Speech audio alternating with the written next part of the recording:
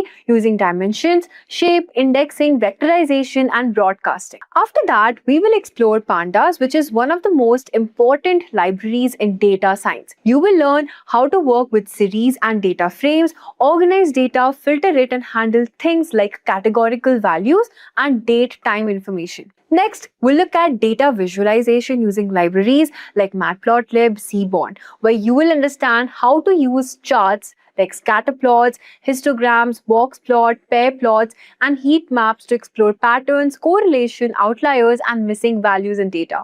We'll also cover the mathematical foundations of data science, including linear algebra, vectors, matrices, probability. Now, these concepts are very important because they help you understand how data science and machine learning work behind the scene.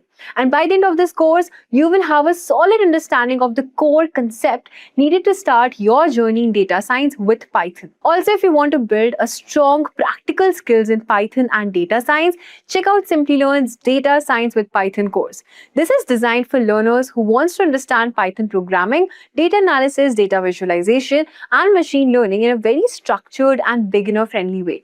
You'll get to work with key libraries like NumPy, Pandas, Matplotlib, and Seaborn, and also gain hands-on exposure on important concepts like data cleaning, feature engineering, statistics, and real-world data analysis. On completing the course, you will receive a course completion certificate from Simplilearn, which can help you strengthen your profile and showcase your skills. Check the description below for the link and start your data science journey with Simplilearn today. Before we jump in, here's a quick quiz for you. Which Python library is mainly used for working with tables of data like rows and columns? Your options are NumPy, Pandas, Matplotlib, or Seaborn. Let me know your answers in the comment section below. Course is all about, I got it.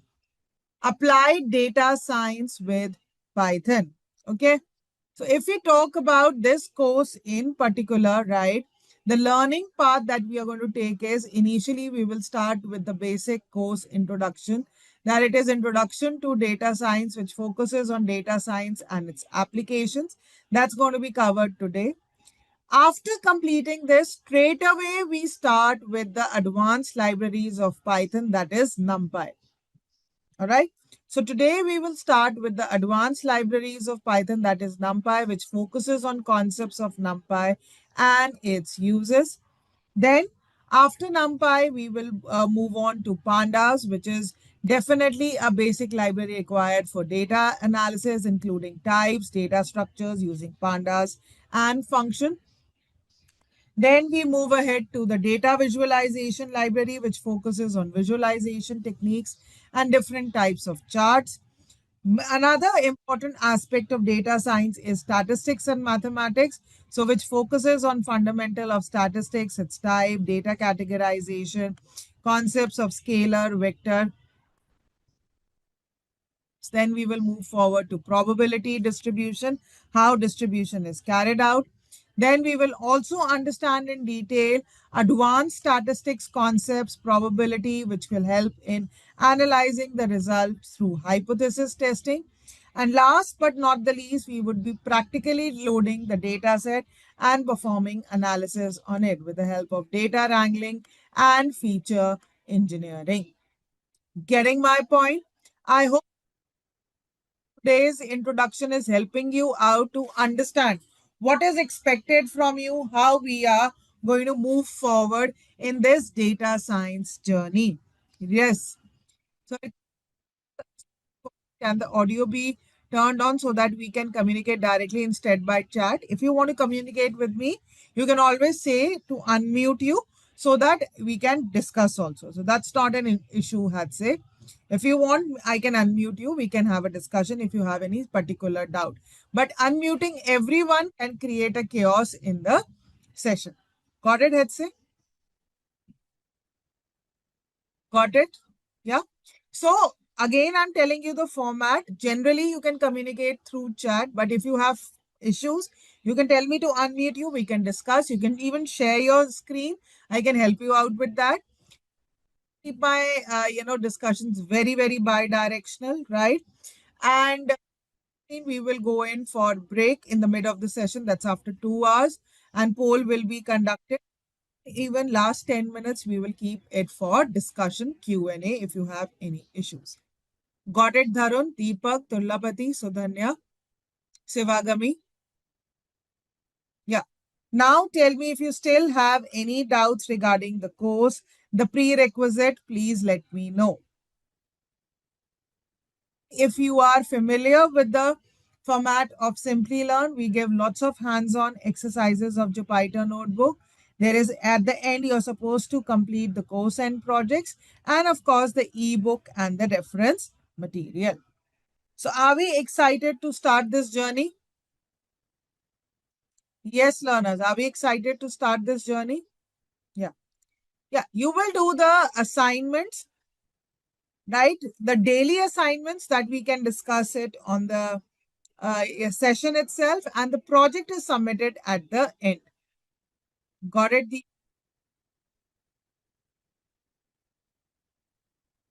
Yeah. And I hope you are also aware about the LMS, your learning management system, from where you get the course material. Learners, are you aware about that? The learning management system, right? You can, yes, learners, do you understand this or not?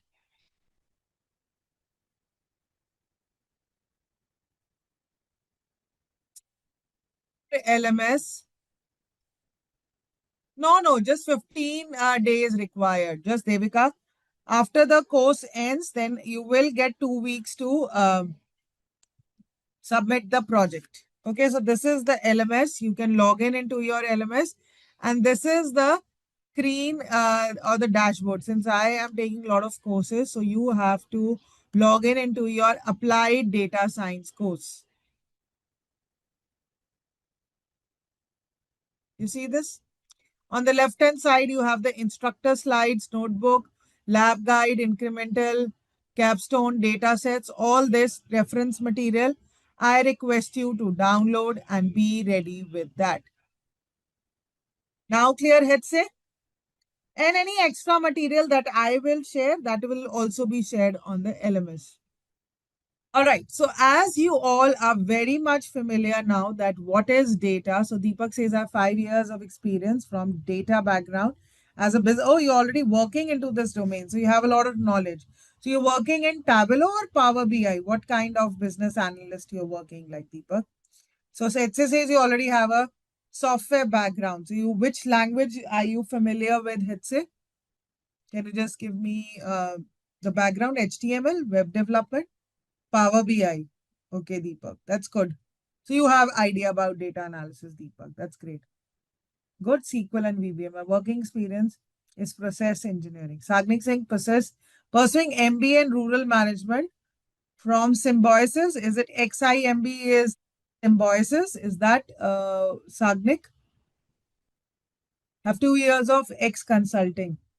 All right. Arun says web application developer, full stack, net sequence, 10 plus on a break now. Okay, Arun. I'm in quality assurance. Lakshay is in quality assurance. Okay. Darshan is pursuing BE, maybe at a fresher level. I used Python for simple. Oh, great. Let's say. Great. I'm having 2.5 experience in sales, okay. So, oh, so that was Xavier Institute of Management, Bhubaneswar. Okay. XIMB. Okay. Okay. Okay. Got it. Got it, Sandhya. Got it. Great. Great to hear from you all. And as I move along, I'll keep on asking, please give me your background. How is it practically going to be used to you? So I love interacting from my learners, and you can always share your experience, especially analysts analysis where this learnings can be really helpful. You can always share it with everybody because it's a learning from all of us, and you can always say I want to unmute, share my experience, knowledge. It would be beneficial to all. Okay. So if I talk about Turlapati, 13 years of experience in production support. Okay, Turlapati, that's good. That's good. Devika says 5 plus in CFD and thermal simulation. What do I understand by CFD? Devika, I don't know what is CFD. Navdeep says 20 years in IT infra and Azure cloud. So Navdeep, you're quite working in that, and now you want to shift into this data analysis domain. Navdeep, is that the case? Devika says computational flow. Okay, CFD is computational fluid dynamics. So how is it useful? What is computational fluid dynamics? I would like to hear something on that. Nancy says, I have 10 years of experience from banking. I have been into operations and techno-functional roles. Okay. Currently on a career break, looking into application of machine learning in banking industry, having knowledge of, okay, that's great. You have knowledge, but you want to now totally get into the data science era, right? So Devika, can you just put us a light on what is this computational fluid dynamics? How is it really useful? Data science is used for post processing automation of the CFD. If you can help out with that, if I can unmute you, Devika. Yeah, please unmute yourself and just shed a light on data analysis. This is something very new to me. Yeah. Yes, Devika. We can't hear you. You also please check your mic settings. We can't hear you. It's unmuted. Please check out, log in. I know Headse was able to later on do it. Something issue with your mic. Devika, please check on that. And the moment you are ready, you can always tell it to me to unmute so that we can have a good discussion on that. Okay. Okay. So we all understand what is data. Data is nothing but raw facts and figure. And I have been in 10 years of experience in automation. Okay, Sudhanya. So now let me start with the course and then we'll do the interaction again. Now, my question is data part or is data now a big hit or is data has always been part of the human civilization? Yes. Is data always been part of the human civilization? That's my next question, everybody. Always part. How can you say that, Tullapati?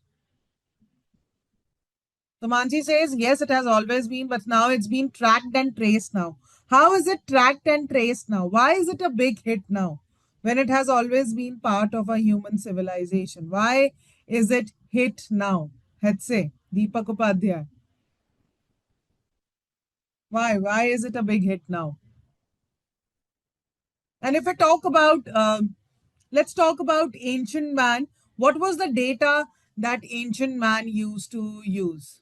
Let's say we are just trying to understand that is data, why is, data now easy to track and trace? Is data has been always part of the human civilization? If I talk about ancient man, where the man did not have anything. It used to live in caves and make food by burning fire and doing that. Then also there was data. How was data stored in those days? Tell me, Hetze. Tell me, Deepak. Yeah, we used to write it. It used to carve it on stones, not exactly paper, maybe on the leaves and bark. People who survey that kind of data are known as archaeologists. Yeah, they even people who really study that ancient time, what was the how old were the coins and what is written and the different statues associated with that. So they are known as archaeologists. They have their own way of analysis. As with the time, especially with the invention of wheel and the steam engine, the industrial revolution became part of the human civilization. Agreed? Then it was next change, which was there, the industrial revolution. The clothes, the everything became more faster and in large production. Do you all agree? After the steam engine, the next big revolution was the invention of computers or the information technology, the internet, right? Which has, where we all converge. And now that data that was being stored in terms of files, paper, where all the documents were kept, right? Now they've all being stored into the form of digital data. That is why you see a big buzz, around globally, where people are talking about saving of energy, where this data is going to get stored, data centers, the energy to save, to run these huge amount of data. Do we all hear that now? Yes or no? So Deepak says the data has always existed, but the scale, speed, tools have now make it transformative. Absolutely correct. So it has always transformed with the evolution or revolution. And why data science feels like a revolution? It's not about having data, but about finally being unable to. Yes, we are able to unlock his power because with the help of computers, the data is now digitally stored, right? And now this digital data is being generated in huge amounts. We understand now data in terms of big data with 5 V's: volume, variety, right? Veracity, velocity, and the value that we want to add to the data. So there is huge amount of data where we can do analysis and bring benefits to the companies. Got it? And now we are living in the fifth big revolution of human civilization, which is known as the AI revolution. And the new oil for the whole world is not the crude oil, but data. So the every country is running for that particular power because now whichever country will have, the biggest power resources, the energy resources for storing the data, processing the data will become the main part, right? Do we see that globally also? It is such a big impact is happening globally. People are just want to become the big powerhouse, right? Hedse, Mansi, Upadhyay. Can I call you Upadhyay because there are two, three Deepaks? So I think so. Upadhyay is a good way I can call you. Can I do that, Upadhyay, if you allow me? Yeah. Thank you so much. Right. So now, data is the powerhouse, semiconductor devices, because see, ultimately it is the hardware and the software which will go together. Data is not something alone which is kept. So it is the hardware and the software where we combine together to move forward. Got it? Getting my point? And if we look at data more technically, please try to understand. If we look at data more technically, it is divided into two parts. One is known as the categorical part. This is known as the, yes, AI can replace a data scientist. It can do the analysis, but a very important part of Adhya we need to understand with all the AI that we see around us, who is going to verify results of the AI, right? There is no verification when we talk about different the Gen AI tools, the automation happening. So human involvement, at least if you ask me personally, from my experience, is extremely, extremely important. We cannot be completely dependent on it. If you ask me from my personal view, whether it's even a small response, even a small answer that you get from Chat GPT, don't rely. Verification of the fact, the answer, the code, or the result, or the automation definitely needs to be done at the human level. Got it? Of course, it is going to make the work faster, right? Like, for example, making PPTs, designer PPTs was a hardcore time, but now you can generate it in hardly 2 minutes time. But who's going to verify points covered or not? Got it, Upadhyay? Head say. All getting my point, learners? Please be very, very clear with this point because that's the big revolution I see. This was never part of the discussion. Do you think it was part of the discussion even in my last 3 sessions in my career? No. But now I have to talk about Gen AI, the output of it, how is it affecting the whole thing, right? It was never part of the discussion even 3 years back, or rather 2 years back also. With evolvement of all the Chat GPT, now Claude Anthropic is going to take big wave in the market. They're always talking about that. So we will see these changes in front of our eyes. We are witnessing the revolution itself. Okay. So will we also learn autonomous using Python here? No, no autonomous Python here. That's different course. That's Gen AI course. Okay.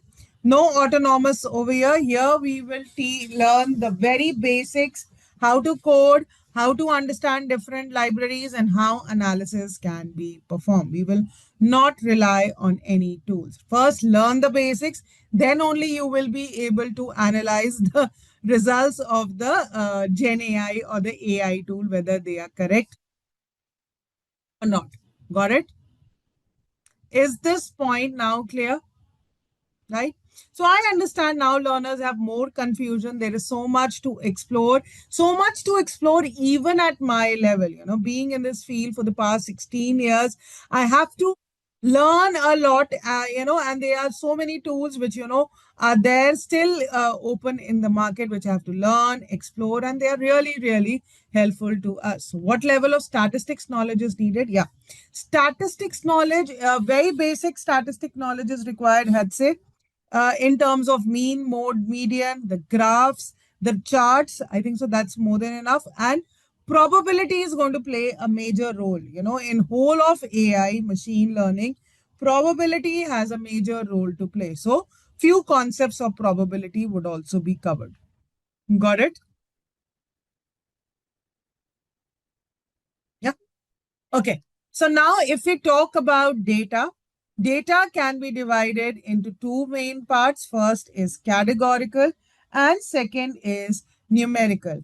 Categorical data, what is categorical data? Which can divide it into categories. For example, what is your marital status? Are you married, divorced, widowed, etc., single, etc.? Which political party do you belong to? Do you belong to the dominant Dominican, Republican, nationalist? What kind of party do you belong to? Eye color, do you have eyes green, blue, brown, black? What kind of eyes color do you have, right? So categorical data. Then numerical data is further divided into discrete and continuous. Here I'm talking about absolute technical knowledge, how we understand data for analysis. And if I talk about discrete data, they are nothing but the counted item, the number of children, defects per hour. And if we talk about the continuous data, right, it is all about the weight, the voltage. That means the data can range infinity to plus. For example, the weight, of any object can vary from 0 to 10.37 grams to 115.34 kilograms, or even more than that. So it's continuous. That means it can take decimal values. Getting my point? Clear? Right? So now let's understand how practically data science is used in the real world or in for the business domain. Let's try to understand that particular point. So if we talk about data science is basically, used, or the model that it works on it is known as the DIKW model. So what do we mean by DIKW model? DIKW model stands for D stands for data, I stands for information, K stands for knowledge, and W stands for wisdom. Okay. So let's understand it with a simple example what these terms mean. Data is raw facts and figures we understand. For example, sales of a car company for the last 1 year. So data is nothing but the sales of the car company for the last 1 year. Processed data. Please try to understand there is a slight difference between data and information.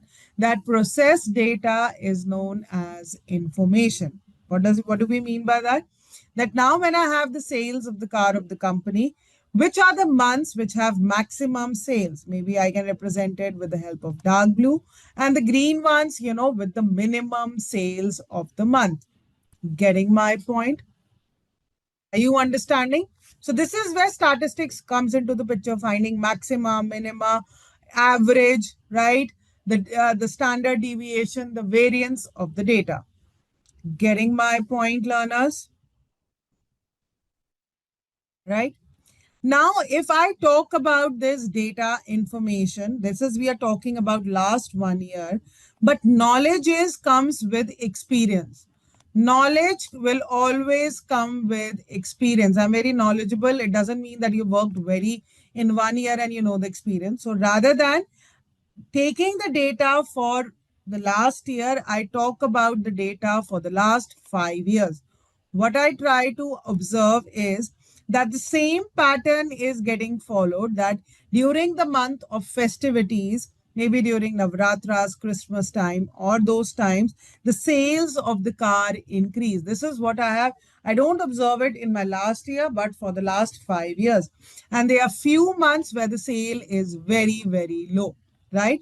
So this is the insight. This is what I detect from this data, the pattern, or this is the insight that I get. And using this insight, the wisdom, that means now how I can use this knowledge, this wisdom, this insight to impact my business. So now I can tell my sales and marketing team to apply more offers during the, the maximum during the maximum months. So how my sales and marketing team can work to have more impact on the business. Did you get this point, Sudhanya Upadhyay? Hetze? So how we are actually using the data to have impact on the business. And I'll give you one very practical example, which was, it's like, it's now old. It's like 24 years old, right? Because now we are living in 2026. It's a 24, no, it's a 22-year-old example. Still, it has a lot of impact. That there was a hurricane, Francis, was about to hit the Florida's Atlantic coast, but it was Linda M. Dillman, Walmart CIO. She pressed that it's better to analyze the data that Hurricane Charlie struck several weeks earlier. So what she says is, right? So the idea is that that she thought that one hurricane which struck 2 weeks before, right? Let's analyze that data. That what people were buying, what was the data or the history that shows, and that thing can be applied to this hurricane also. So, what do you think are the items that people would like to buy when, I say there is a natural calamity? Now we see these events a lot. So there is a natural calamity about to hit. What are the things that you think that, people would want to buy more? Basically that's the idea. So what our idea says that when there is a natural calamity which is about to hit, so the Walmart's people would actually think that people would buy more of the bottles, the flashlight, the groceries, the food items, right? Exactly, the shelter materials. Absolutely correct, Upadhyay. But in the actual scenario, the same thing happened. What happened is the New York Times reported that the experts mined the data and found that the stores would not indeed need certain products, just not the usual flashlight, but it was the strawberry Pop Tarts increase in sales, like the 7 times the normal sales rate. And ultimately, yes, Miss Dillman agreed that the pre-hurricane top-selling item was a beer. So can you imagine this thing? What was the item which actually came out to be a big hit and that proved a big profit to the organization? It was not what we think logically, but what the data speaks after the analysis. Getting my point? Are you understanding the power of data analysis and data science now? Everybody is getting this point, and it's 22 years old, right? Example. Okay. So here I've just prepared a few, quick. Okay, we'll do the Python questions later on. Let's start. Yeah. Yes, Sivagami, share it. The example says that the hurricane was about to hit on the Florida's coast, right? But a hurricane had hit before that.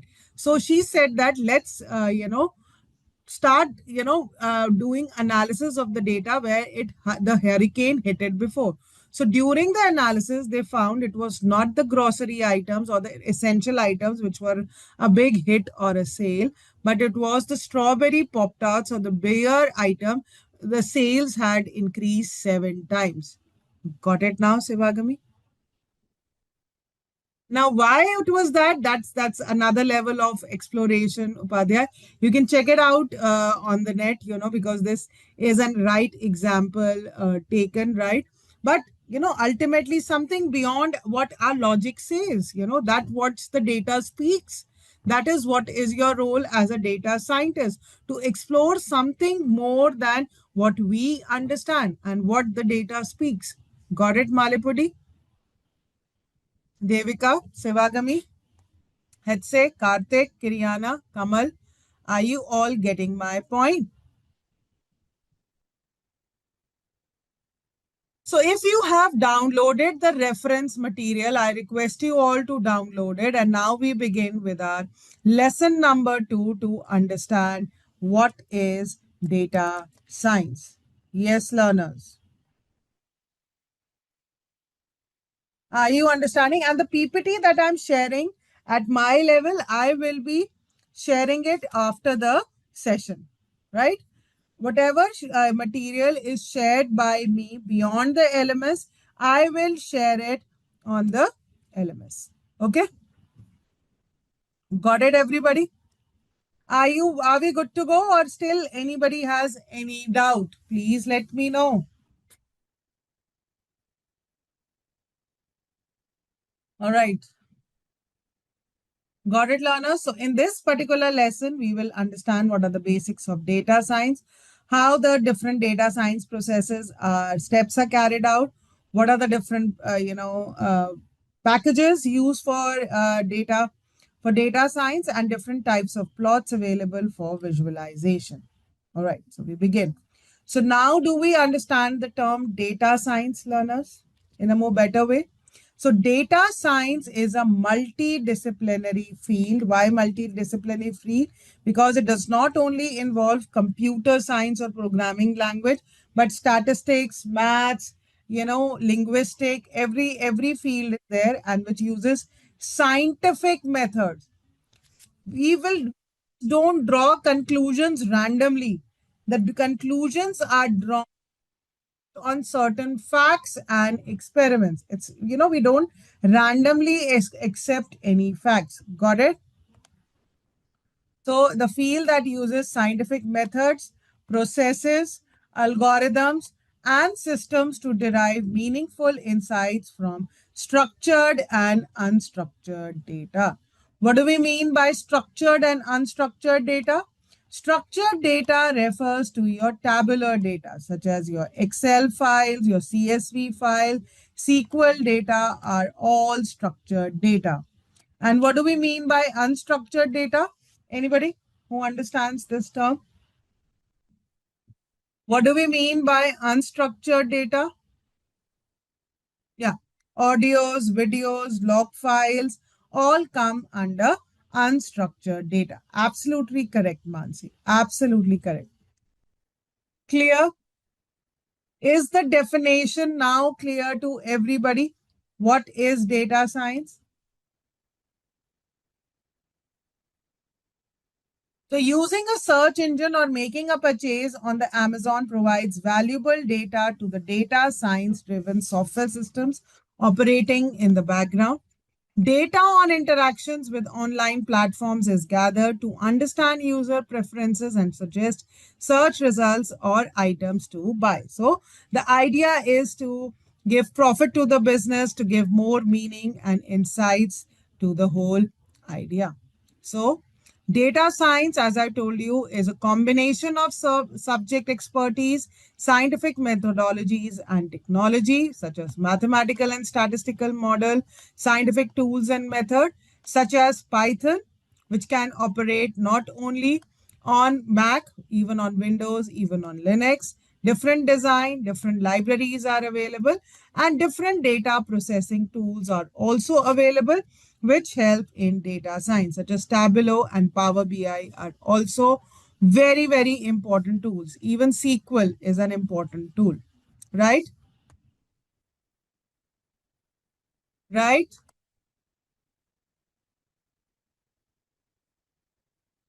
Right? So now if we look at the application of data science, which we see all around us, for the first, application is in healthcare. So we all wear smartwatches, right?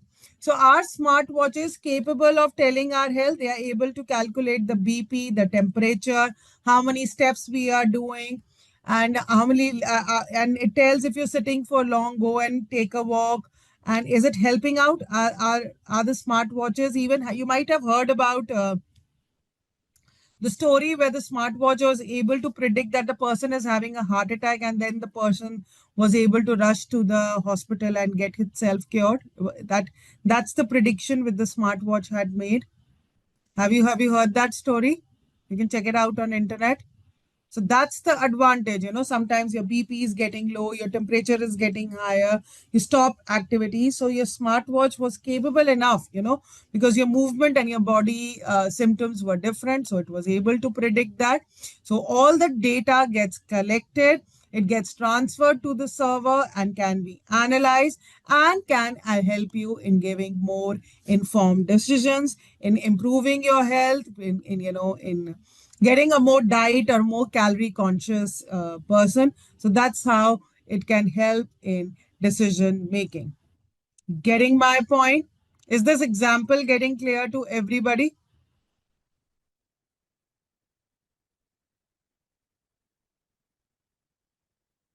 Yes or no? Only to Arun? Only to Arun? What about others? Come on, learners, you can respond. Devika, Dhruv, Kritika. Okay, that's great. Another example that we see normally, and we never realize that this is data science, that whenever we are typing into the Google prompt or anywhere, it keeps on recommending the words, whether we want data science in healthcare or a data science in healthcare research paper. These kinds of recommendations are there. So, which make it fast and real time analytics is made possible by modern and advanced infrastructure tool. Now, there is a big change in this kind of technology also. Now, what is the technology that we generally use? Anybody who can give an insight? There is, when we are doing any kind of search in today's scenario, are we generally typing? Generally typing? Then what are we doing, Tulla? Then what are we doing, Tullapati? Tell me. Can I call you Krishna? Not really autofilling. No. We are generally speaking, talking to the machine.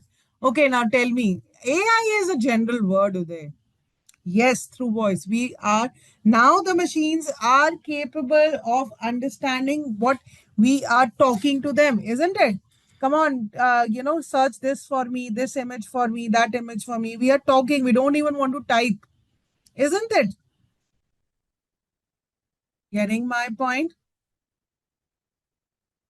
Is this point getting clear to everybody or not?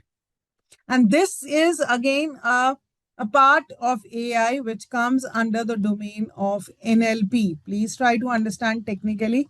This comes under the domain of NLP, that is natural language processing. Okay. So, of course, that's not part of this course. We are just here to understand data science, and the journey is a little bigger that you have to understand than machine learning, deep learning, then NLP, and then the computer vision, etc. Okay.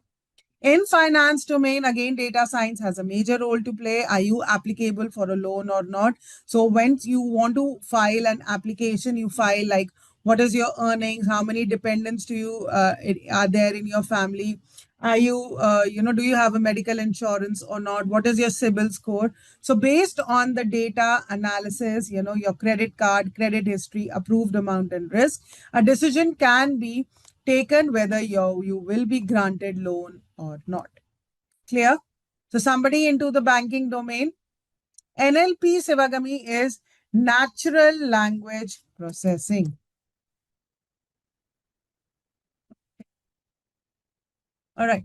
So I think so now the data science, how practically it is impacting our lives, that point is getting clear to everybody. Now let's understand the different steps in data science process. First is the problem definition. We need to understand what kind of problem we are looking at, right? You should be clear with the definition. What is the project? What are the people involved in it, right? Once we are clear that why do we want to do analysis of the data, then we move on to data collection. Very important, right? That now data is in different forms. There's variety of data, structured and unstructured. Data coming from different sources. There's variety of data. So integration of the data is also important. And the third and the most important thing is integrity of the data, or rather not the integrity, authenticity of the data. That data needs to be reliable. If you are working on fake data, will you ever get correct results?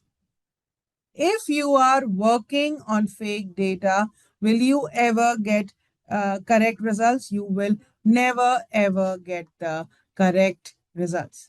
Getting my point, right? So we have problem definition, data collection, and here we have data cleaning and exploration. Got it?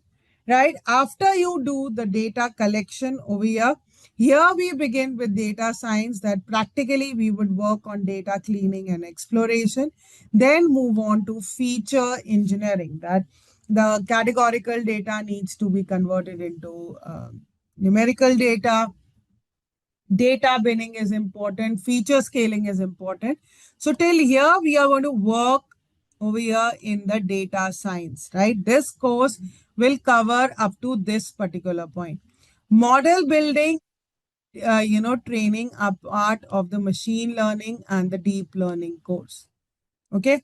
So model building and training are the part of the machine learning and the deep learning course. Then we'd go ahead with model evaluation and final deployment. Clear?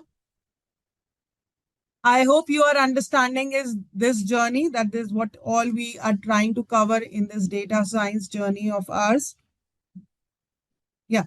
Difference between data cleaning and feature engineering. Data cleaning is cleaning of the missing values, null values, duplicate values. Feature engineering is transforming the data so that the data can be fed into the model. Cleaning and exploration is only dealing with null values, missing values, duplicate values. But feature engineering is preparing the data so that it can be fed into the model. Got it, I'd say? And whereas feature engineering, as I told you, involves scaling, binning, winsorization, encoding. These are the concepts that we will understand in feature engineering. So now are we clear? The first step is defining the goal or the question to be addressed through the data analysis, forming the foundation or for the subsequent steps. Data collection is gather relevant data sets or information sources necessary to address the defined problem. Data cleaning and exploration, pre-process the data by handling missing values, outliers, other inconsistencies, and explore the data to gain insights. All right. But feature engineering is transforming the features data set so that it can be put into the model's performance. Model building and training, we need to understand different algorithm analysis so that we can fed into the data, and ultimately it is evaluate, optimize, and fine tune the model for peak performance. Python is a preferred language for data science because it's a high level language, readable language, interpretable language, and moreover, it supports multiple packages such as NumPy, Pandas for data cleaning, exploration, and visualization. For visualization, we would be covering Matplotlib, Seaborn, and Plotly in detail. Got it? So that is why this course is little advanced on the basic Python, that we would straight away start from these libraries such as NumPy, Pandas, etc. Got it? As I've been telling you why or what is the biggest advantage of Python. It's an open source interpreted high level language, right? That supports object-oriented programming, ease of use, simple syntax, scalability, availability of the wide variety libraries, compatibility with all major operating systems, creation of new data science libraries daily by vast number of online communities because it's an open source language, so it has wide variety of community, powerful visualization, etc. Clear? So the different packages that we are going to cover in this particular course are NumPy. We'll start with NumPy. It is a Python library for scientific computing, supports large multi-dimensional arrays, matrices, and includes comprehensive mathematical library. Then we will move on to Pandas, which is efficient storage and manipulation of the structured data. After Pandas, we'll move on to SciPy. It's a scientific Python open source library on top of NumPy, which is used for implementing the scientific formulas. Stats model is another library which is used to estimating many different statistical models and conducting statistical data exploration. So we have understood statistics is going to be an important part of data science. So there are certain libraries which help in implementing, doing the statistics part of it. Then we have the Scikit-learn, which is widely used open source machine learning library for Python and known for its simplicity also, right? So Scikit we would not be doing in a lot of detail because it's mostly used for machine learning. And if you talk about deep learning, it is the PyTorch and as well as the Keras, which is mostly used as the frameworks or the library. Yes, but we would be covering in detail the data visualization library, that is Matplotlib, which is used for building static, animated, and interactive visualization for different graphs such as line plots, scatter plots, bar charts, histogram, pie charts, etc. Got it, learners? And if we talk about Seaborn, Seaborn is a data visualization library in Python that is built on Matplotlib.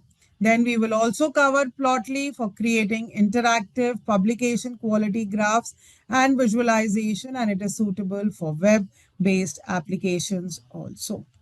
Clear?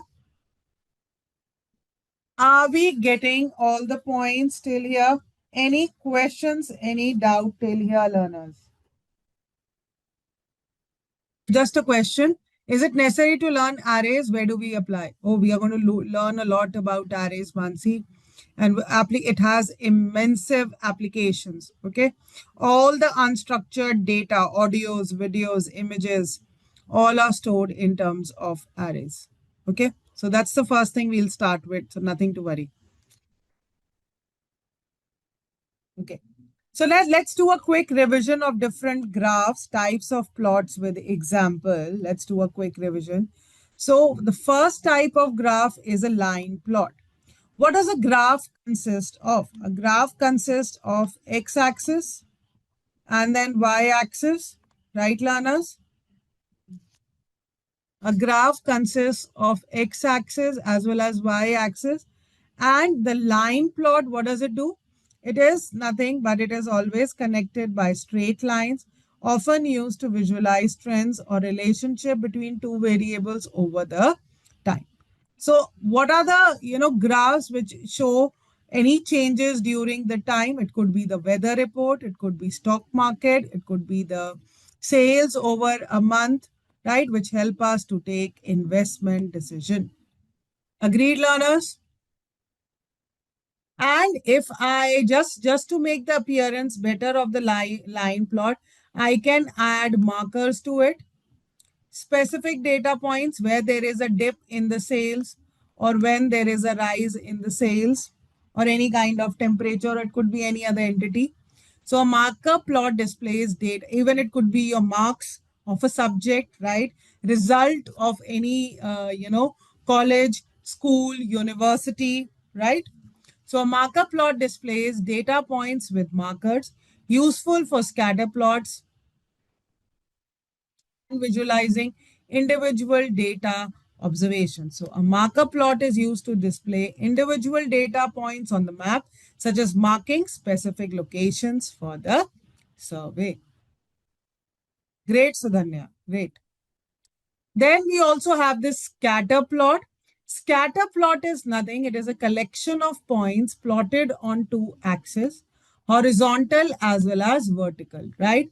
So over here, both the X and the Y axis are numerical data. For example, if I want to find out the relationship between height and weight of a person, the sales and the price of petrol. So where both the quantities are numerical, then we use the scatter plot. So scatter plot analyzes the relationship between two variables, like comparing the height and weight in the population.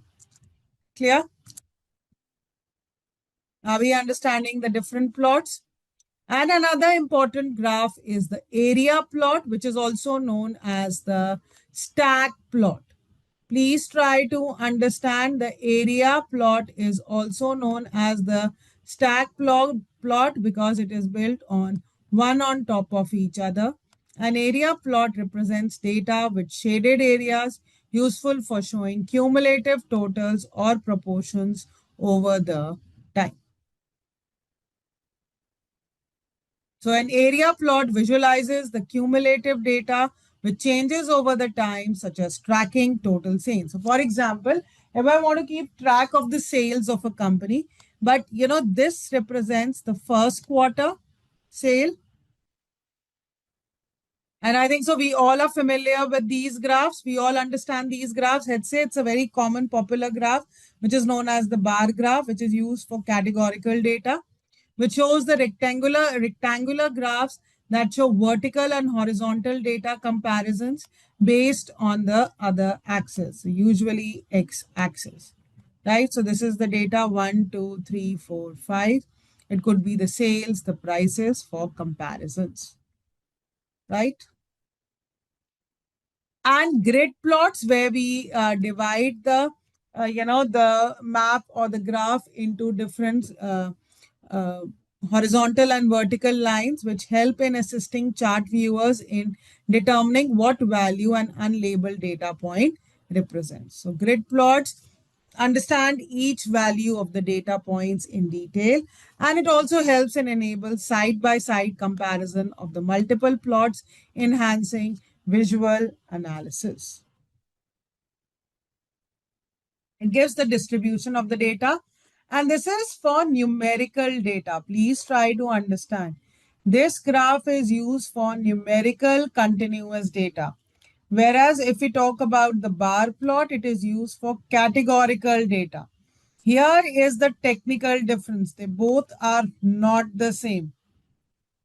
All right, learners, please try to understand things more technically.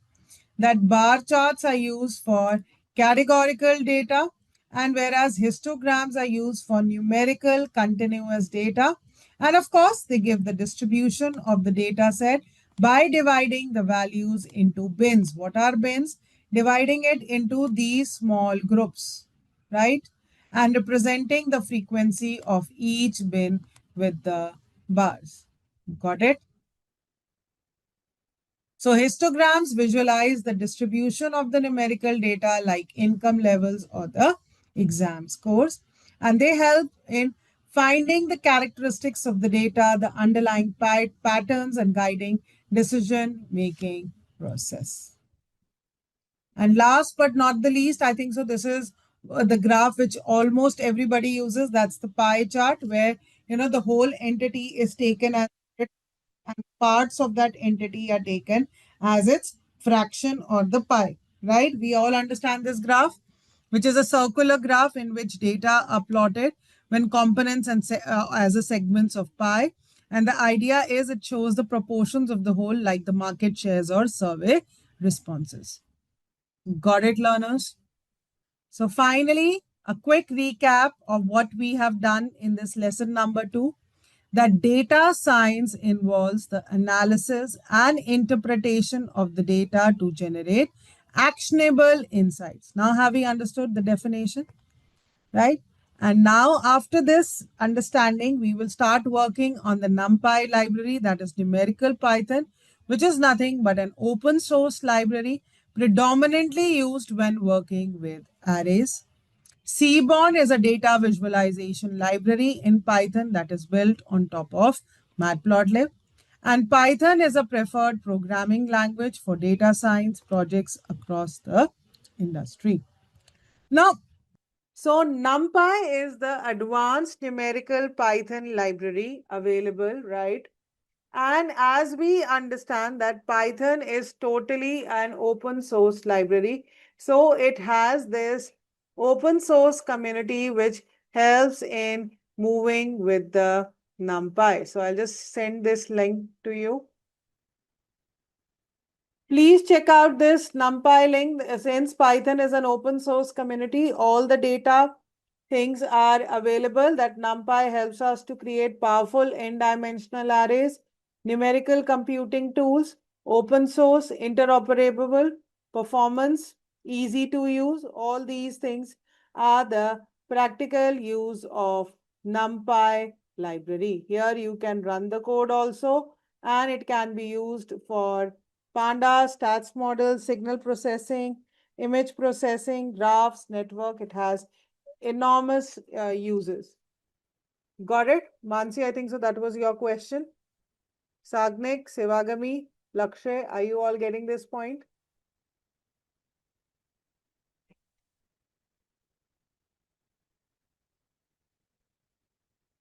Right. So this library has lots of uses. Now let's start exploring this library.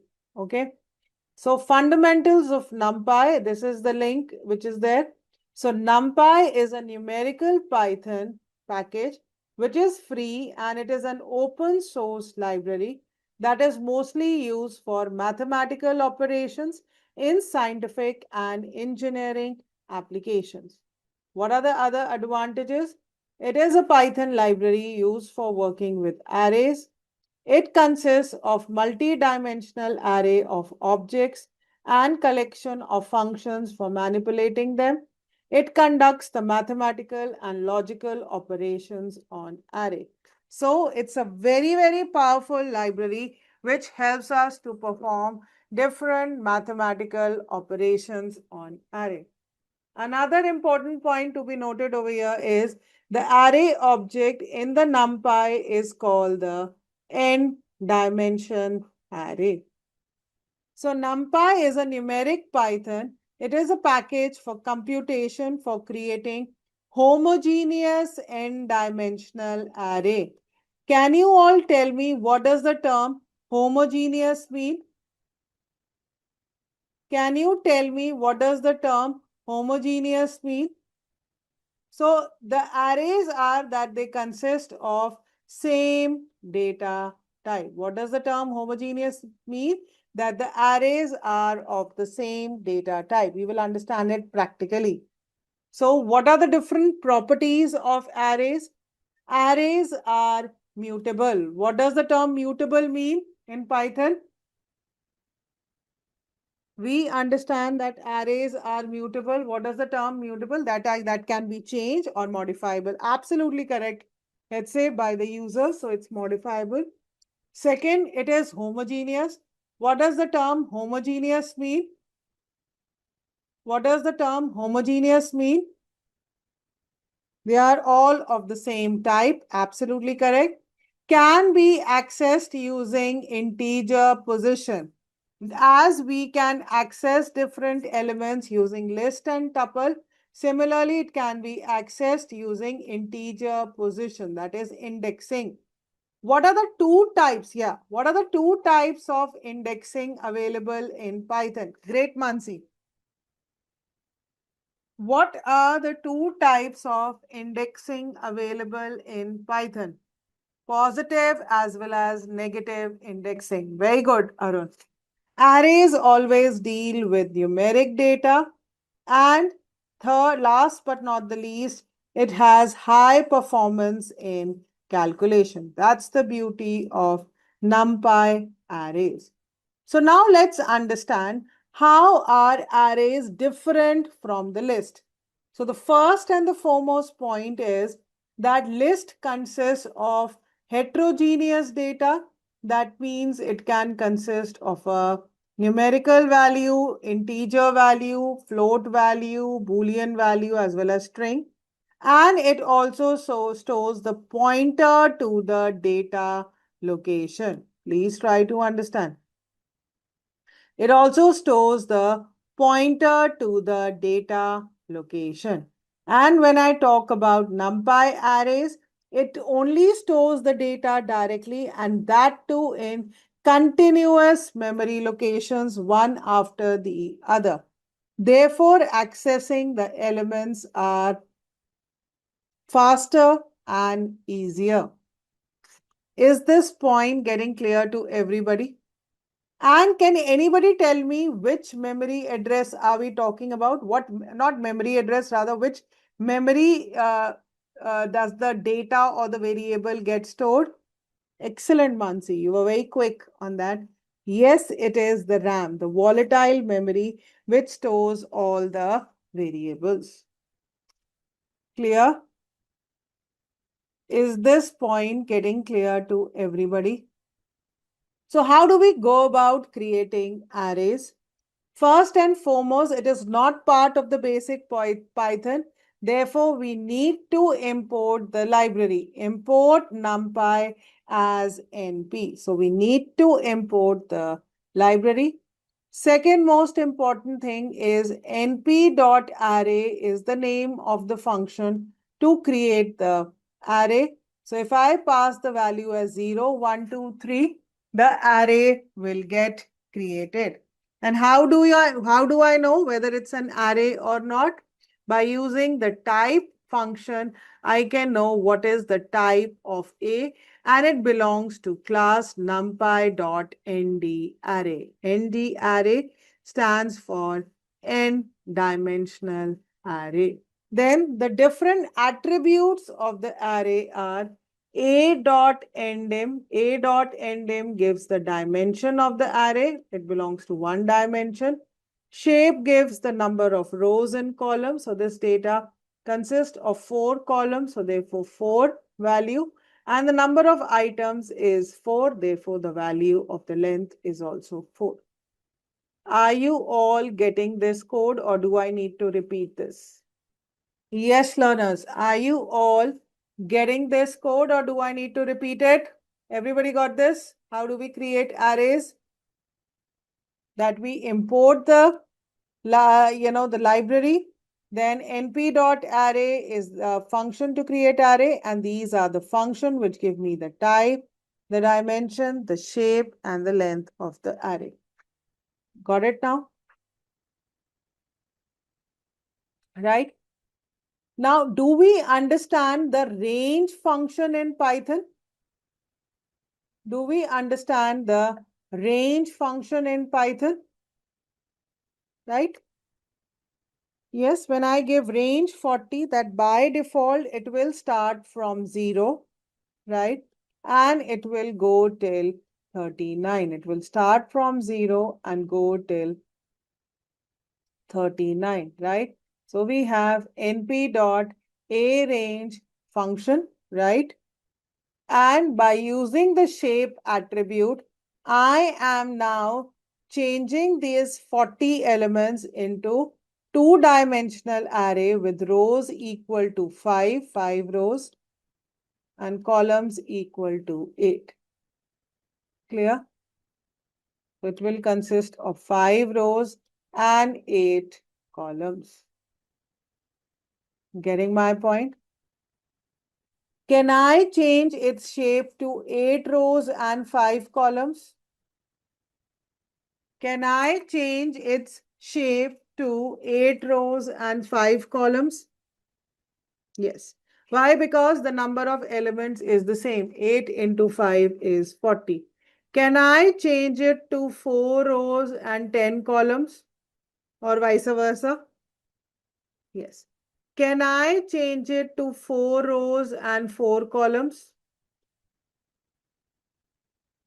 No, because it consists of 16 elements. Can I change it to 2 into 2 into 10? Can I change it into that into 3 dimension? So that's the beauty of arrays. So what do we mean by one-dimensional array? One-dimensional array consists of only one axis. Therefore, the shape consists of 4 since it consists of 0, 1, 2, 3 columns.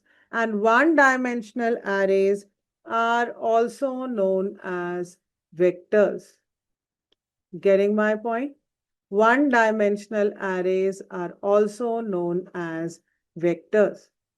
Two-dimensional array, it consists of axis 0 and axis 1. Axis 0 refers to the number of rows. It consists of 2 rows.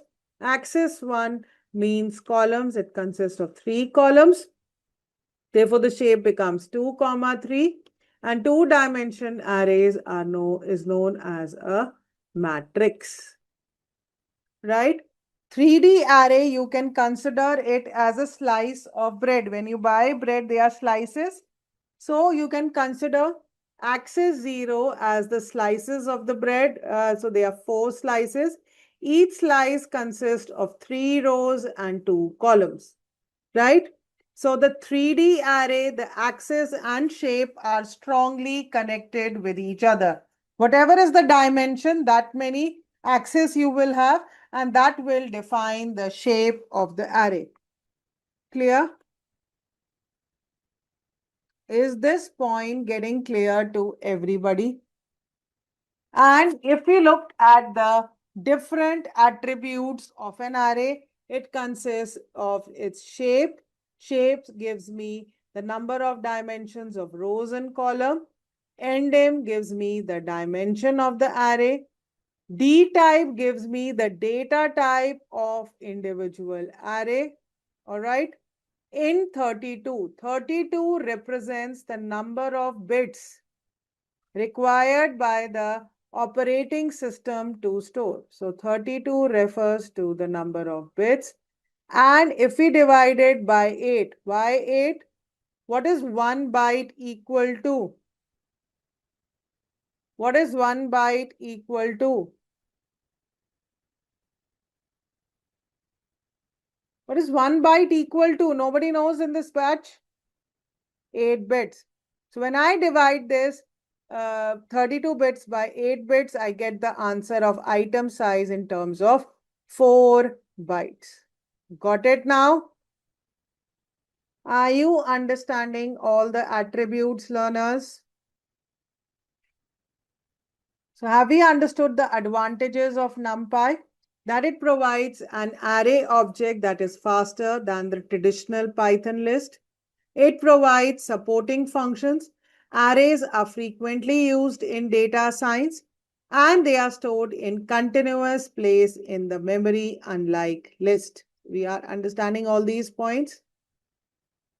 So now you can run this first code. Whatever code you feel is missing, you can ask me. I can give you the code or you can type in, right?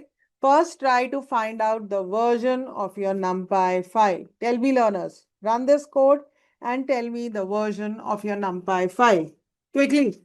Sivagami, Sagnik, Kamal, Devika, Hetze, Upadhyay, tell me the version of the NumPy. None of you are able to run the code? Good, Mansi. Mansi has 2.13. Kamal has 1.24.4, even older version than mine. We've installed Anaconda 2.35. Arun, that's pretty latest. It's double underscore. Yes, it's double underscore. Okay. So what is the first and foremost thing? So everybody is able to run the code.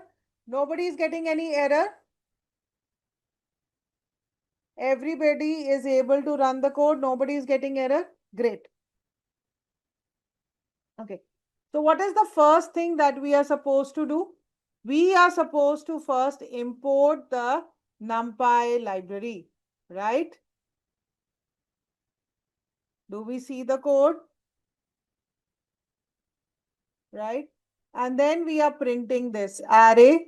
The type of array it belongs to is n-dimensional, right? Sorry, the type it belongs to class numpy.nd array. The dimension is 1. The shape is 3, the length is 3, And the data type is that they all are of integer data type. Are you able to run this code, everybody? And if I create the array of a string, come on, this code, this code is not there in your file, right? Copy it. So if I create an array of name, right, this also belongs to numpy.nd array. The dimension is 0. Why? Because there is only one word associated with it, right? So the dimension is only 0. And the shape is again 0. And the data type is Unicode 11. So the string data type is stored as Unicode 11. Learners, are you there with me?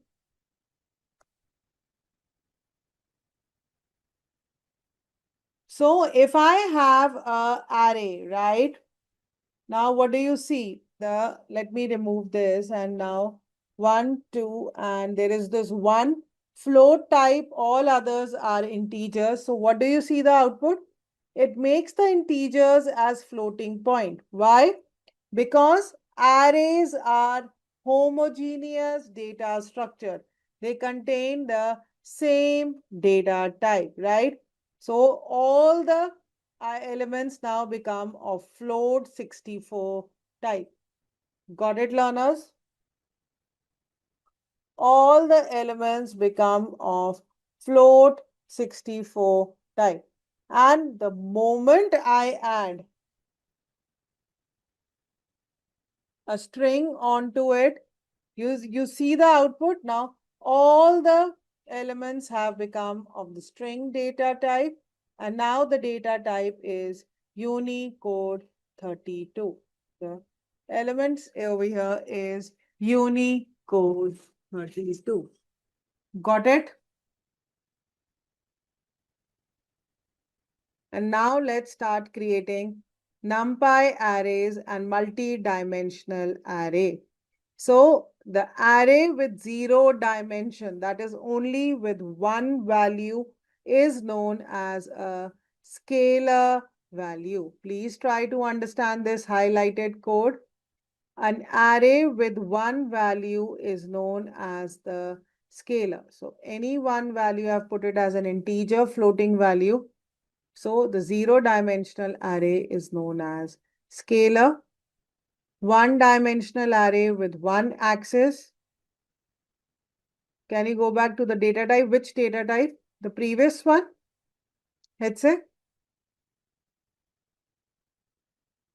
Yeah. Yeah. What is the confusion? The data type is Unicode 32. And you might say that, ma'am, here it is Unicode 11. Right?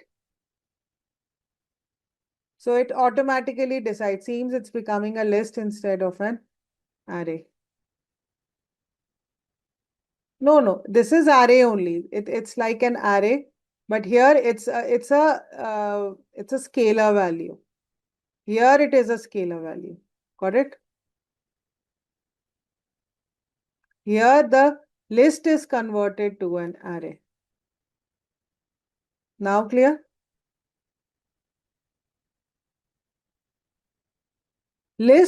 Are list homogeneous or heterogeneous data type? List and tuple are homogeneous or heterogeneous? Heterogeneous. But arrays are homogeneous. Okay, that's also one big point of difference. Okay?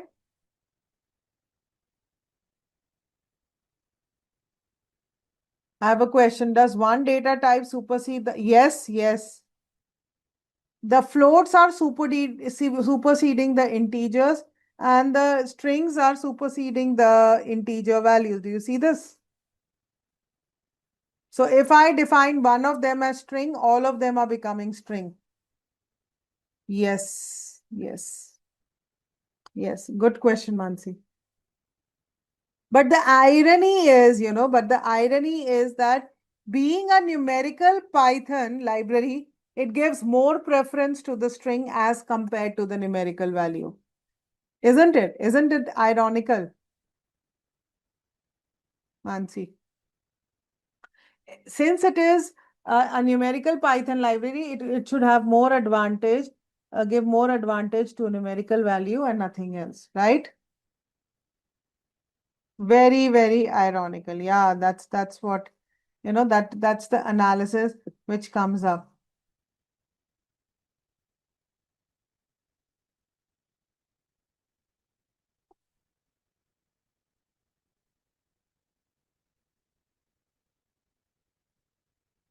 Clear?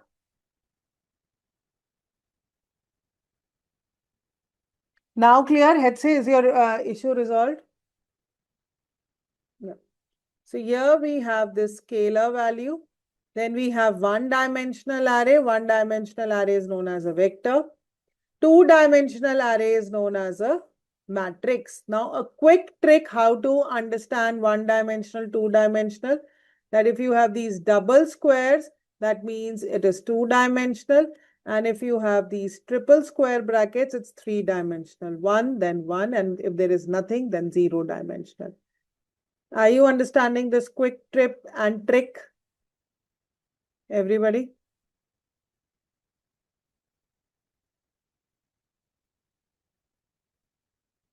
Right? Are you able to see the output? Everybody? That if this is the output, it's a zero-dimensional array. This is one-dimensional. This is 2 rows and 3 column. Now look at three-dimensional array.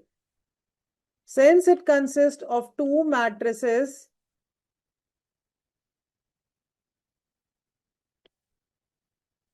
the first axis becomes 2.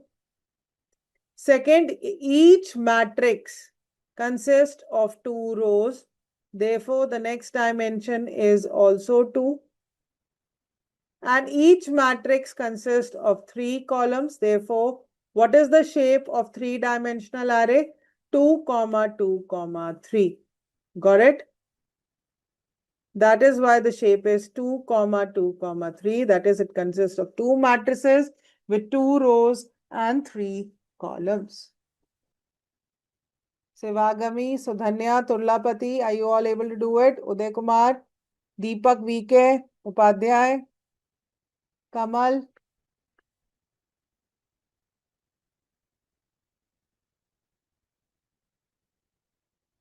So are you feeling the need of, the basics is missing, Upadhyay, the beginner level? Are you feeling difficulty in the code? The learners who were saying that they don't know the basics of Python, are you able to cope up with this code or not? Or who all is facing difficulty?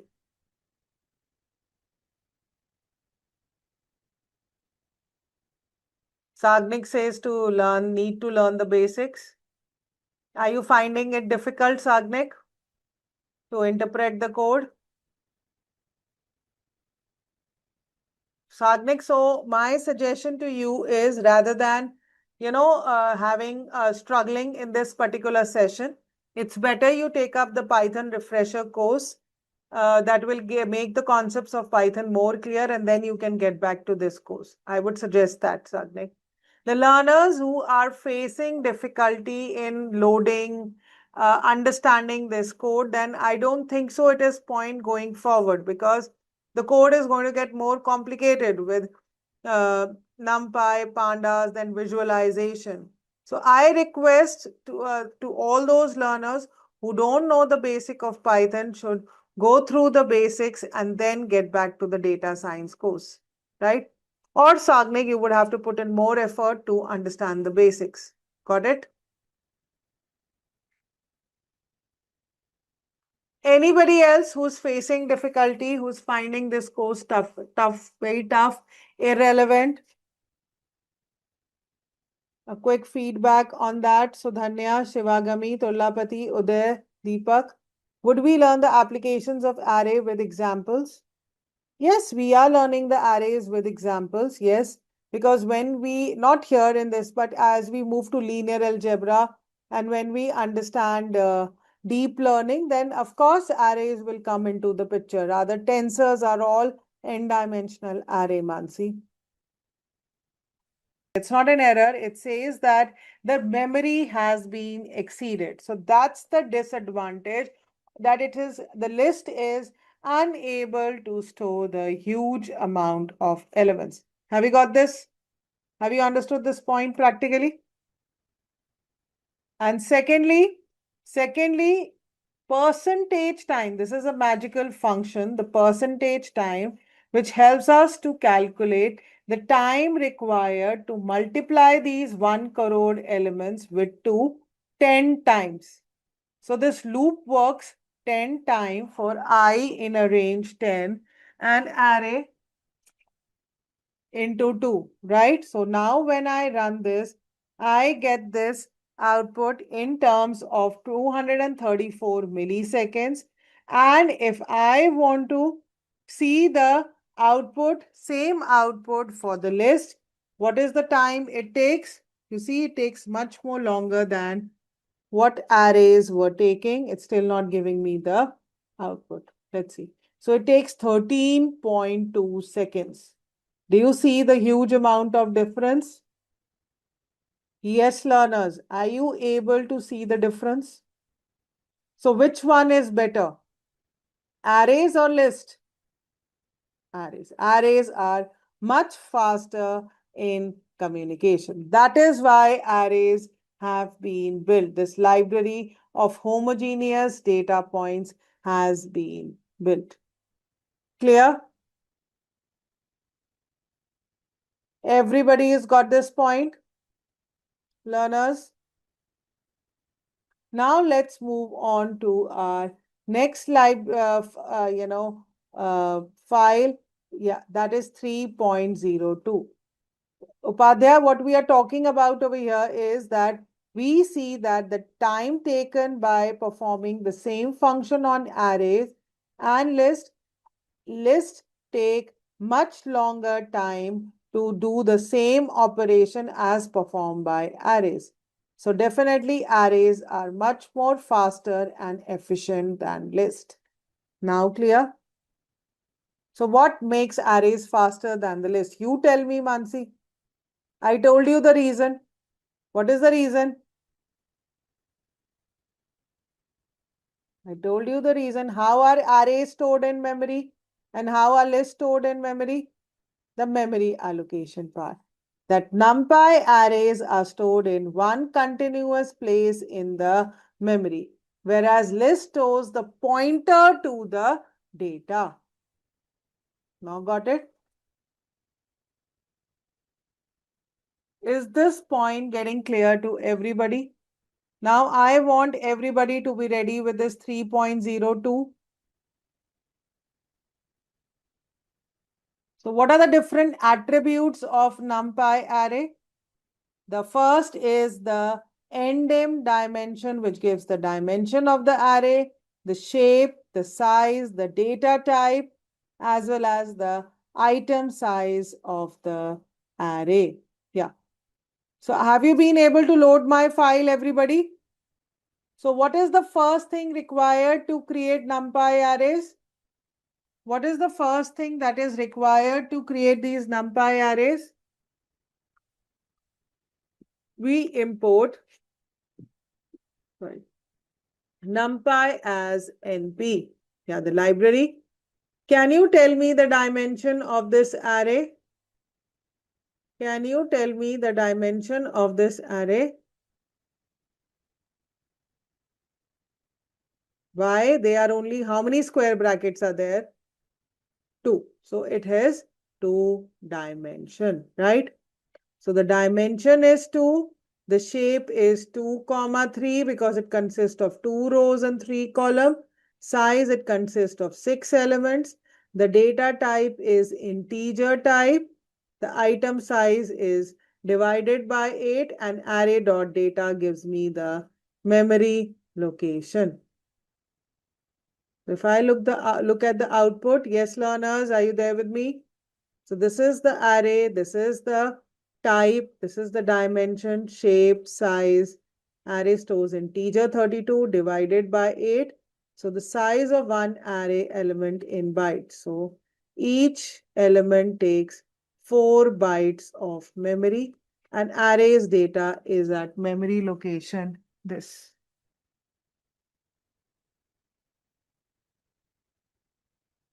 No, good to go.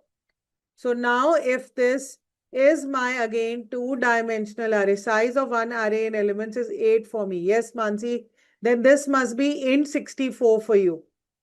This must be 64 for you. 64 divided by 8 is 8 only, 8 bytes. Got it? So it depends upon your system. It depends on your operating system. Okay, Mansi? It's system dependent. Okay, learners?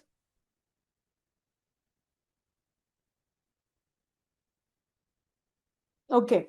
So moving ahead over here. So dimension is completely based on the axis. Axis 0. What does axis 0 represent in a matrix? Tell me quickly. What does axis 0 represent in a matrix? Or in a two-dimensional array? No. No, it represents the columns. Oh, sorry, the rows. Axis 0 represents the rows. Okay, Mansi?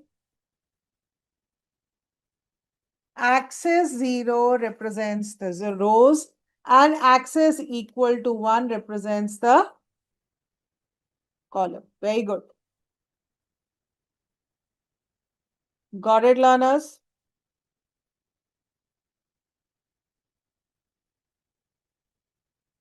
Shape gives me the size of the array. The output data type is always tuple. So what is the shape? It consists of 2 rows and 3 columns. This consists of 3 rows and 2 columns. Got it?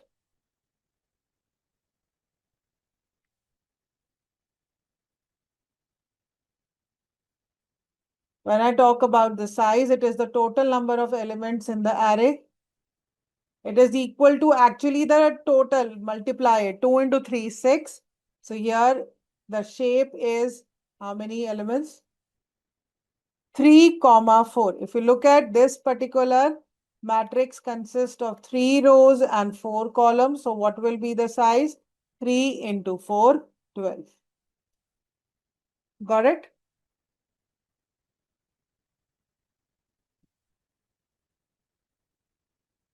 Yes, learners. Are you getting this?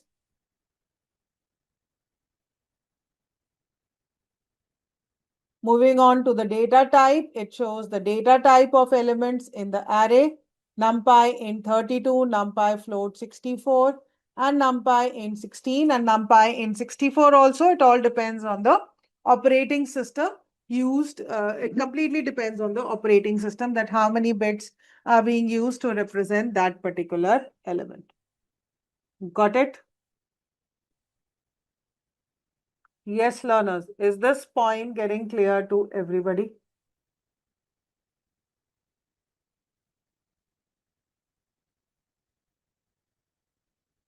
And of course, item size. Item size shows the length of one array element in bytes.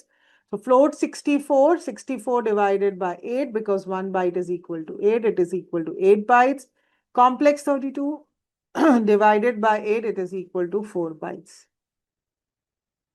And numpy.array.data is an attribute offering direct access to the raw memory of the numpy array. Got it? Clear, learners? Any questions, any doubt till here? Durlapati, Sagnik, Kamal, Sivagami, Mansi, Hetse, Kamal, Upadhyay, Devika? No? I hope these PPTs are helping out in understanding the concepts better. The PPTs that I prepared for you all.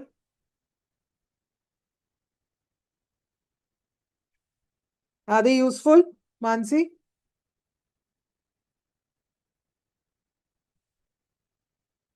Yeah. So now let's understand some basic functions of the arrays, right? The first function is transpose. What does transpose do? It interchanges the rows and column. No, they are not from the LMS, Hetski. I will be uploading it after today's session. Okay. I'll be uploading it on the LMS after today's session. Okay. So nothing to worry. There's nothing to lose.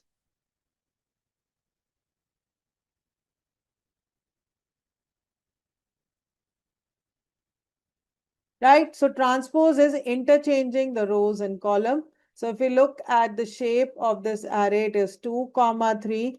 And when I use the transpose, it becomes 3, 2. Right? It becomes 3, 2. Clear?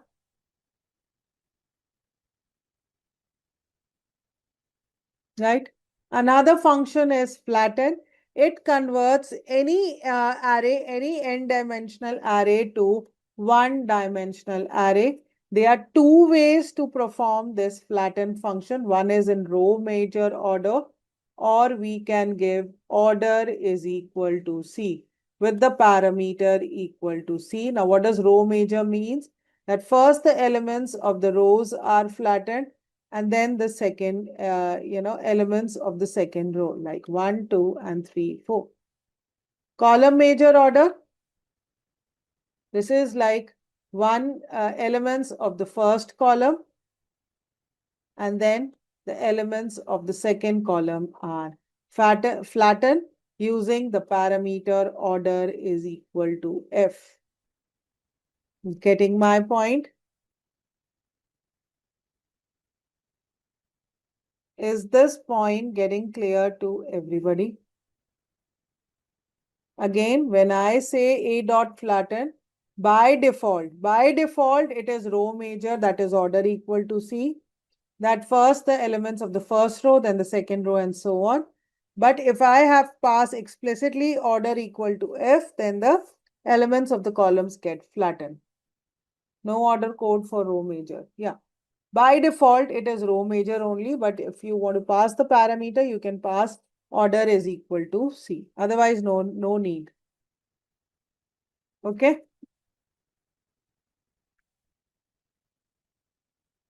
B is equal to A flattened by default. This is a row major. Yes. Yes. Yes, Mansi. Yes. And then we have the reshape function where you can reshape the data from one dimension to higher dimensions, and from higher dimension to lower dimension. No restriction on that. So if you look at the shape of this data, how many rows are there? 6 rows are there and 1 column. 6, 1 can be reshaped to 2, 3, can also be reshaped to 3, 2. Agreed?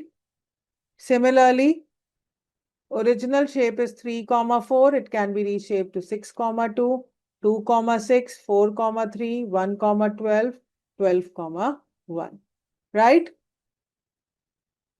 See, the multiplication factor has to remain the same, but I cannot reshape to 4, 4, right? I cannot do that. But can I reshape to 2, 3, 2? Can I reshape to 2, 3, 2?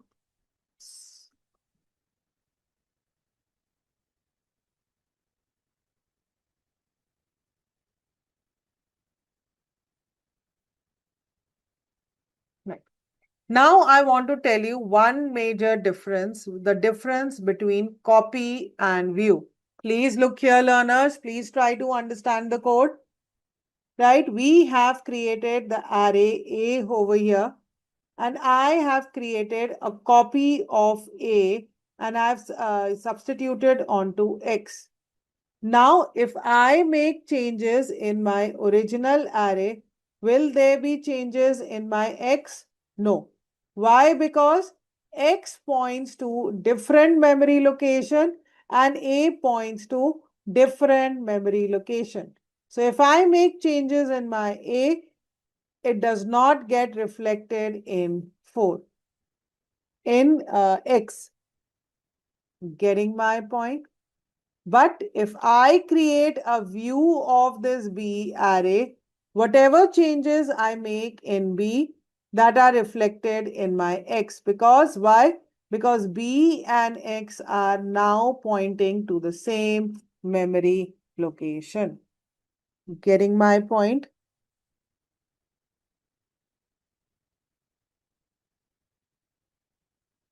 Is this point getting clear to everybody? So now let's understand these concepts practically. So getting back to 3.02.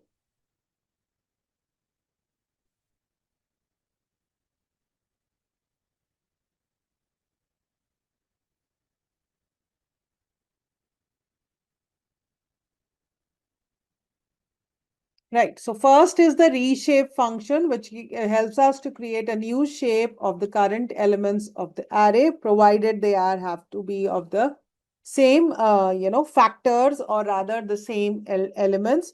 So if I have created this one-dimensional array of 12 elements, this is how I get the output. Learners, are you there with me? Yes, learners, are you there with me? Everybody is able to run the code?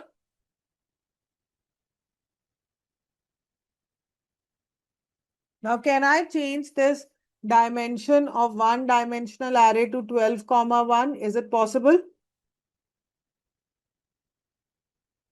Can I change it to 12, 1? Yes.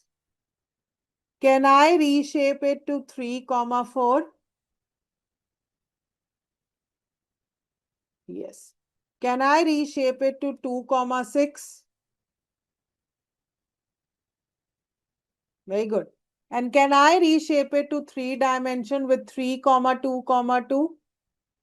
3, 2 means the number of slices or matrices. 2 represents to each row, another 2 represents to the column.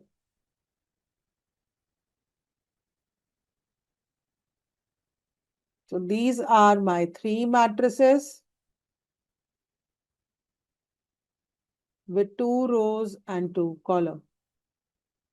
So this is my 3 matrices with 2 rows and 2 columns. Got it? Can I reshape it to further dimension? That is 2, 3, 2, 1, 1.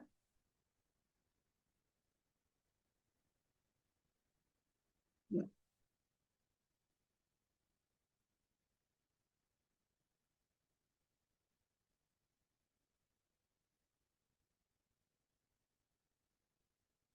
So with reshape, you can change it to lower dimension to higher dimensions to lower dimension. Agreed? Yes, learners, are you there with me? Great.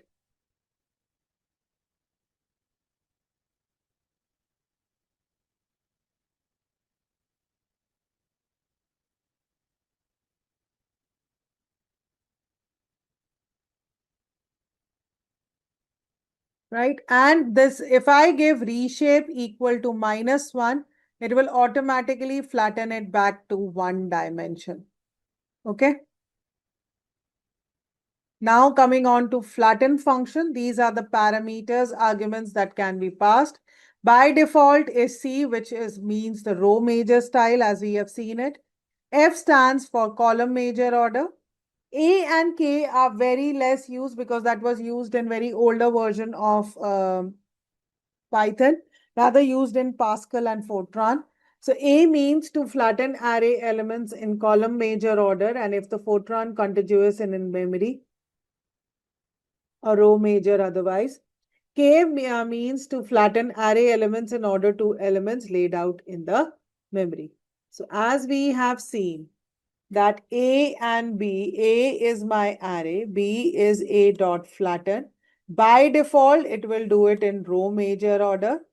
And this flatten is equal to order F, which is going to be in column Y. So, Kamal, now you want a break. You're just about to end the session in the next 40-50 minutes. Still you want a break, Kamal?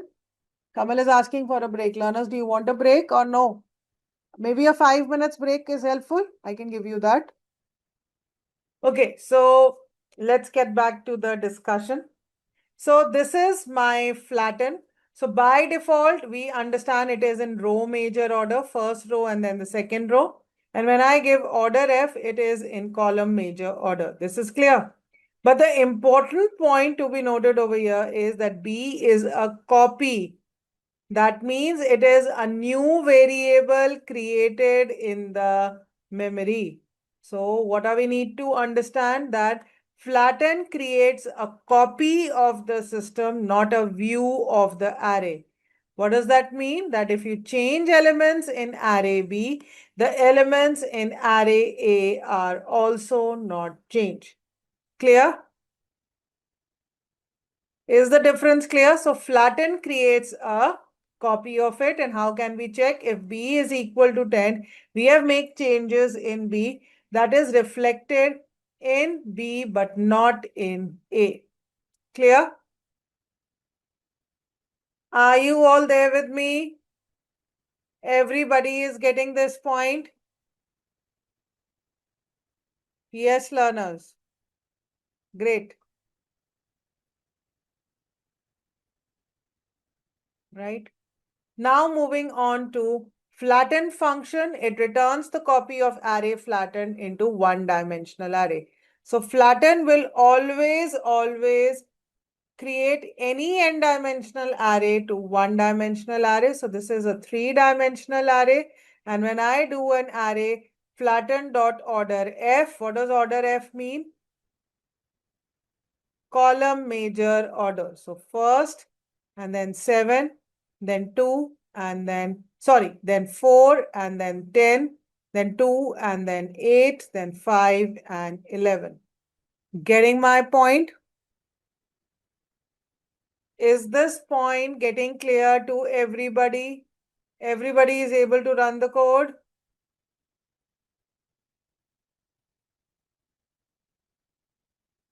Right, so this is how we get this array three-dimensional flatten. So if I do it by default, it is going to give me 1, 2, 3, 4, 5. Right? And when I run the transpose interchanges the rows and column. So if this is my two-dimensional array with 2 rows and 3 columns, it gets changed into 3 rows and 2 columns. Got it? Clear, learners? So if this is my array and now I reshape it into three-dimensional array with 4 rows, 4 slices or 4 matrices, 3 rows and 1 column. Yeah, I can specify the dimensions of the transpose. Yes, I can. Let's see. For the first example, if you look at over here,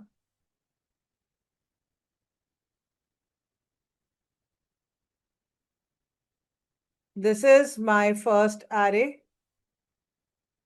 And when I take the transpose of it, the 2, 3 changes to 3, 2. This point is clear?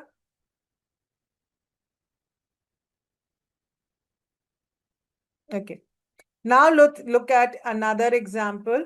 Here, what am I doing? Here, I am creating a one-dimensional array and reshaping into a three-dimensional one with the shape 4 matrices, 3 rows and 1 column. That point is also clear. I've created a three-dimensional array. Now, when I run the transpose of it, so it changes the 4, 3, 1. Now, do you see the transpose? This has got interchange with this, and this has got interchange. So now I have one matrix with 3 rows and 4 columns. Got it? Mansi, Devika, Upadhyay, Kamal, Uday, Purla. And as you can see, every file has a assisted practice associated with it. Please look here, learners. Please try to practice this assisted practice here, like over here. This is the temperature, list given over here, array. And once we convert it into an array, you can find out its dimension, shape, size, the data type, the item size. So with my files, Hetsky, the advantage is you get the solutions of these assisted practice also. Okay? So will you all be able to do it, the assisted practice? Please do that so that you can understand more and understand it in a much better way.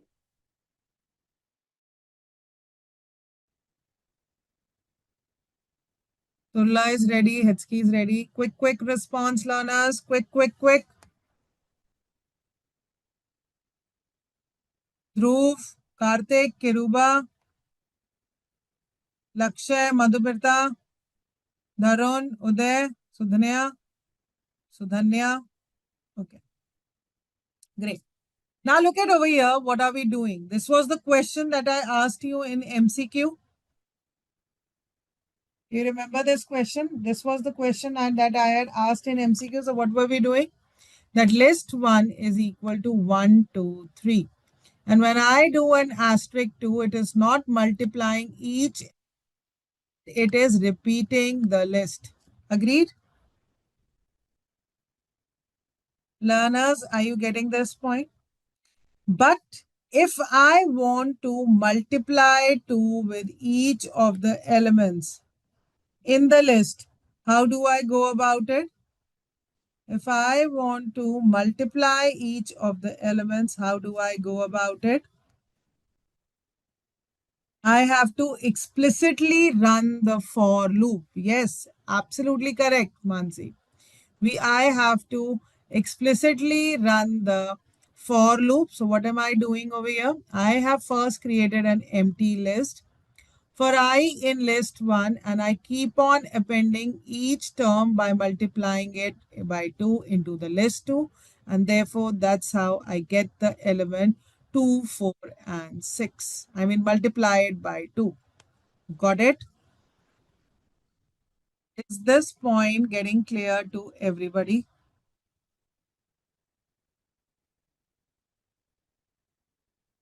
Other way is, do we understand this kind of notation? Anybody who understands this notation? What is this concept known as? Very good, Mansi. Only Mansi understands. In this batch, nobody else. This is known as list comprehension. It saves on a lot of code and a lot of extra memory space, right? I don't need to define another list empty. List 3, I into 2. Every element would get multiplied by 2 for every element in I. Just by writing this one single line, I am able to multiply each of the elements. Now clear? Right? So now do you see the difference? So now if I have to multiply or perform any arithmetic operations on the list, I have to explicitly run the for loop. But look at the beauty of array. When I just write A into 2, any for loop, directly I get the output. Or if I'm doing addition of the two, I directly get the output. So isn't it giving me fast mathematical results? Right? And how and why is it giving me? This is because it works on two main concepts. Please, very important point of NumPy library that we are about to understand. It runs on two main important concepts. That arithmetic calculation works on the concept of broadcasting. Please try to understand, learners. The first point is broadcasting, that is making the arrays of the same shape. Broadcasting is the process that makes the arrays of the same shape. And second concept is vectorization, that is using for loop for element by element operation. Got it? Broadcasting is making the arrays of the same shape, and vectorization is using for loops for element by element operation. Getting my point? Now, again, to make the concept clear, if it was a list, we have to explicitly run the for loop where each element gets multiplied to it and then we get the output. But in arrays, how do we go about it? I'm sorry for the pen. Again, I don't know. On this slide, it always gives me this issue. I've seen that. Anyways. So for arrays, how does it work? First, the broadcasting will happen. That is, the arrays will become of the same shape, right? And then automatically at backend, element by element multiplication will happen to get the output. Clear? Is this point getting clear to everybody? To understand it even better, let's understand it with this example. I want everybody to be concentrated here. What is the shape of this array? What is the shape of this array? Shape. I'm not asking the dimension, Hatsky. It's 4, comma 3. It consists of 4 rows and 3 columns. What is the shape of this array?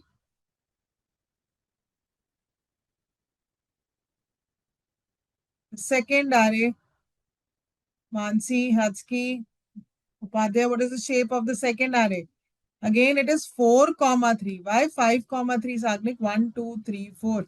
How come 5? Right? So both the arrays are of the same shape. Yes, both the arrays are of the same shape. That means no broadcasting is required and element by element operation is done. Element by element operation is done and then we get the output. So it is not necessary that every time the broadcasting will happen. But definitely yes, vectorization, implicit for loop will run to perform the mathematical operations. Okay. Now look at the second example over here. What is the shape of this array? It's 4, comma 3 and the other one is 1, comma 3. Are they of the same shape? No. But the columns are matching. Do you see the columns are matching? And can I expand this 1 to 4 rows? Yes, I can broadcast 1 to 4 rows and therefore now the two arrays become of the same shape. Sorry. And therefore vectorization or arithmetic addition happens. Clear? Just give me a minute. Something slow. My net is working slow. So this is 4 rows and 1 column. And what is the shape? 1 and 3. Now you would say, ma'am, nothing is matching. Please try to understand. If one of the shape or the axis is not equal to one, the others have to match. But in this case, it has 4 rows and 1 column. So one of them is 1. Can I expand it to 4 rows? Yes. Again, over here, it has 1 column and 3 columns. Can I expand it to 3 columns? Yes. So broadcasting happens in both the arrays to make them of the same shape and size, and therefore the arithmetic operations happen. Clear? So the important point to be noted over here is that it is not necessary that broadcasting will happen. And it is not necessary that it will happen for both the arrays. It all depends on the dimensions. Now clear? Clear? Let's understand it with more examples. Please look here. Here, learners. Okay.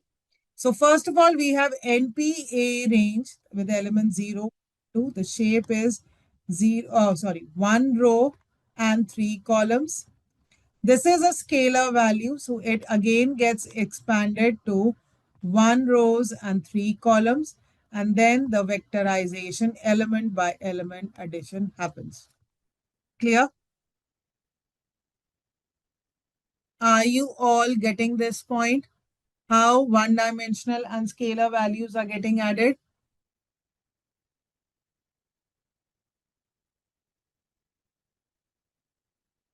Then NP dot ones, this is 3 comma 3.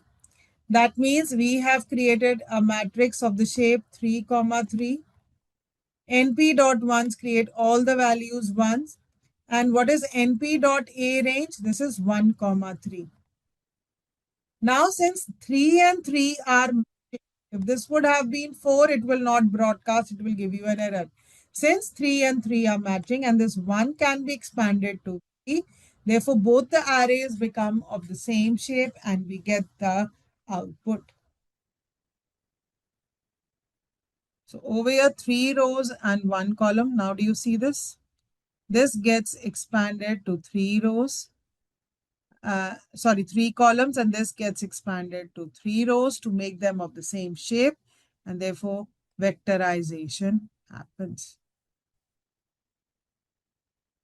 Have you got this? This is the most important concept of NumPy library, that why are arithmetic calculations fast? Because of the concept of broadcasting and vectorization.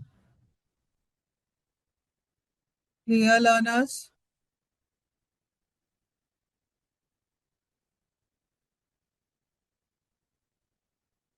This one, Padya? Yeah. NP dot ones means that we are creating an array of 3 rows and 3 columns with all values equal to 1. That point is clear? NP A range means that it will start from 0, go till 2, and the shape is 1 comma 3. Now, since the columns are matching over here, can I expand this 1 row to 3 rows? Yes, so it gets expanded to 3 rows. So now both the shapes are 3 comma 3 and I get the output. Better, Upadhyay? Mansi, Kamal, Uday, any doubt? Devika.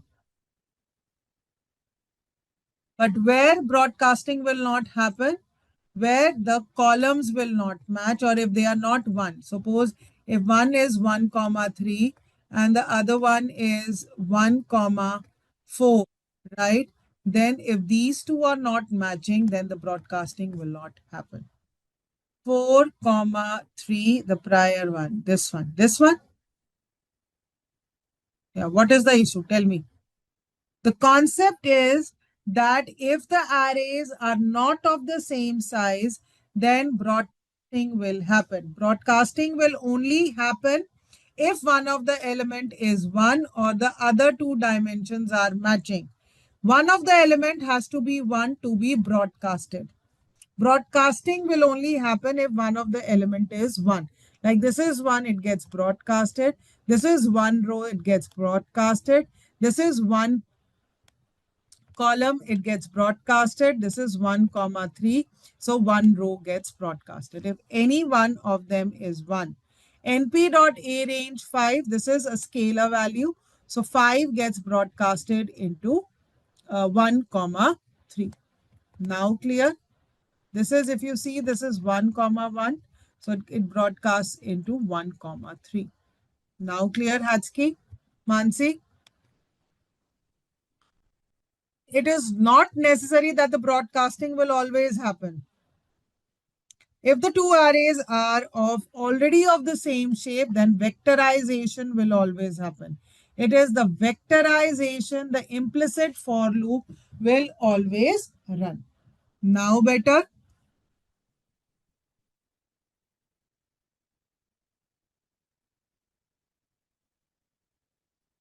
So now if you look at this particular example, is broadcasting happening over here? Tell me. A getting multiplied by 2 or A plus 2 is broadcasting happening over here.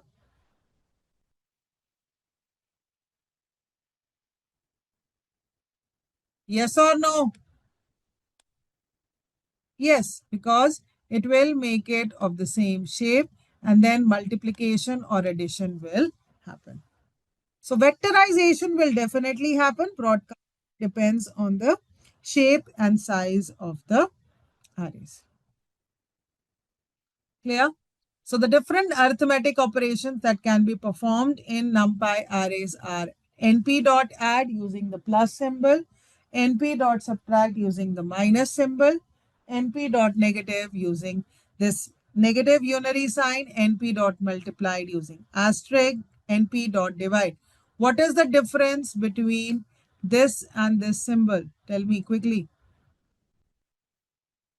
Single division and multiple division, also known as floor division. What is the difference?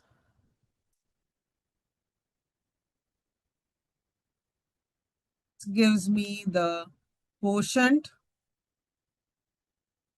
Nobody remembers. This gives me the integer quotient, right? That is 5. What is 5 divided by 2? It is 2.5 by single division. But if it is floor division, it will only give me 2. And how do I get the remainder? Using the mod. Right? If I do 5 mod 2, the answer will be 1. The remainder. Modulus or the remainder. Clear? Is the difference getting clear between the operators? That's part of the basic Python.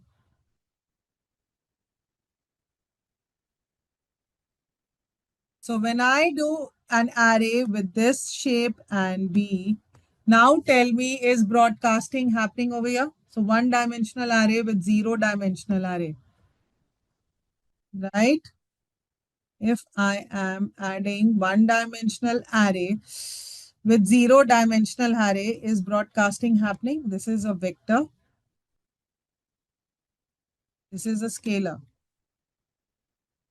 Yes. Is broadcasting happening? Quick response, learners. Yes or no? Yes. It will become 10, 10, 10, and then element by element addition. Agreed? You can use np.add or a plus sign also. Let's understand subtraction. Yes, we are using np.subtract or a minus b. Is broadcasting happening over here? What is the shape of these two? This is 2, comma 3. This is 2, comma 3. Is broadcasting happening over here? No, no need.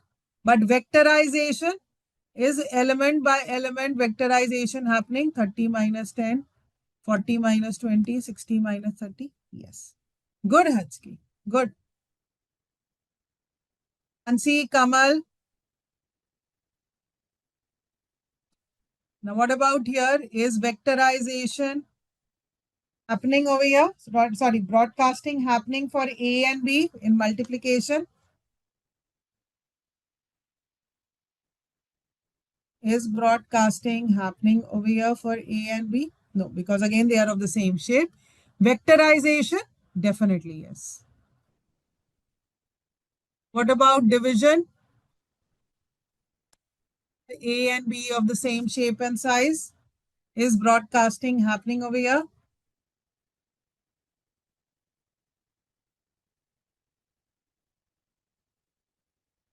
Achki, it's no or yes? It is yes, because this is two-dimensional. This is one-dimensional. So it will repeat it 1, 1, 1.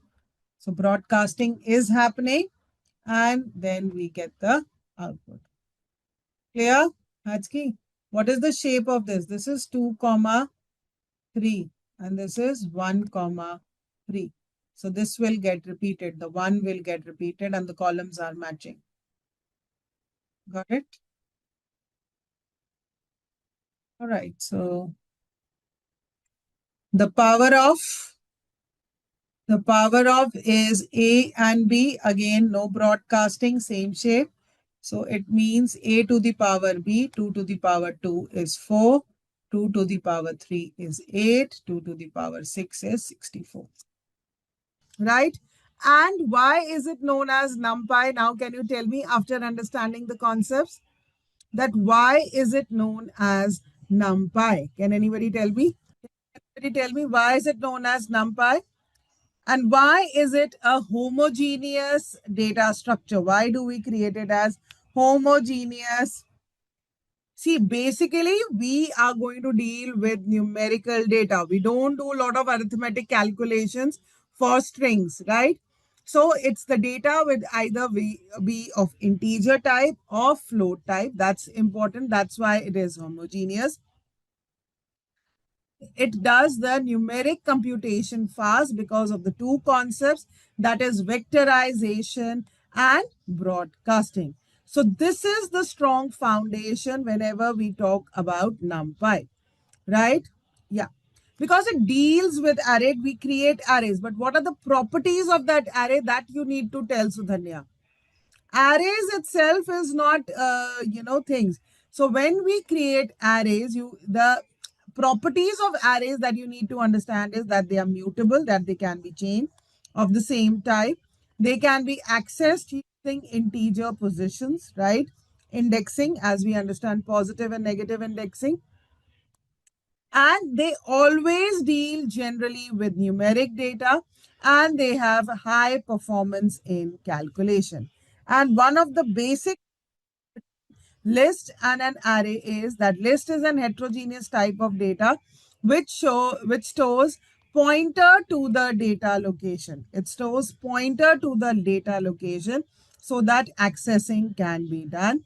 And whereas we have this NumPy array where all the data is stored one after the other memory location. That makes its accessing much more faster. And implicitly, when we say broadcasting and vectorization, broadcasting is making the both arrays of the same shape and size. And vectorization is that implicitly it runs the for loop at the back end. Getting my point? These are the points that you have to remember while answering the questions in your interview. Simply saying that it deals with arrays, homogeneous will not, be impactful. Now coming on to the practical part of it, how do we create arrays? First and foremost, we need to import the library NumPy, and it is the np.array function which helps us to create the arrays, right? We understand type. This belongs to class numpy.nd array. So a is an object of class n-dimensional array. The different attributes of array are ndim, which gives the dimension of the array, dot shape, which gives the row and column, length gives the different number of elements in the array. And as we had the range function in array, in normal Python, range function in Python, we have the arange function for arrays in NumPy. It works exactly same as the range, which will create elements from 0 to 39, and we can shape it to 5, 8. And we are very clear that the parameters that we are passing over here is only those which are the factors of 8. When we multiply it, they should be factors of the 40. Can I change it to 3 dimension also? Yes, 5, 8, 1 can also work. Clear? Are you all getting this point, learners? Yeah. Today I'll be uploading this headset. Today I'll be uploading it because we'll be completing this topic. Once we complete one topic, then only I upload the slides. Today I'll be doing that. Fine? That's it. Is it fine? Okay. Now the dimensions of the array. The dimension of the array is very strongly linked along with the axis and along with the shape. A one-dimensional array is also known as a one-dimension array is also known as a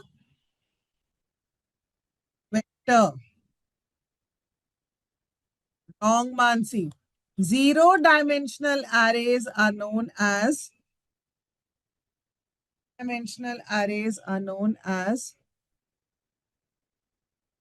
scalar. So zero dimension arrays are known as scalar values. One dimensional arrays are known as vector value.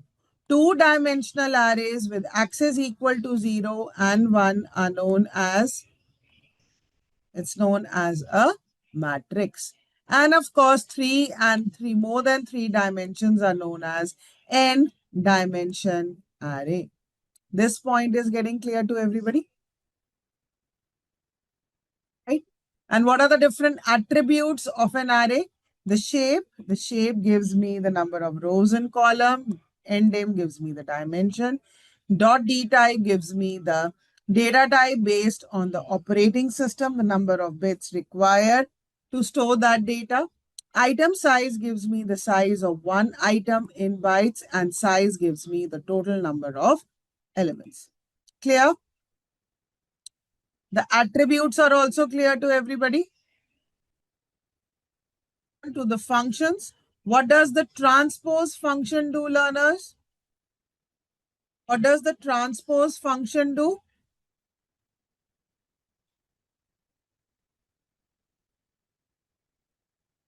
It interchanges the rows to column or columns to rows. Either of the things can work. Absolutely correct. What does the flatten function do? What does the flatten function do?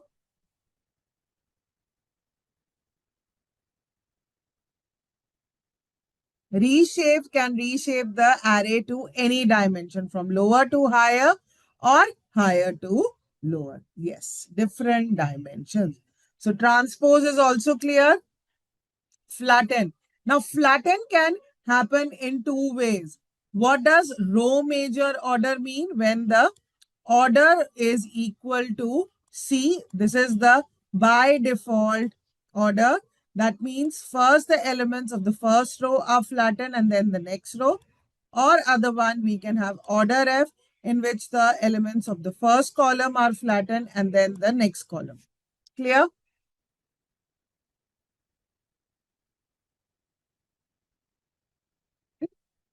Location view is the same memory location, right? So copy is creating a new memory location or a new copy, and the original is not disturbed. Very good, learners. Good.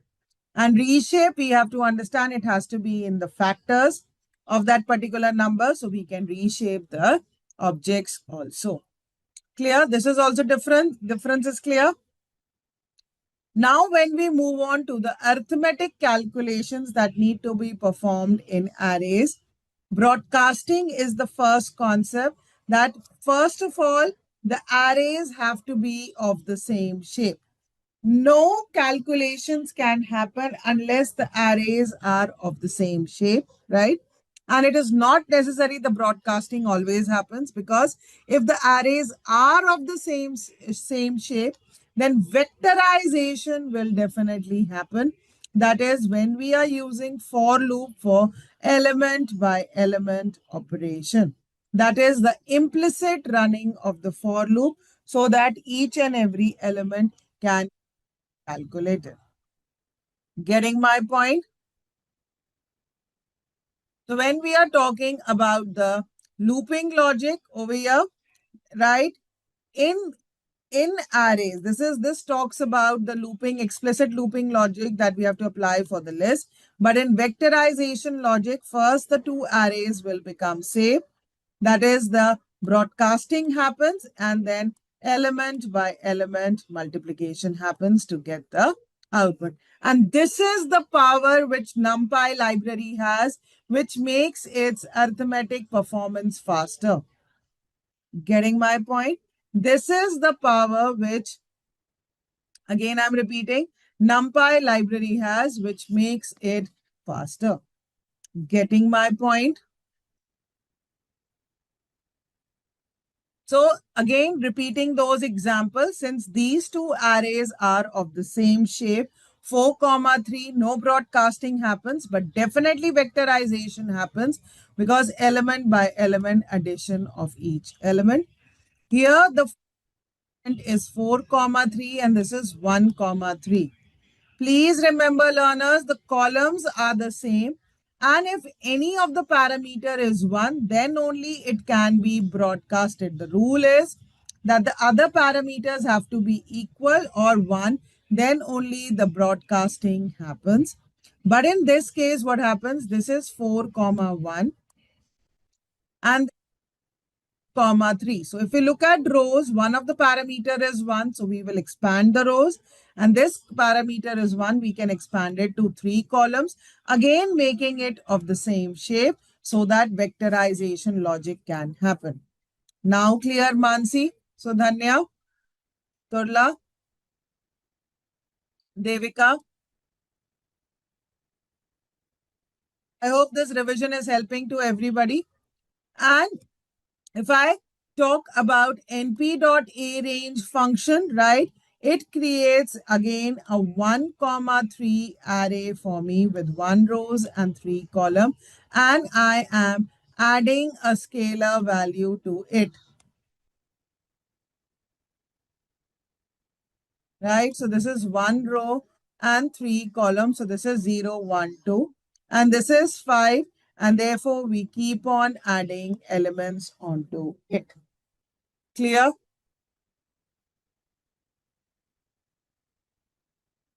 Right? So broadcasting is happening over here. And when we look over here, we have this 3, 3 array and 1, 3. Since the columns are same and one of the parameters or axis is 1, it gets expanded to change the shape. Similarly, over here, this is 3, 1 and 1, 3. They both can get expanded in rows and column to perform arithmetic calculations. And if there is a mismatch that the columns do not match, this is 4, 3 and this is 1, 4. See, the 1 can get expanded, but if the columns are not matching, then the broadcasting will not happen. Clear? And now we are supposed to understand indexing and slicing. So what we can do is, let me complete the theory part and then we move on to the practical file. Does it help learners? Let's quickly do that. So there are two types of indexing in Python, positive and negative. And that indexing is supported in our arrays also, right? So if we talk about one-dimensional array, it's normally like a list and tuple. We understand positive indexing starts from the left-hand side 0 and moves from left to right indexing. Similarly, negative indexing starts from right to left. So if I say what is the value of A at equal to 2, can anybody tell me? What is the value of this array at index position 2? Can anybody tell me? So it is equal to 3, we all understand. And if I give this as -2, what is the value? At -2, the value is 5. Yeah, this is simple as we have been using in a tuple or list, right? When I talk about two-dimensional array, here we have the rows and column. So if we are talking about positive indexing, we start from 0 and go till 2. And if I talk from columns, talk to column, it is from 0, 1 and 2, right? So here, how do I access any element? Suppose if I want to access 5, this refers to the first row and first column. If I talk about this, we are talking about 0th row and the second column. Getting my point? Can we have a mixture of positive and negative indexing in arrays? Yes. Please be clear with this particular point. This point is not there in basic Python. That can we have a mixture of positive and negative indexing? Yes. For example, rows I've given positive indexing 0, 1, 2 and columns as -1, -2. So I can access this as 0th row and -2 column. Can they all be negative also? Yes, it can be -1, -2 and -3 also. Getting my point? Okay. So another important point that you need to understand is when we are talking about two-dimensional array, the rows always come before the column and the comma. Before the comma, we are talking about the row value, and after the comma, we are talking about the column value. Clear? Now let's see how well you can answer this question, right? So this is the array. Before the comma, I am talking about the 0th row. And if you remember slicing, which column am I talking about? Third and the fourth column, because the fifth is not included. Agreed, learners? Are you understanding my point? So if I talk about this, this is 0, 1, 2, 3, 4, and 5 row. And this is again 0. So whenever we are talking about this two-dimensional, it's a two-dimensional array. So the rows, if I'm talking about positive indexing, I would start my rows with 0, 1, 2, 3, 4, 5 values. Agreed? And my columns as 0, 1, 2, 3, 4, 5. This point is clear. If this is given my array, this point is clear. Okay. Now look here. Now if I am asking about this indexing, okay, if I'm asking about this indexing, before the comma, this is my row. So I'm talking about this as my 0th row.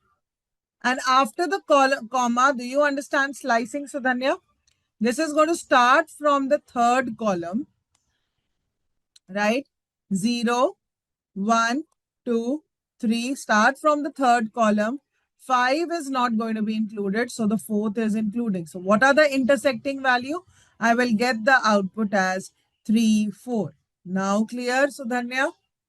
Hatski, Devki, Deepak, Arun, Navdeep. What does 4 colon mean? That means we are starting from the fourth and going till the last. That's for the row also. That's for the row also, as well as for the column. We'll start from the fourth and go till the last, right? So which are the intersecting common elements between them? 28, 29, 34, 35. Now tell me what will happen in this case. Before the comma, there is only colon. What does this colon stand for? This colon stand for? Only Mansi knows the answer. What about others?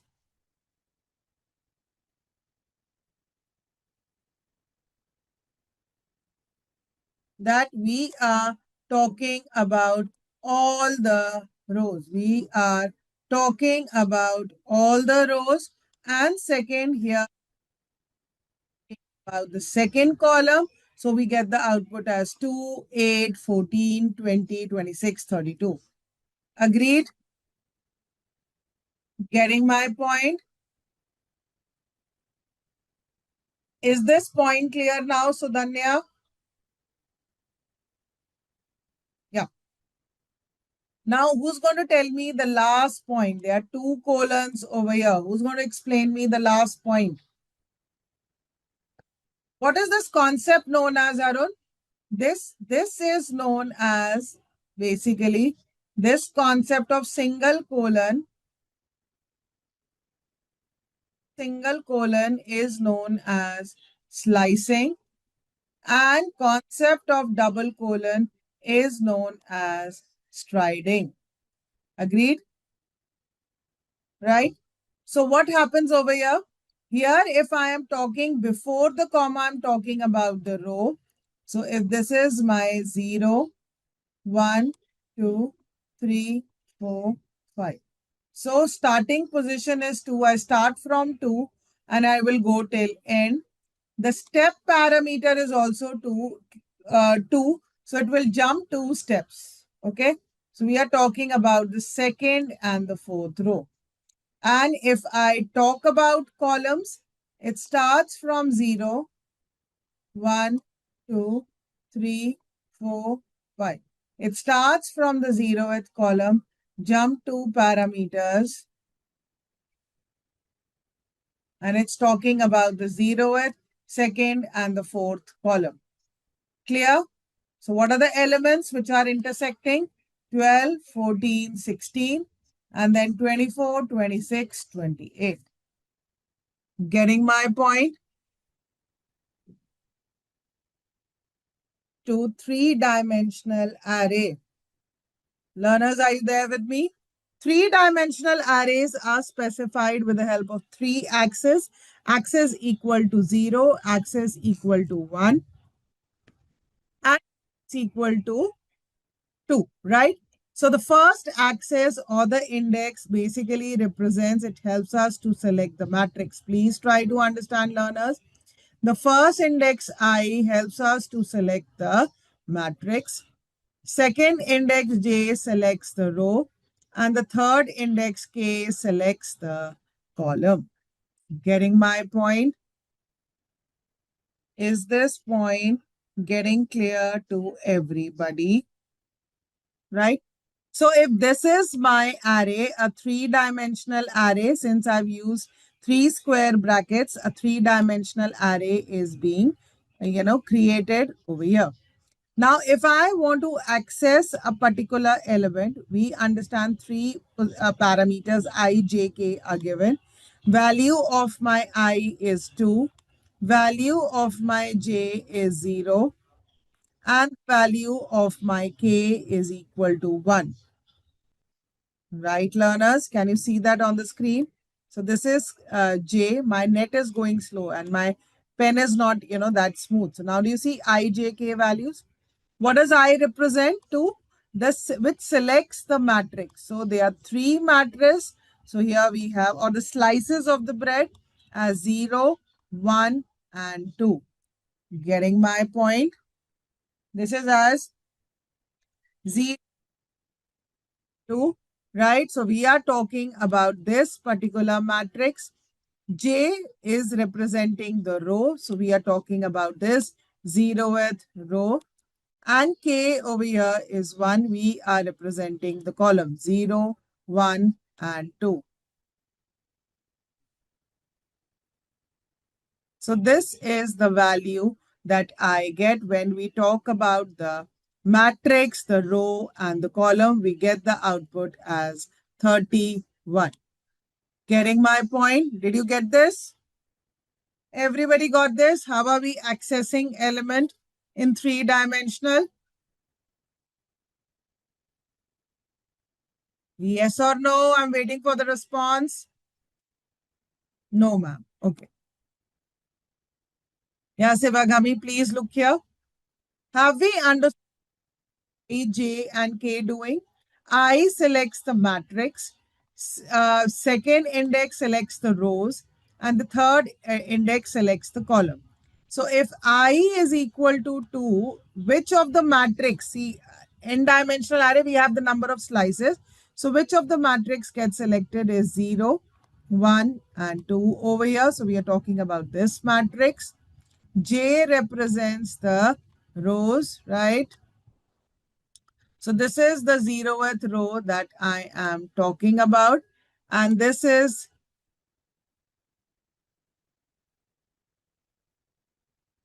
the K that we are talking about. 0, 1, and 2. This is the K that I am talking about.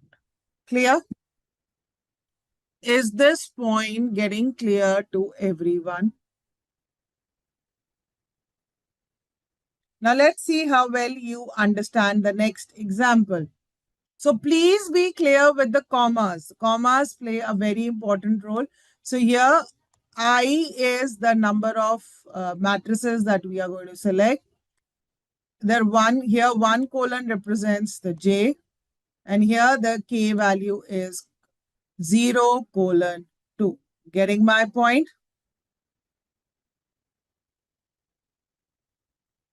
Right? So here when I talk about I, it means it is talking about the first two planes because the second one is not getting considered. If I talk about J, that is the row 0, 1, and 2. So 1 after the 2. So now since there are two matrices or slices considered, we are talking about the first and the last row. And similarly with the column, I'm talking about the first two columns. So the elements that come out column which are common come out to be 13, 14, 16, 17, 23, 24, 26, 27. Got my point? Sivagami? Why I is not included in this? I is included in this. I is 0 colon 2. So it starts from it's slicing 0, 1. So the second matrix is not included. We are talking about the 0th and the first matrix. We are including the I also, Sivagami. Got it now? J is the number of rows and K is the number of columns. Now getting my point? I stands for the matrix selection, J stands for the rows, and K stands for the column, right? So NumPy library has a lot of applications in the real world scenario, whether it's data analysis, machine learning, NLP, neuroscience, image processing, robotics, climatic science. All of this use a lot of applications. Got my point?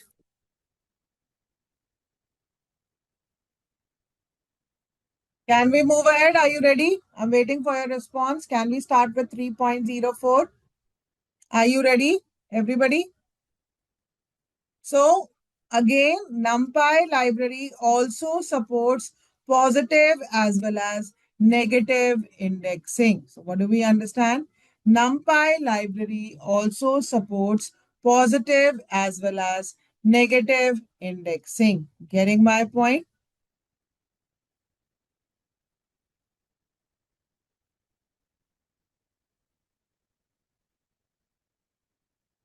Got it? All right. So here we have created three arrays. Do we understand? This is my one-dimensional array because one simple square brackets.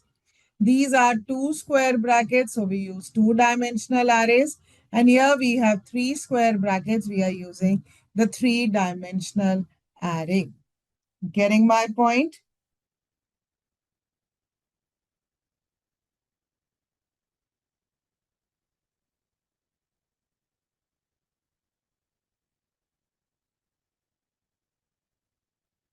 Got it, learners?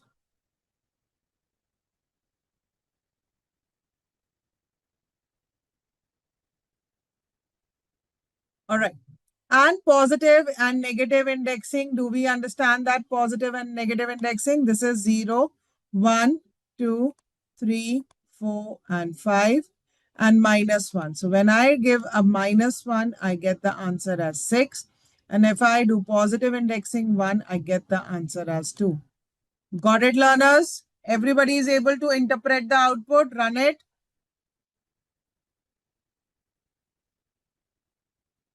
And if I talk about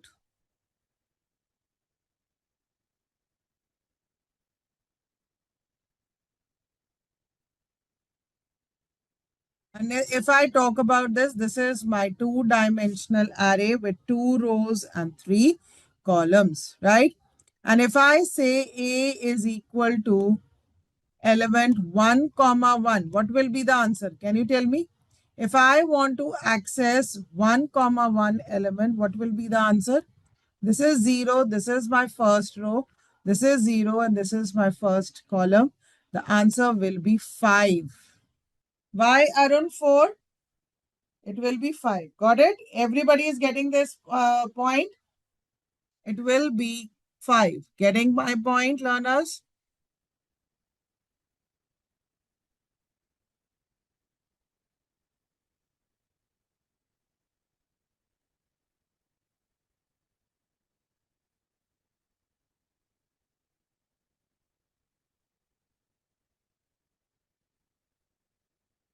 Right? Now, if I talk about three-dimensional array and shape. Now, do we understand this? Now, if I say find out the element 1, comma 1, comma 1. How will you do that? So this is my first matrix. This is my second matrix. So this is 0, this is 1. So we are talking about this matrix. In this, we are talking about this row and this column. So the 11th element comes out. Everybody's getting this point? Everybody has understood indexing very well. So if I want to access 0th matrix, 0th row and the first column, so answer is 2. Are we getting this? Why are we getting 2 over here? Facing difficulty, please let me know.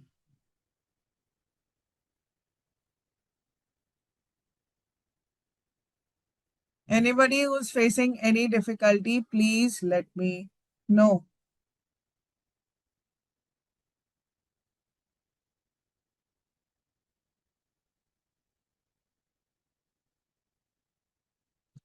For you, different datas are displaying. Why? Have you not copied my file or have you taken it from the LMS? Even if the data is different, what difference does it make? The answer, logically, you should understand it correctly. Like I keep changing values in my file. So that could be one of the reasons, Sevagami. Otherwise, the arrays are the same, right? Yes or no? Oh, that is why it's okay. It's okay. But are you able to get the concept or logically the output? That's okay. That's perfectly fine. It's okay. I keep changing things. Maybe I can put this as 101. What will be the output? So I keep making changes. So it's okay. Yeah, we can have more than 3 dimensions also. Yes, we can. Should I give you an example of more than 3 dimension? Let's say you want me to create something with more than 3 dimension. Okay, I'll explain you with that.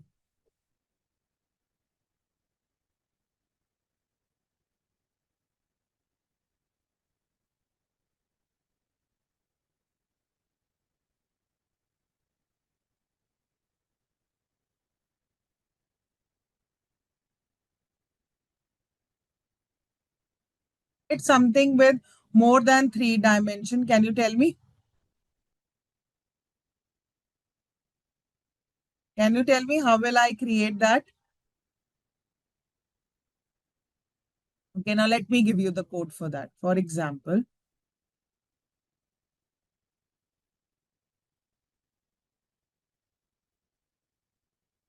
okay, so now let's do this array ARR, right? NP, like we had done, NP dot A range. Start typing with me.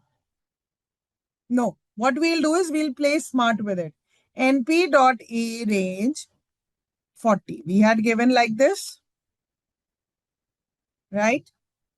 And now I will straight away reshape it to the dimension that I want. Suppose if I wanted as 4, comma 5, comma 2, and maybe I can now break it further to 2, comma 2, right? Got it?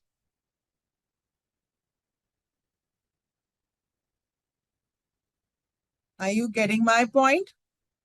That's the beauty of reshape.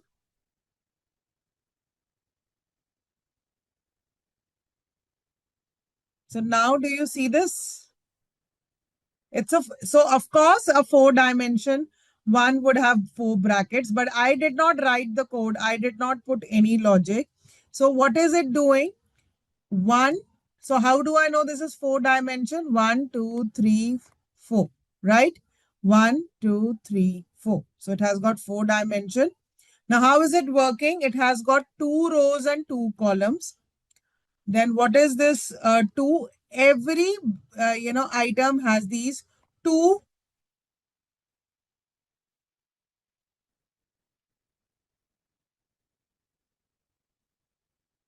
Every item has these 2 groups 5 times. Are you getting this point? How is it working? Now, suppose if I want to increase the dimension of it, how will I go about it? How will I go about it?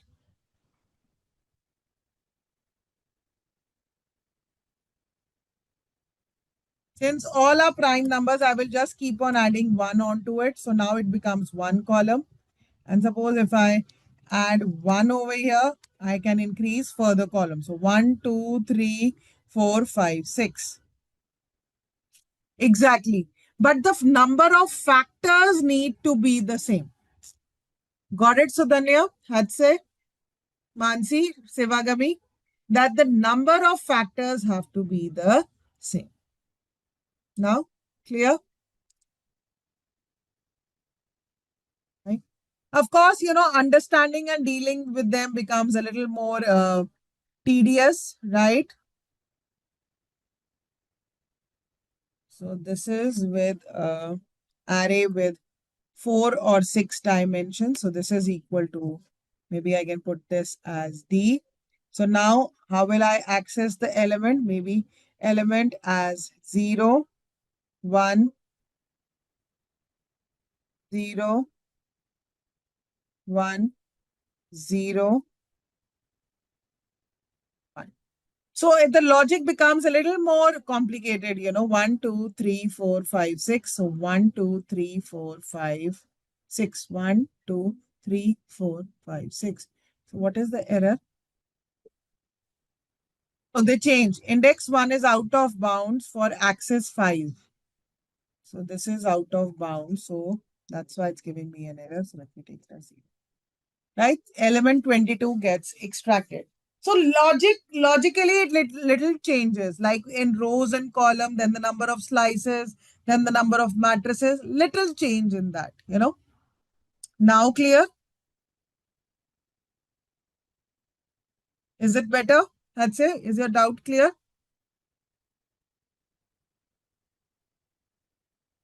Or still you have doubt, Hadse, Mansi, Naz? If you want, I can share this code with you. You can play around with it. Fine? Is this code fine with everybody? Okay. So now getting back to the example we were here. So if I access one element, I think so indexing is quite clear to everybody. And can I access individual elements and do arithmetic operations on that? Of course, that if I access individual element as 2, 1, then I can do addition or subtraction, multiplication, anything. Clear?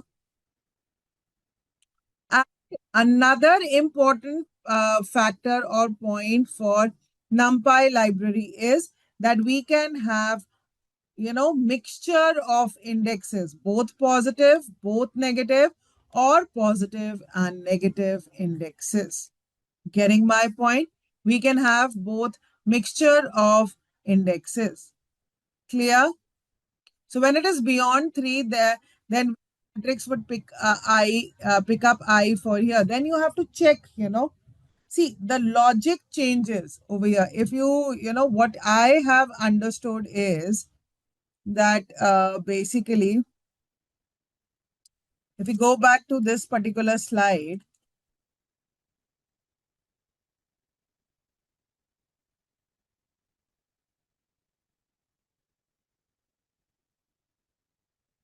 please look here. What I'm trying to explain over here. Since the shape is 1, it talks about axis 0. So how many columns are there? 4. So that is why it only gives me the columns. But the moment it becomes two-dimensional, it becomes row and column, right? But when it becomes three-dimensional, it becomes the slice or the matrix and then rows and columns. So the logic keeps on shifting of the row and column. Getting my point? So with 4 dimension, it becomes with the number of matrices and other things and more complicated. So sometimes it's difficult to visualize also, see also, to understand. Got it, Mansi? So I, J, K is going to be the last 3 ones.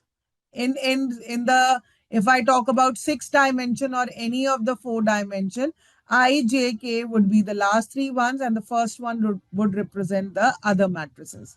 Now clear? And that logic would keep on shifting. It's not straight logic. Now got it? Exactly, with the dimension. It changes with the dimension. Absolutely correct. Got it, Arun? Navdeep? Okay. So now we are clear that in whenever we are talking about indexing and slicing, we are talking about both positive as well as negative elements. Okay. So if this is my 2-dimensional, I can access this 1, 1. 3-dimensional is also now very much clear to everybody that we are creating these 3 brackets, and when I use 1, 1, 0, this is the first matrix with first row and the 0th element. I hope you all are getting this. I hope everybody is getting this point. Everybody, you can play around with the code. I would suggest everybody to be confident enough now to play around the code and check out the results. Okay. Now, can anybody tell me that this is my array 3D1? Okay. This is my array 3D1 and this is my array 3D. Okay. With all the 3 brackets. Why is this giving me an error? Why am I getting the error over here? This is my 3D1 and this is 3D. Why am I getting error over here?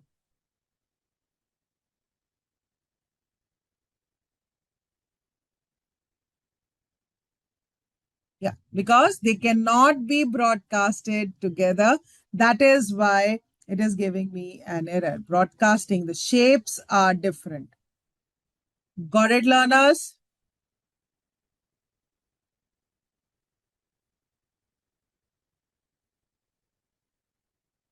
Negative indexing is also clear.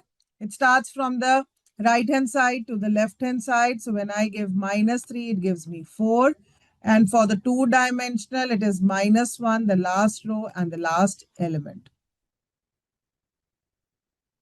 Clear? And another beauty of NumPy is we can have of positive as well as negative indexing. So now you will be able to do the assisted practice, since now if you were not able to do it yesterday, you're getting 1 week break. Then we can discuss it next week. Will you be able to do the assisted practice? Well, if you're taking my files, you already have the solutions also. Will you be able to do it? And if you face difficulty, we can discuss it again. Right, learners?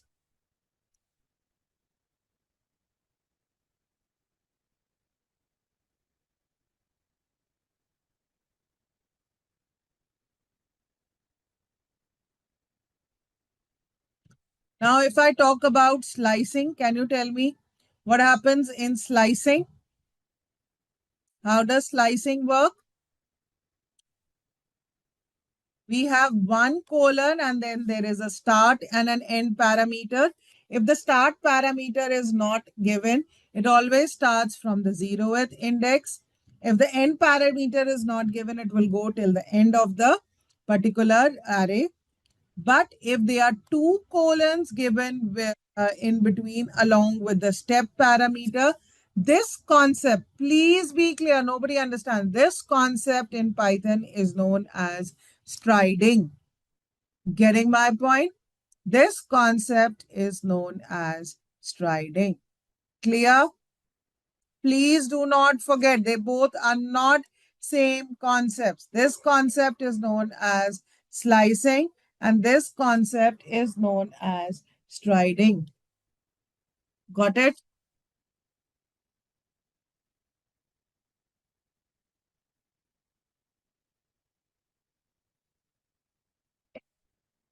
Any doubt till here?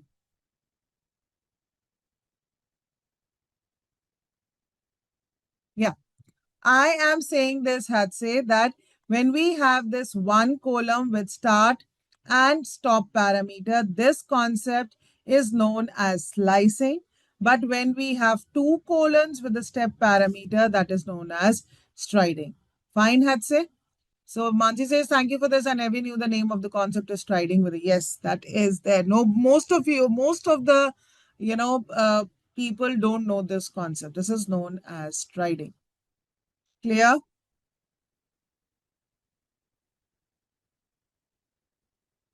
Great.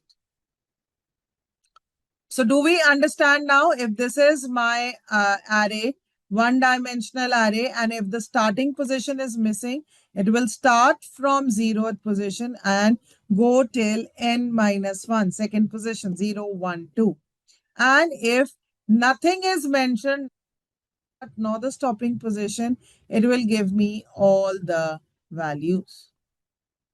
Fine. Are we good to go?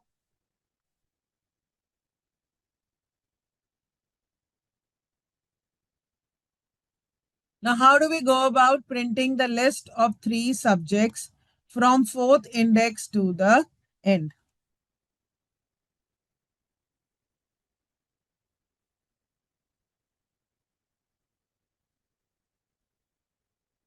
So this is 4 colon. How do I go about it?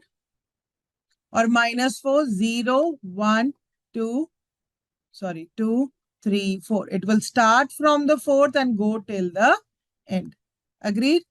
Similarly, if it is negative indexing, minus 1, minus 2, minus 3, minus 4. So it will start from minus 4. So in this case, the value is coming out to be the same for Hadoop. It will start from Hadoop and go till the end. Got it, learners? Please go back to the above line. This one, example 1, that's it. Yeah. What is the issue?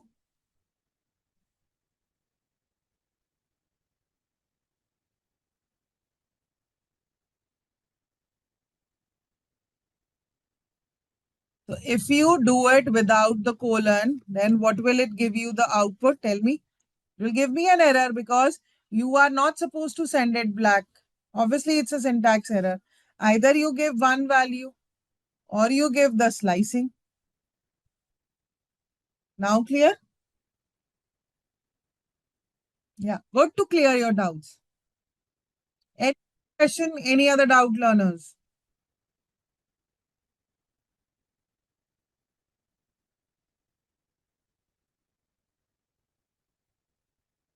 And what about slicing with step value or striding? If these are my numbers, what does 1 colon 6 mean? 0, 1, 2, 3, 4, 5, 6, 7. So we start from 1 and go till 6. So this is the output I get. And when I'm using the step parameter as 2, it will start from this, jump to. So I get the answer as 7, 5, and then 3. And if it is 3 parameters to jump, it starts from 7, 2, 3. 7 and 4 will be the output. Are you understanding, everybody? Or is it Hatse and Mansi only understanding? Can I get a quick confirmation from everybody? Are you all there, awake in the session? Uday, Deepak, Tullapati, Sudhanya, Sivagami. Come on, respond. Mullapedi, Kamal, Dushyant, Devika, Arun, Akhil.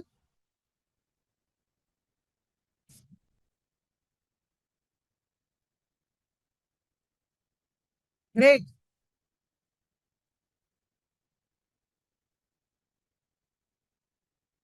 So is 1 is to 6 is to 2. And no, no, Sudhanya, no, no. Let's try that. Let's try this. See, 1 is to 6 is to 2 is that I start from the first position, go till the fifth, and I jump 2 parameters. All right. But the other thing that you are trying to say over here is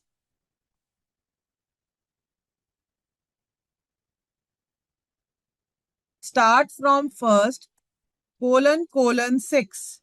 That means, what does it mean? That it will start from the first position and jump 6 parameters. Are you getting this point? That means if this is 0, this is 1, it starts from 1, then jump 6 because it has to go till end. So 1, 2, 3, 4, 5, 6. So the output is 7 and 1. So there is a lot of difference. So this is the answer, right? Now clear? What is the difference? Everybody is getting this point. Please clear your doubts. Different from striding, start, end. It is different from striding. Striding is the step parameter. It's jumping 6 positions. Here we are jumping 2 positions. Here we are jumping 3 positions. But here we are only jumping 1 position. We start from the first position and we go till this position. Got it, Atse? By default, there is no jump parameter. We are moving one after the other. But here we are jumping. Now clear? Or stepping? Now clear?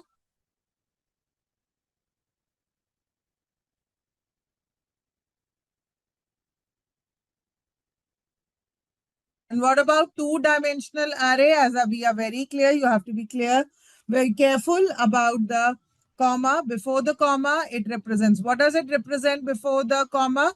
It represents the row. We are talking about the 0th row and 0, 1, 2, and 3 columns. So this is the element that I am talking about. Got it?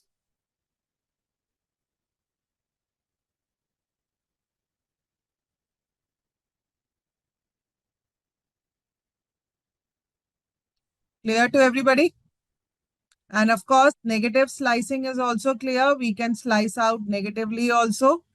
That means we have to first write the left-hand position, the lower position. This is -1, -2, -3. So it starts from 56 and the last one is not included. So therefore, we get the answer as 5637. So again, this is 1 colon, this is slicing. This is again slicing. Clear? Is there a negative stride? Yes, we also have negative striding also. I'll show you.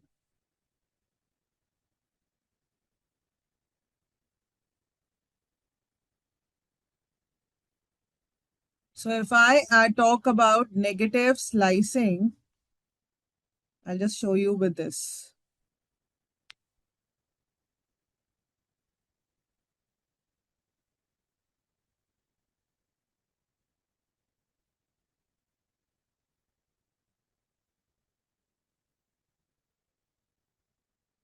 Now, if I say colon, colon, -1, what will be the answer?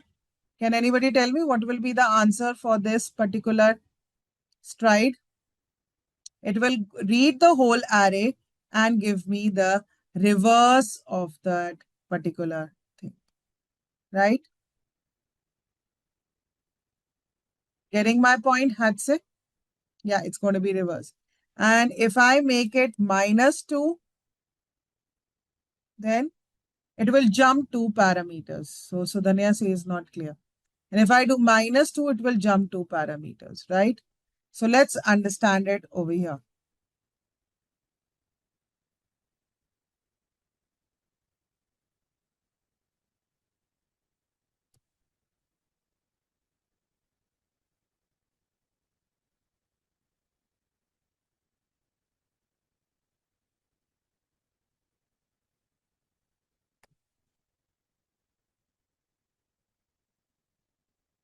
Now look at over here. This is my array of negative slice which starts from 13 and goes till 24. Now if I'm doing a negative slice, the start parameter says I have to start from 0, right? End parameter I have to start from 24, but jump parameter is -1. That means I'm here, so I have to jump -1, -1, -1. Therefore, I get the output first as 24, then 37, 57, reverse of the array. Now clear? So Danya, Hatse, Devika,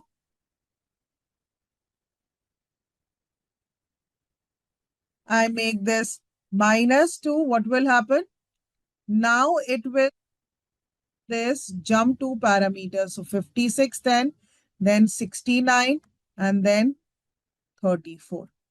Right? It will jump two values in the negative direction.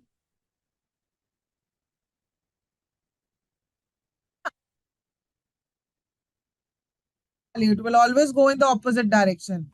Plus means 0. Positive indexing is left to right and negative is from right to left. Fine, Hatse? Now clear to everybody? So Dhanya, still anybody has any doubt or question? Negative indexing or slicing is only used for reversing, or does it have a lot of use? We are yet to know about. Mostly for reversing, for reading it in the reverse manner. Okay, practically that's the only use. Right, so this is again the assisted practice with solution. I hope you will practice it out in your break. Right, will you all be able to do it, learners? Okay, now getting back to 3.03. Are we understanding all these concepts of arithmetic operations? How broadcasting and vectorization gives output for addition, subtraction, multiplication, division? Are we clear with the difference between these two operators? Yesterday we discussed what is the difference between these two operators.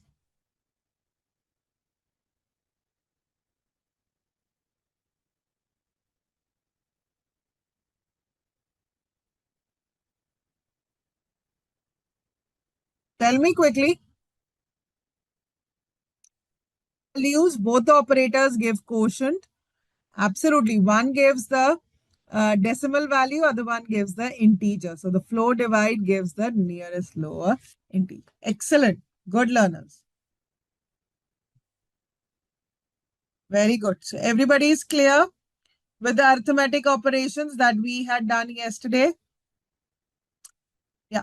Can we begin with statistical function? Everybody has this file 3.03.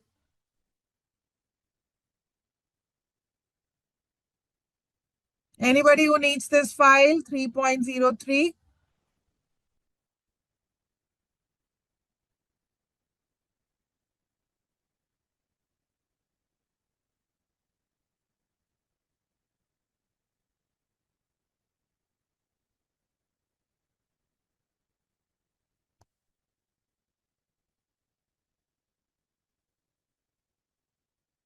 Do you need the file, Hatse? Is the yes for that?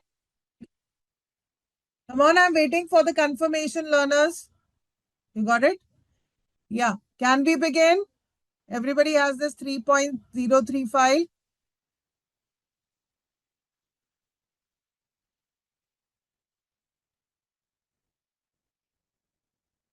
Okay. So if we talk about statistical functions in NumPy, yes. Can you tell me the difference between median and mean? We discussed this point. What is the difference between mean and median? Yeah, now tell me.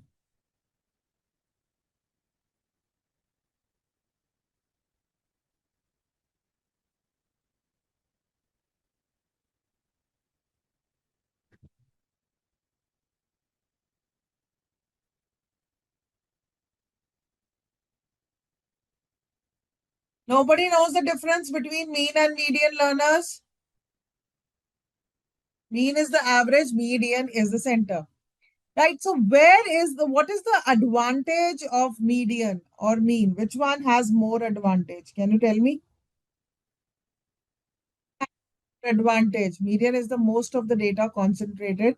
not affected by extreme values. Okay, mean is the average of the numbers affected by extreme values. Good, Mansi. So which one has more advantage? For example, if you are, students of a class and I want to take the average of their heights, which one would be the better method? A mean or a median? Are true values. Mansi, I don't understand the term true value. Both are true values.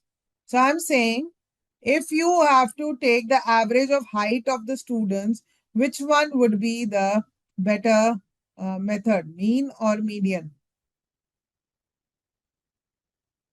HA says mean, most of the data surrounds. Why, Sudhanya, mean? Why mean would be better? Then if I want to calculate mean, I want to know the height of each and every student. Will I measure the height of each and every student and then calculate it? Well, that's possible. But why to do that? I can arrange them in ascending order or descending order and then pick the one in the center, right? Agreed or not, Hetze? Are you getting my point?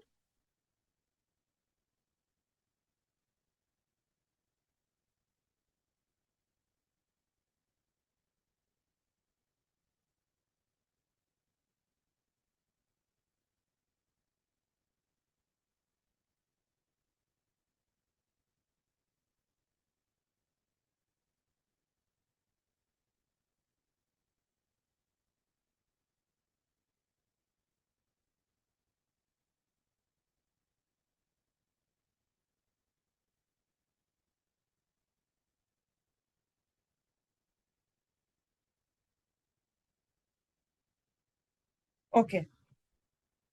Median represents of what most of the population is. What I'm trying to say is that if in a student of class, a class, I want to find out the average of the height, mean is better or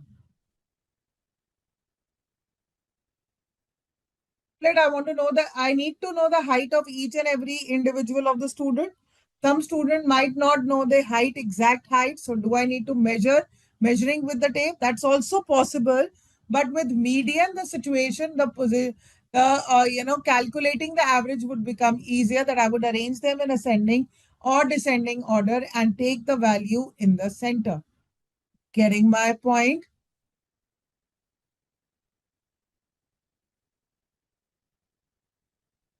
With one person's height, the height of the others can be estimated. See, idea got my point, Hadse. That would represent the average. That's the beauty of median. That would represent the average. Median are nothing but the center value. If they are 11 students, the sixth position or the fifth position will represent the height of the all of the students, right? That's your notion. Statistically, it is correct.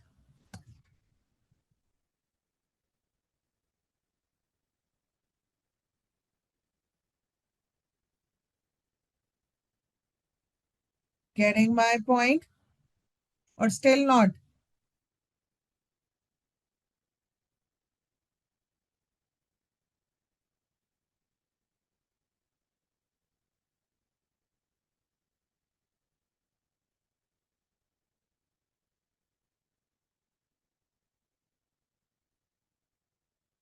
Yeah, so please be clear with statistically.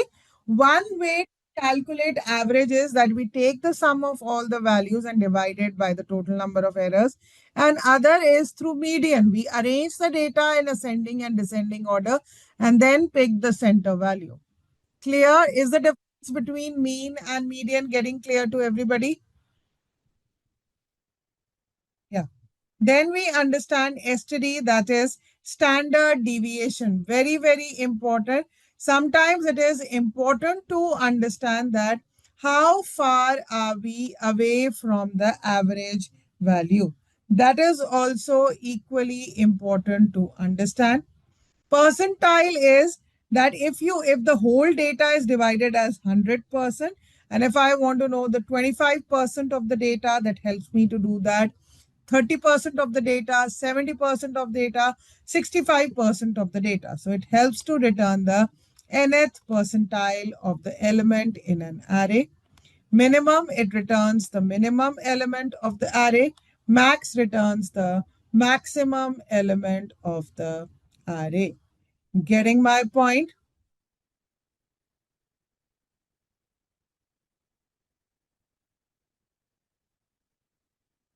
Now clear? So what are the different functions available in Python? Please make this point noted that no data science is complete without statistics. So NumPy also supports statistical functions. Pandas also supports statistical functions such as SciPy, stats model, and statistics library, which also help us to understand. So that we will cover up in detail as we move on. Got it? So if this is my A range function, right? And if I want to calculate the median over here, right? Since they are 11 values over here ranging from 0 to 10, the middle value is again 5. So the mean and median could be same sometimes and it could be different also. Now clear?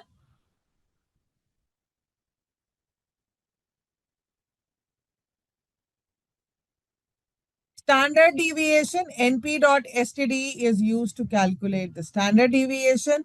np.var is used to calculate the variance of the data. Similarly, even if I have the beauty of all these function is now if the array is one dimensional, two dimensional or higher dimension, we will need to use just the same function. I will just use NP median. It will give me the center value of all these points. Now, do you see that there is a difference in median and the mean value? Do you see the difference between the median and the mean value? This is the difference that we get, right? And this is the value of the standard deviation. And this is the value of the variance. Getting my point?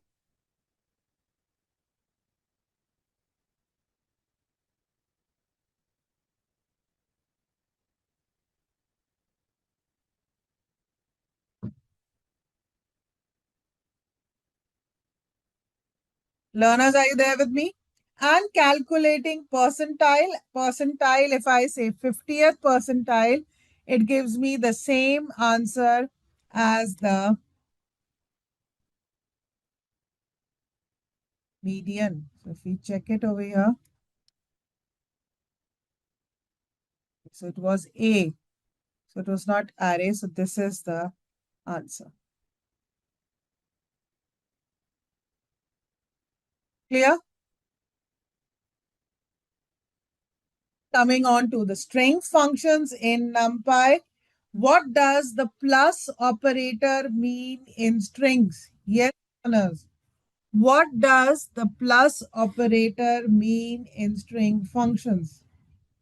It concatenates them.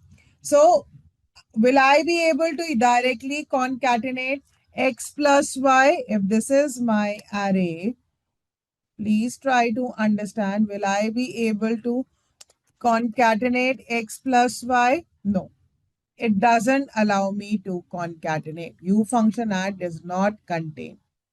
Okay, so this is, so how do we do concatenation of NumPy strings? By using np.char.add function.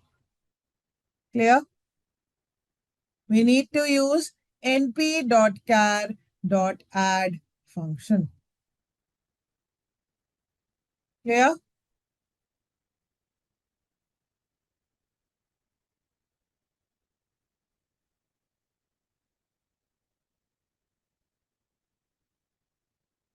Right? So as I tell you, this is not possible over here.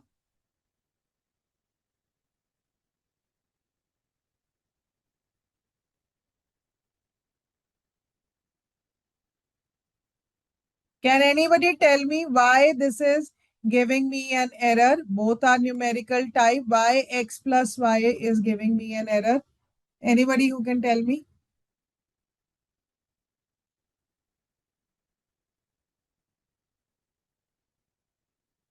Yeah, because broadcasting is not possible.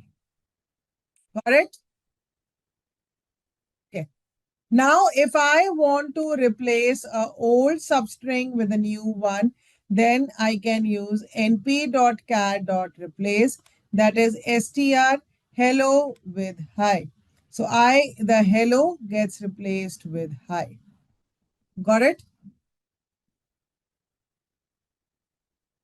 And of course, you the simple function by using the upper, the lower, case gets converted into upper. Using the lower function, the uppercase gets converted to lowercase.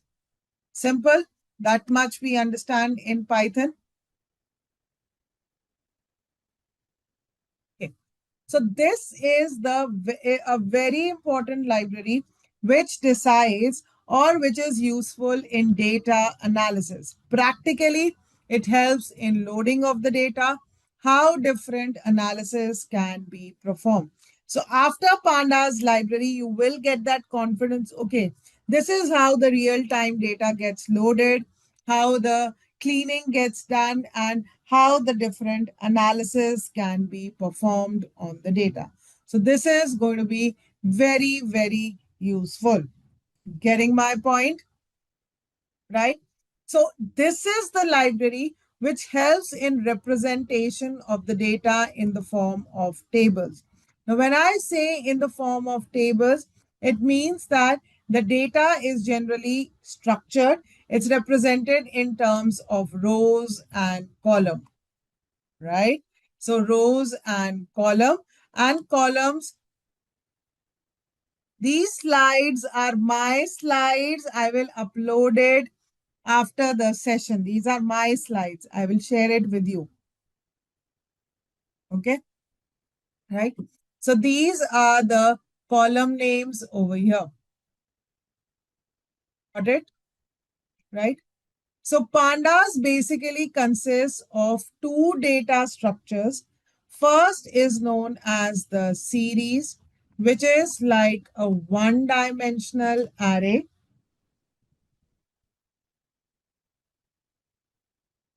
And the other one is data frame, which is a two-dimensional array, right? Can we say that a table is nothing but a two-dimensional array? Can I say a table, Excel file, SQL, CSV files are all there? So the question arises when we already had arrays library where we could create n-dimensional data. What was the need of this pandas library?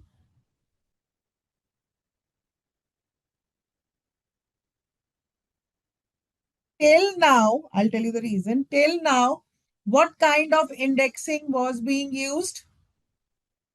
Till now, what kind of indexing was being used? Positive and negative indexing. That was by default part of the language. But in Pandas library, we can define our own label indexing. I can give my own indexes. So this makes the whole tabular data more approachable and understandable. Getting my point, learners? Is this point getting clear to everybody? Right? So the two types of data structures available are Pandas series, which is nothing but one-dimensional array, which is nothing but the column of your table, and Pandas data frame, which is nothing but your two-dimensional array, which is nothing but the table itself. Getting my point?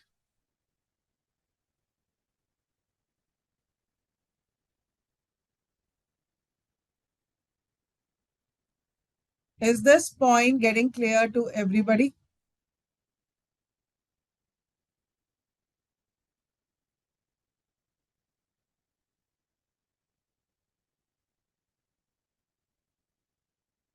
Right?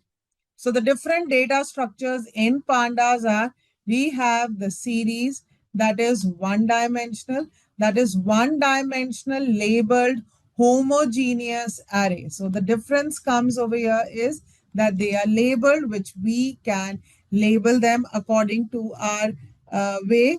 And data frames are nothing but two-dimensional tabular structure with potentially heterogeneous type column. Right. So a column will always have a data of same type. For example, name, marks, address, they will all be of the same data type. Whereas a table or a tabular data structure can be heterogeneous in nature. Got this point? Is this point getting clear to everybody?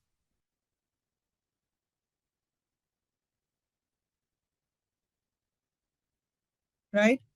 So now if we look at the pandas series, what happens is that this column of your data, you see that indexing over here is positive indexing. So if I do not give my label, my own label, then this will refer to positive indexing. So a panda series is like a column in a table.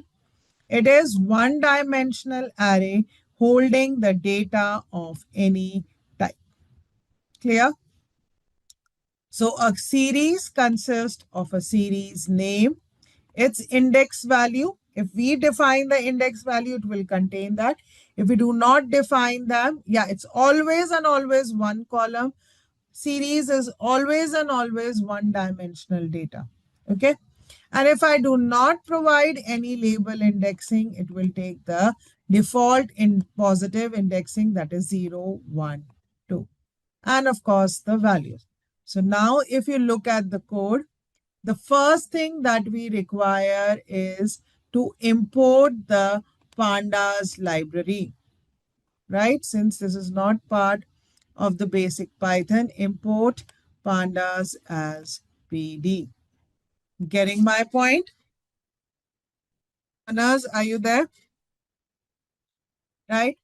Then we move ahead with the temperature, right? This is what is temperature and days? What is the data structure of temperature and days? Can you quickly tell me? Yeah, they both are list. And how do I create a series? I will use the function pd.series. Please remember, Python is a case sensitive language. So capital S is being used and I pass the parameters temperature and index is equal to the days. Index is equal to the days, right? So my data is equal to temperature. Please look here. So this is my data. Now do you see the alignment? Output is automatically vertically aligned. Do you see that?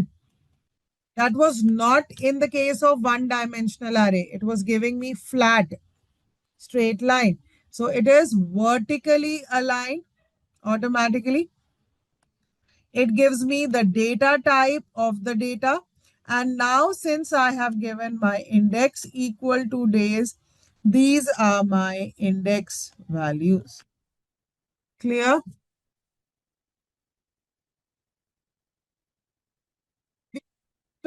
Code how the series are, they are null array. And this pandas library is built on the NumPy library, but still it is different. It makes the understanding accessibility much more easier. Do you see that, Lana? No, not necessary. Not necessary, Arun. There is no rule for indexing over here. It's not like database indexing. No, there is no rule like that. Clear?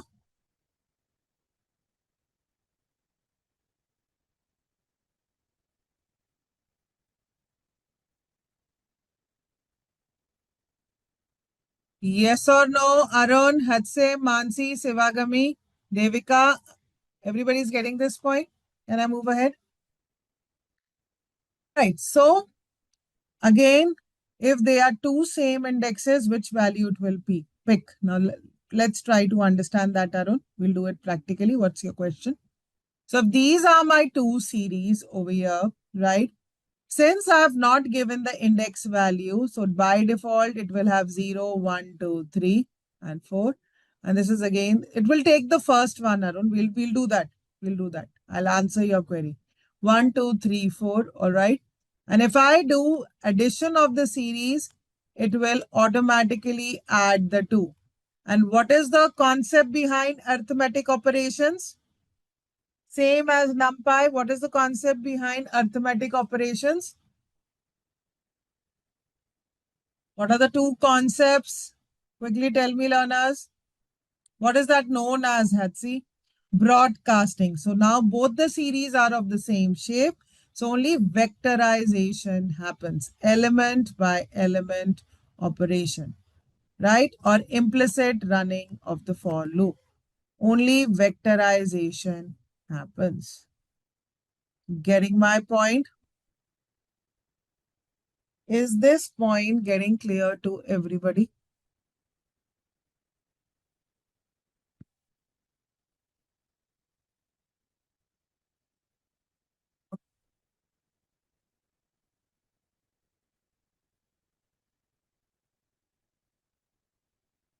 So again, this is the open source for Pandas library. All the, libraries that we are doing, whole of Python is an open source community. So all the functions, everything you will get it online, right? So of course, there is a lot to explore over here.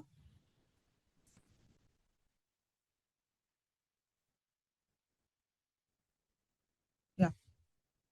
Please open the link, and this is the all the documentation related to the Pandas library. Got it?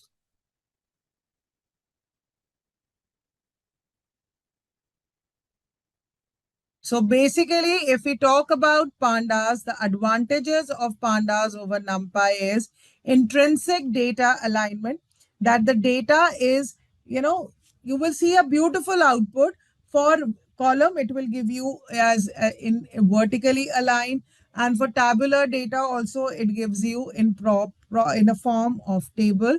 Then it has two data structures. Data operations are easy to perform as it is built on the NumPy library.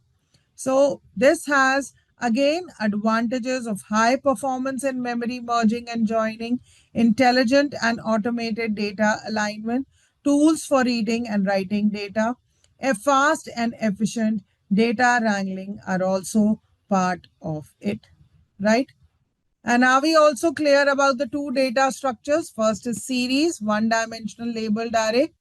Another one is data frame, that is two-dimensional structure. All right.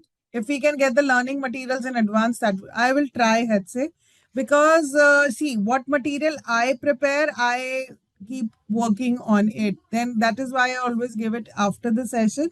It's a little difficult to give it before the session, but I'll try. Okay. You. Thank you all so much. Now let's begin with series. A series is a one-dimensional array-like object containing data and labels or index, right? So as we have understood that the speciality of Pandas library is that we can create our own labels, right? Series can be created with the help of n-dimensional array, with the help of dictionary, scalar value, as well as list, right? So now let's understand how to go about it. First, I would like everybody to run this import.pandas pd. Is this code, is this import file, importing running fine? Anybody who's getting an error? If we get error, then we always do pip install pandas. But I think everybody has Everybody is running this import pandas as PD without any error. Quick confirmation from everybody. Kamal, Devika. Great. Good. All right. So now look at over here. What are we doing? Please try to understand the code.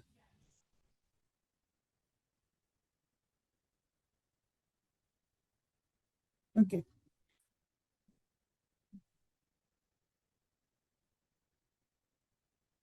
So if this is my data 11, 23, 8, 3, and this is days, right? And I create pd.series, this becomes my data. So Sivagami, you had this doubt that D type is equal to int64. Int64 refers to this data type, right? Different data types. Now, again, your question was that is this going to be homogeneous or are we going to change this? Let's see. If I change this to 2.3, do you see? It's like arrays. It changes into homogeneous. All my data type changes to float. Devika, are you getting this? Sorry. Uh, Sivagami, are you getting this point? Right? Now I am passing this as my data. Index is equal to days. So here I am able to get Monday. This was the value, Tuesday this, Wednesday this, and Thursday this. What happens if I do not pass my index values? Okay. If I do not pass my index values, then by default, it will take it as positive index value. By default, it will take it as positive index value 0, 1, 2, 3. Getting my point?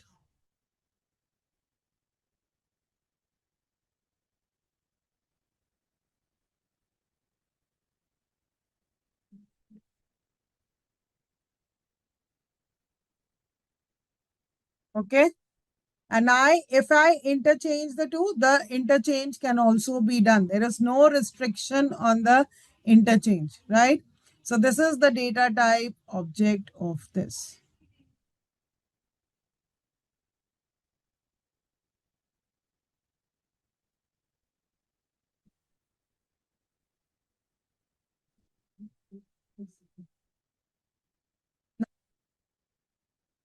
Questions, any doubt till here? And again, if I add any uh, string value, all my values in the series change. Output, it's a one-dimensional array, but all of them are vertically aligned along with their index value, their data value, and their data type. Do you understand the beauty of Pandas library? Yeah, because in Pandas, we do not call this as string, we call this as object data type. The string data type is known as object data type. Fine, Hudson? Yeah? Okay.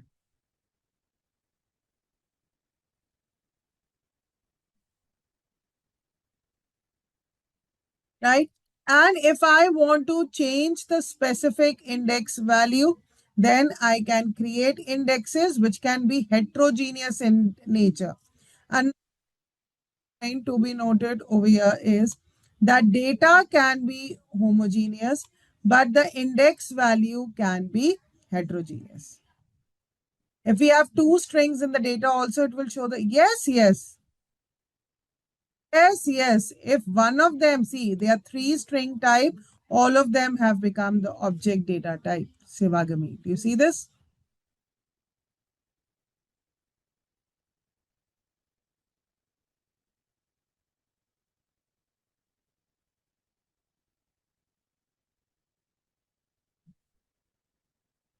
Learners, are you all understanding this?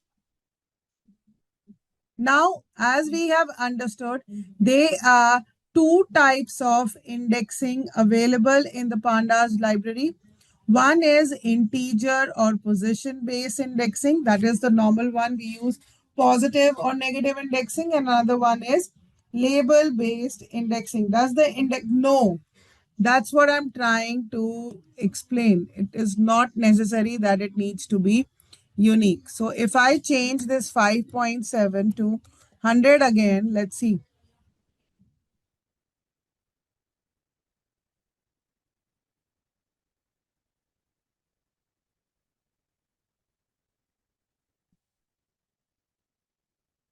All right. So again, getting to this point, that series with index. So another important point to be understood over here is that it is not necessary have to, access it with these values only. If I'm not accessing, I can use the default indexing such as 0, 1, 2, 3 also to access the value. So what I mean by that is, see, one way is I pass the value 100, whatever. Okay, I'll just show it to you. See, one way is I pass the value 100, right? And the other way to achieve it is if I give the value as 0, give me an error. But if I pass this ILOC parameter, that I'm specifying it, that now I am using integer based indexing.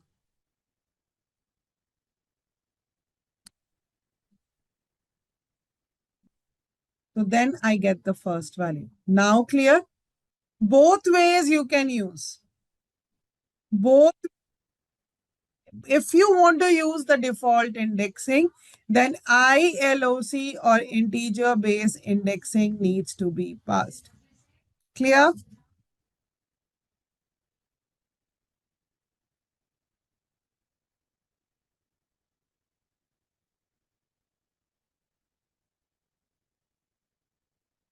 Right? So here, if I say ILOC 0, that I'm accessing the 0th element. But if I want to use the label index, then I can pass it as LOC, also label based indexing, that is B. And of course, negative indexing is also part of it. This is -1, -2, -3, -4, and here we have -5. So -5 position is at 10. Clear? Integer location is ILOC, label based is LOC, and integer based can be both positive as well as negative indexing. Even if we have float value, it will work.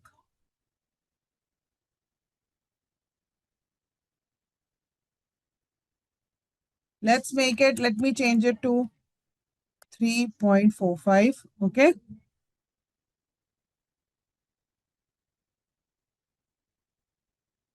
So now if I give this as 3.45, I get the value as 30.96. Got it? It will work. It will work. No restrictions on that. That's it. Do you see this? With ILOC, no.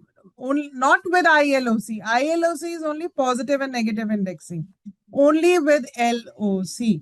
It will give me the same answer if I do LOC or over here. Not with ILOC. The moment I give it as ILOC, it will give me an error. Got it?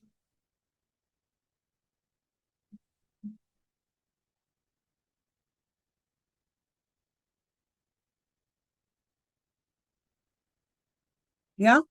So now when I want it for a particular index B, it is cat, and for 100, it gives me both the values.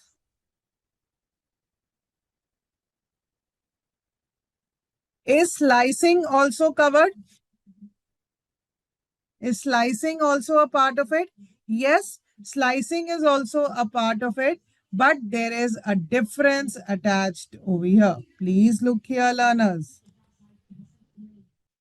right?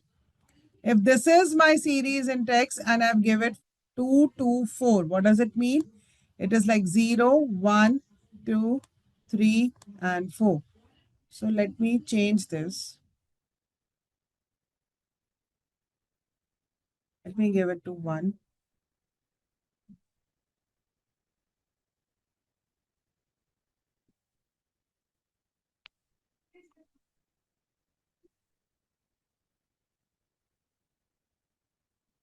Yeah, please look here, learners. Again, then there is an error.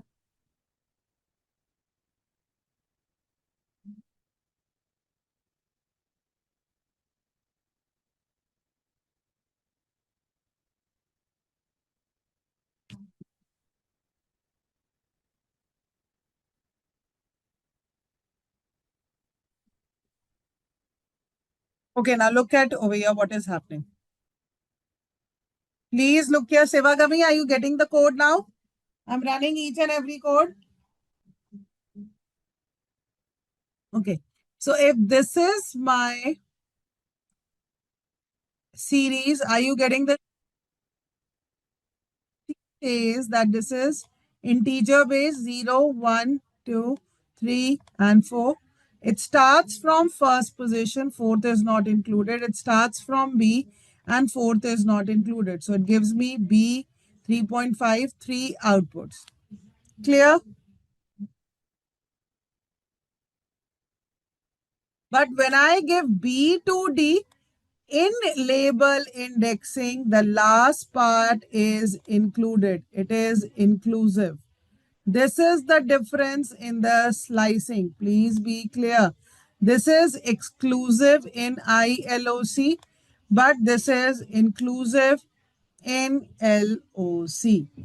Getting my point?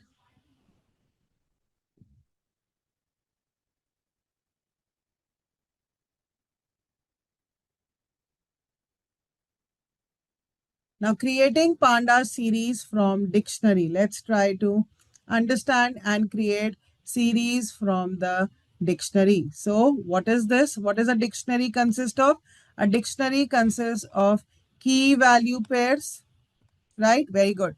So, the keys automatically become my index.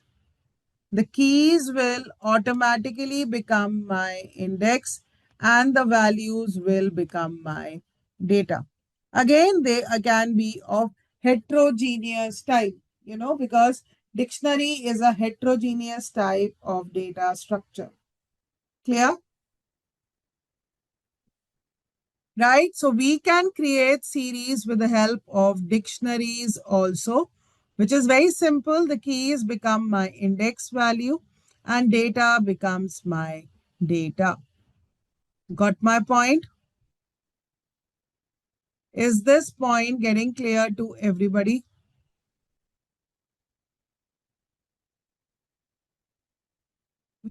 Use, I know, LOC and ILOC, now it becomes series. We can use it with series only. Okay, Mansi, don't get confused.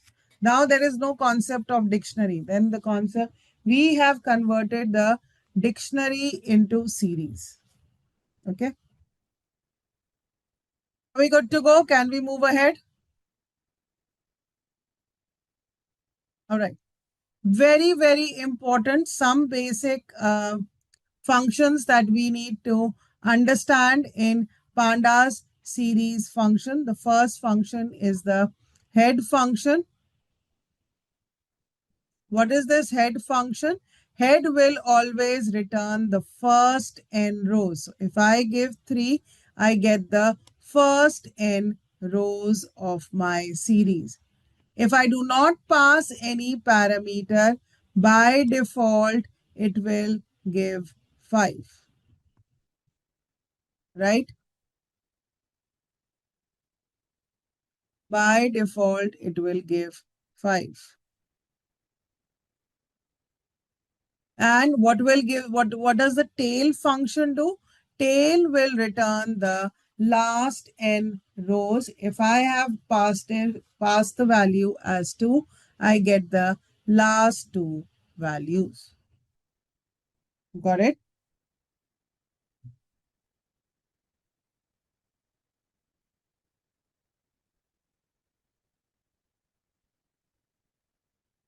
And can you tell me what will be the dimension of series? What will be the dimension of the series? Always and always one dimension. If the dimension is not one, obviously it is not a series. Got it?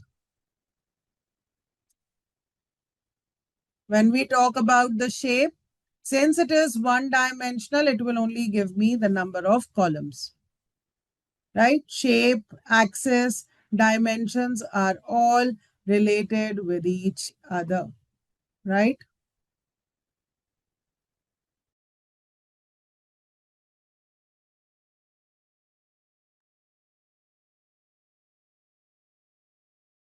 Another very, very important function is the describe function, which is part or heart of any pandas library because that gives the tabular descriptive statistics. So as I'm telling you, without statistics, no data analysis is complete. So describe function tells me the count, the number of values, mean, the standard deviation, the minimum, the first quartile, the second quartile, median, and the third quartile values along with maximum value. So that is the beauty of this describe function, which gives these all summary values. Got my point? Is this point getting clear to everybody?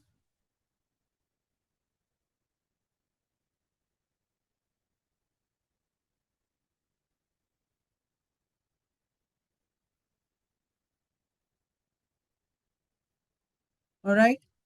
So what are we doing over here? We are again creating a series function and trying to find out the unique value. So what does the unique value of series function do? It tells me the unique values in the data. So I have 1, 2, 3, 5. So there is like you can use set to find out unique values, but there is no set as such. So the unique function tells me the unique values in the data. Clear? And n unique gives me the number of unique values. N unique gives me the number of unique values. Sivagami, are you able to run the code?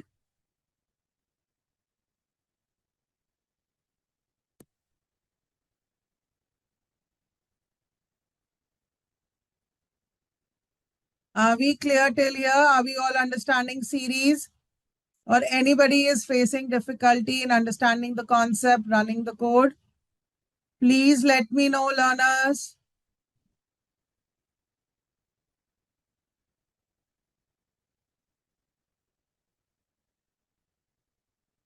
Please let me know.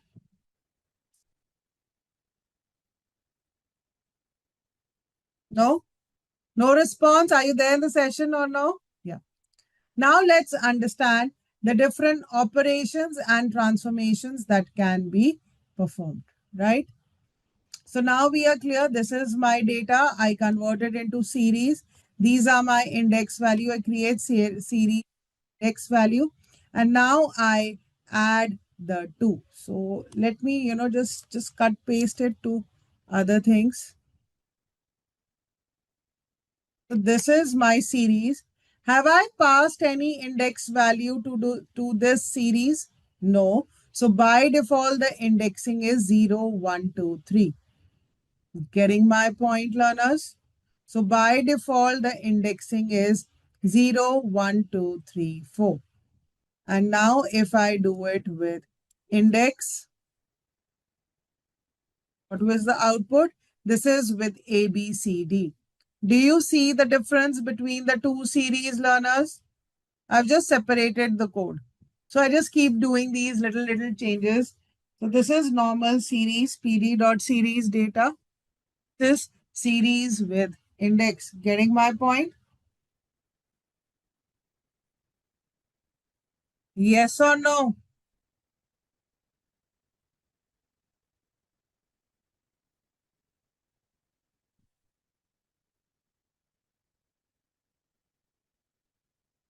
Right?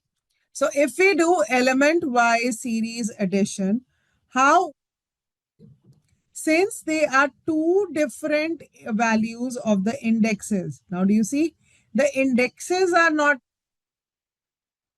the indexes matching?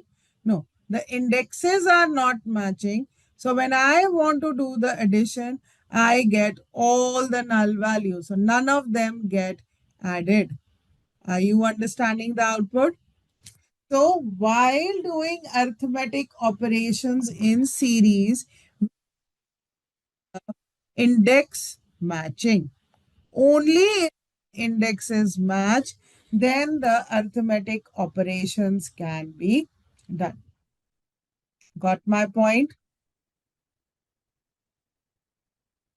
For example,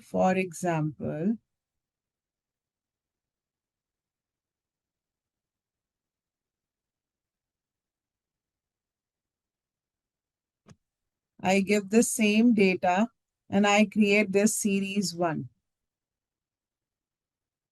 All right. Since the indexes are matching, can I now do series plus series 1? Yes. Then I'm not getting null value since the indexes match. Now, for example, some indexes don't match, some match, then they will get added, others will not get added. Let me show it to you.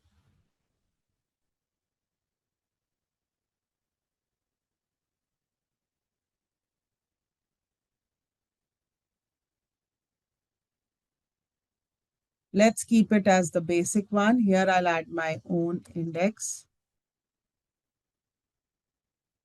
1, no, let's keep it as 0, then 10, 2, then 30, and then 4. Okay. Now let's see how it is working. Here I've not made any changes. The index values are 0, 1, 2, 3, 4. Here I've only the matching ones are 0, 2, and 4. Others are not matching. So this is my new series. And now if I add them, now look at the difference. Now you'll understand that for 0th, it gets added. 1 is not matching, therefore it will be NaN. 2 matches, 3 it will be NaN. 4 matches, and 10 and 30 will also be NaN. What does NaN stand in Python? Not a number. What does NaN stand in Python? Not a number. Now clear?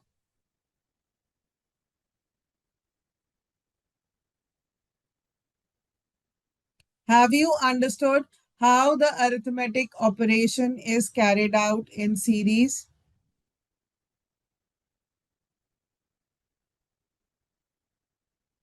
Yes. Are we good to go now? Have you understood the differences? Yeah, you can have this small code. Of course, you can have that. Yeah, take this first code, paste it. Take the another one,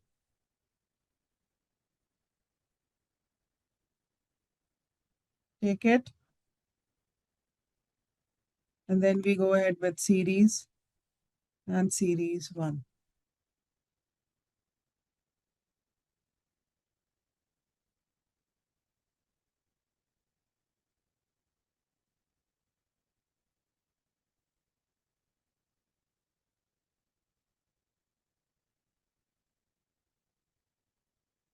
Yeah.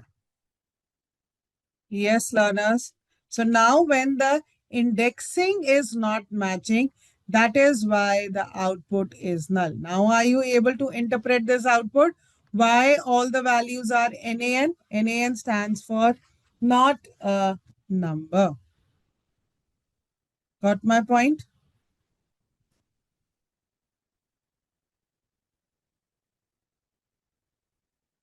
There is another function available in the Pandas library, that is null, which helps us to check the missing values. So NaN stands for missing values or null values, and that is why I get all the output as true. Now you see the data type has changed to Boolean automatically. We don't have to do anything. automatically it will change the data type and give the output. Getting my point? And exactly the same way we use the is null. There is this function as is NA. Both mean the same thing. Both are checking the null value. NA also stands for the same function. It does exactly the same thing. Got my point? And how do we deal with null values? When we check null values, then we can use fill NA. So wherever there is NA or null value, automatically the values get filled with 100. You can change any values. It's completely up to you. You want to change it maybe to 50. That's also possible. Got my point, learners? Devagami, are you able to run the code? Others, Kamal, Devika? Good, Devika. Good, Sivagami. The concept of series is very important to understand the huge errors in Python throws when there is an error. So hopefully don't scare me as it is. Good, Mansi. Can we do exclusion for NA? What do we mean by that, Hadse? What do we mean by exclusion for NA? What do you mean by that? Elaborate your point. Yeah. Yes, learners, do we understand lambda function in Python? Quickly let me know. What do we mean by lambda function in Python?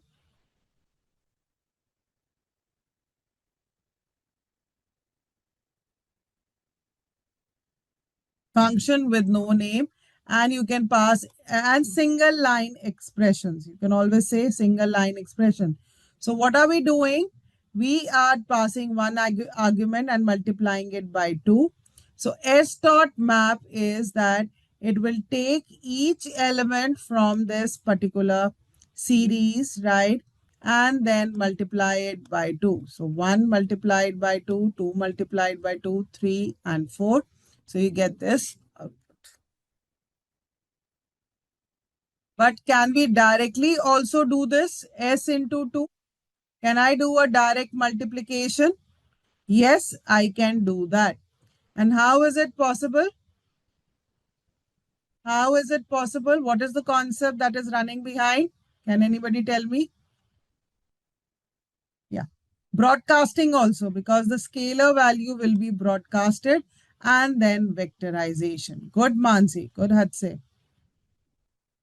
Clear?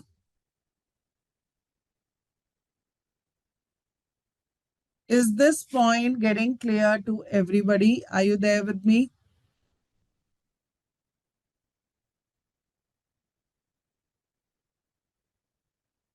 To creating a text series and a dictionary one, and then we are trying to map the dictionary. So what are we trying to do? Let's understand this. Print s underscore text, and then we are doing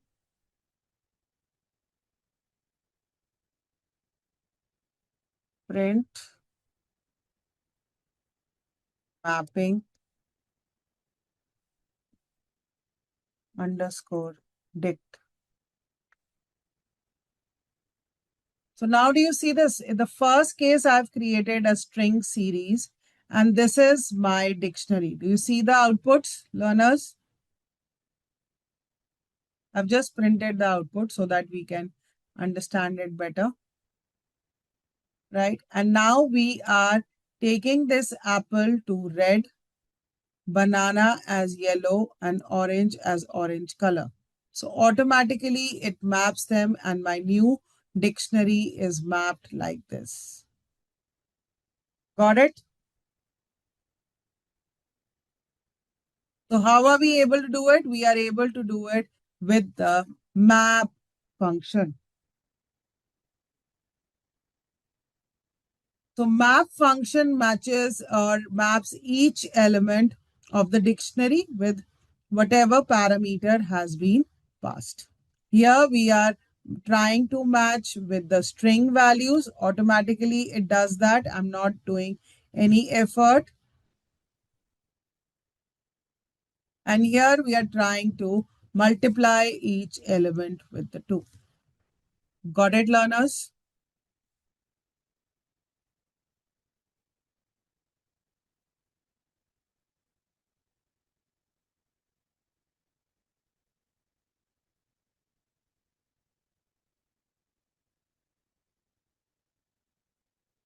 All right. All right. So basically there are other functions and transformations also available on the series function. For example, we have this apply function. That is, we are going to add each element. Every element gets added with 2 value. Then we can map onto the dictionary we have just seen. We can also sort the values output with the help of sort underscore values, and then check the null values also. And what is fill now? If there are any null values, we can fill it up with 0. Are you understanding all these functions that help in transformation of data? Everybody is able to run these functions.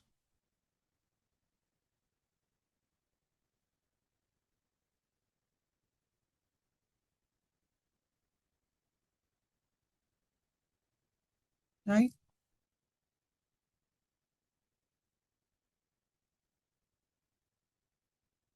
So this is my series and this is the other series.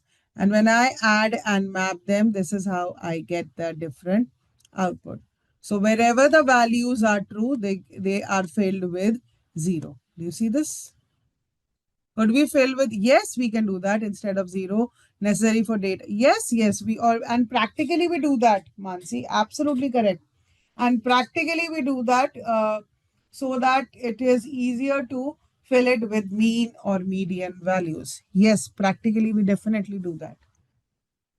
Absolutely correct. All right, good. Yeah. So moving forward, can we query a series? Selecting and filtering data based on specific condition is an essential aspect of querying Pandas series. So how do we go about it? Can you tell me how can we create series with the help of dictionary? What happens to my key values? My question is, how can we create series with the help of dictionaries?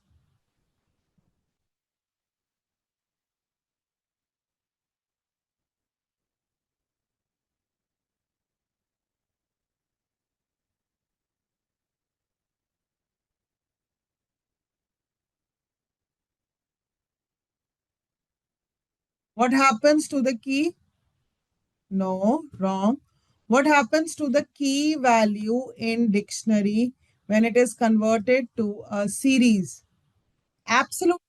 It becomes the index value, right? And my data becomes my data. Please be clear with this particular concept. Got it, Atsuki? That the key value will become the index value of the series function. So how do we go about it?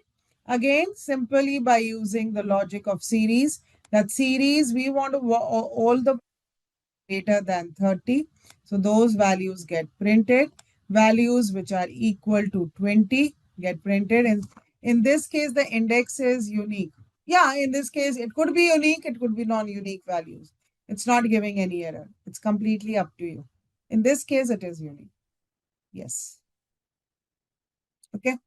Then the values which are not equal to 40, then you can also do multiple condition check using the AND operator. Then you can also check is in function, whether that particular value is in the list or not. Then we have the LOC, that is A, C, and E. And finally, series I LOC function also. Got it? So now you can check out the output. Please try to understand the output, learners. Are you understanding all these conditions? That's it, Devika, Sivagami, Kamal. Come on, other learners can also respond. Akhil, Arun, Kiruba, Madhuprata, Malipudi, Nikita, Navdeep, Mukesh, Uday. What about you? What about you, Deepak? You've not been responding today. Sudhanya, Turlapati. Yeah. Are you able to interpret the code now? Try to understand the code on your own. Run it one by one.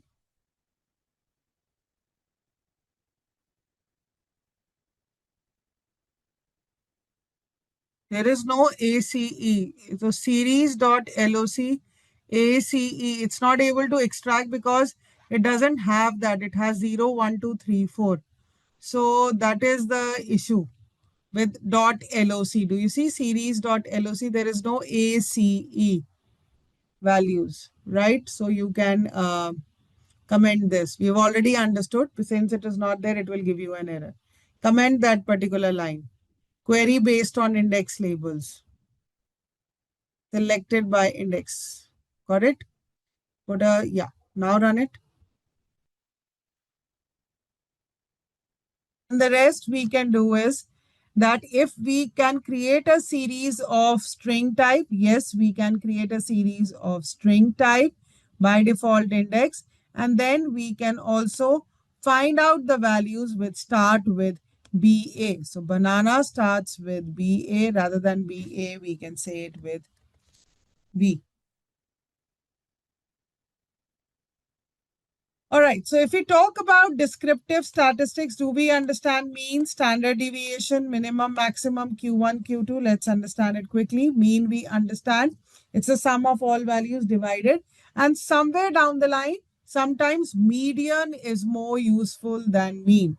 Let me be clear. Let me explain you the difference between mean, median, and mode. You might have heard about it.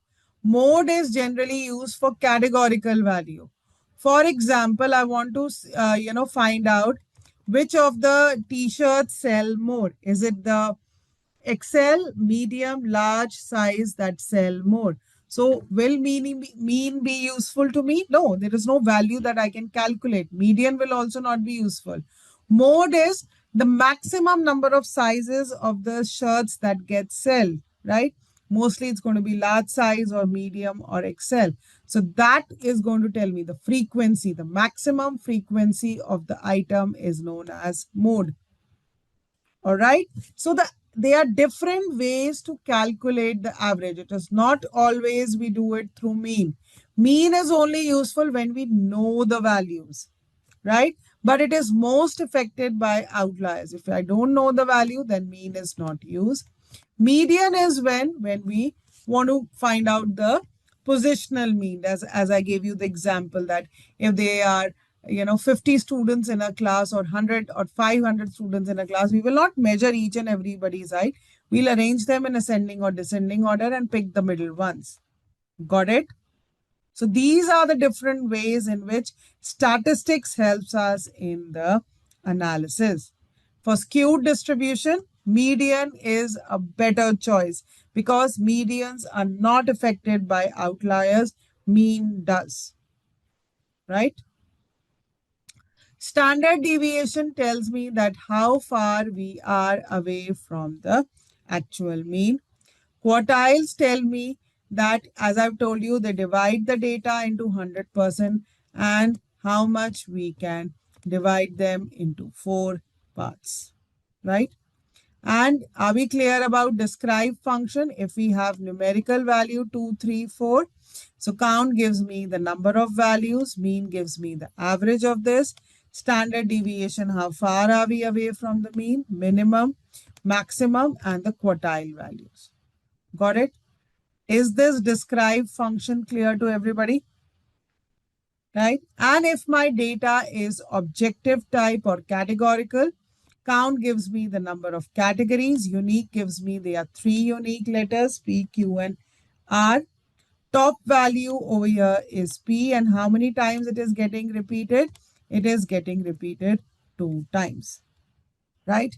And the biggest power that Pandas library has, that it helps in representation of the data in the form of tables. Getting my point? It helps in representation of the data in the form of tables, right? So table means a table has rows and column. Every row has its index value. If I'm not defining label to it, by default, it will use positive indexing, and every column will also have its name. Getting my point? Is this point getting clear to everybody? So the two data structures are series and data frame. Series refer to one-dimensional labeled homogeneous array which are generally mutable. So series refer to one column of the table, and data frame refers to the two-dimensional, tabular data structure that is potentially heterogeneously typed, right? So we understood Pandas series is like a column, and the two components of any series that we create is its values, what the data we are passing, and is its index value. If I do not explicitly pass the index value, it will contain positive index labels. Getting my point, right? So this is what we had, seen, that temperature and days are my to list, and to create series, I use pd.series function, right? This is temperature, and this is equal to index is equal to the days, right? So now we can convert the temperature into days. Getting my point? Another beautiful point about Pandas library is that it gives the data in vertical alignment, tabular form, along with the data type of the data. Getting my point? These are the values, so it gives that type. And whereas index value can also be of any type. It is not necessary that it has to be of int, float, or string data type. Can I interchange these two lists? Can I make the data as the days and the index as temperature? Can I do that? Yes, we can do that. That is allowed. Everybody is getting this point? Now this Pandas library is built on NumPy, right? The Pandas library is built on NumPy. That means what are the two main concepts of arithmetic operations in NumPy? Are the two main concepts of arithmetic operations in NumPy?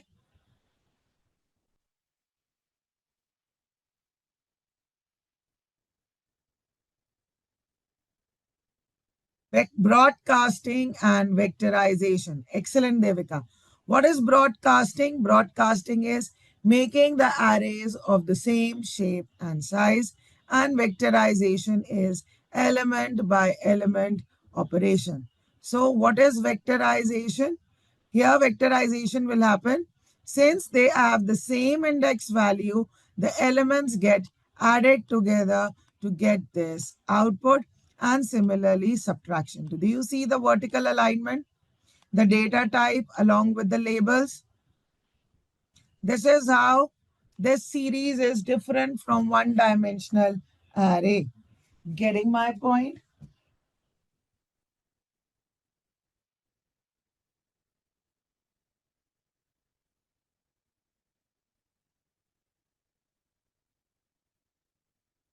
Is this point getting clear to everybody? We are doing revision. We also understand statistics also plays a very, very important role. So we have Pandas df.mean function, standard deviation as STD. Do you remember this point? Then we have the min, the max function. Using the quantiles, we can calculate the quartiles function. Clear? Are you all getting this point? So do we understand what does the describe function tell us? Tell me, what does the describe function tell us? It gives the statistical summary of numerical values, the count, the mean, the standard deviation, minimum value Q1, Q2, Q3, and maximum. And if the data set is categorical or string values, then it gives the count, the unique values PQR, the topmost value, and the frequency of that particular variable. Now let's start. Tell me, till what we had done. So data frame is a two-dimensional data structure. That is, the data is aligned in the tabular fashion, right? So the features of data frame are potentially columns are of different data types. Size is mutable, labeled access rows and column, and it can perform arithmetic operations on the data frame. Got it? Yeah, I remember Turlapati. Yeah, I remember you in the last session. Hetze also I remember now. You've done this? Right? So axis equal to 0 refers to the df dot index value. That's the, the labels for the index, right? And then we have axis equal to 1, right? This is the columns that we have, right? The column. And to get the value, we get df dot values. And I think so. Somebody from you only told me that you were unable to see the data types from here. Let's say I think so it was you. Right? Now are you able to see the screen? Yeah, now I remember correctly. Okay. Yeah. Did we work on how to load the CSV file? Did we do this also?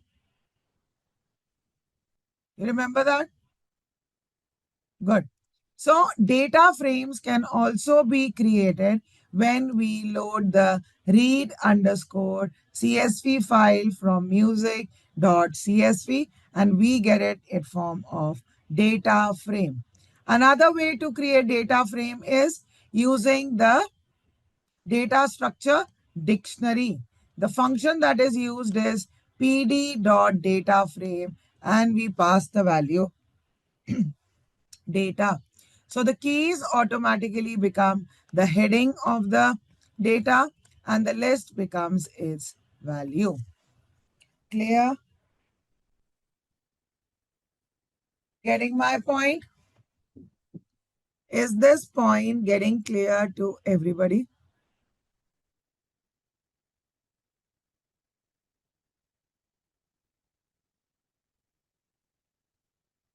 Right? Did we also understand the indexing? That this is the two types of indexing available in Pandas library. One is known as the label indexing. You remember that? The .loc. Did we do this also? And the other one is integer or position based. It's known as .iloc. You remember this point?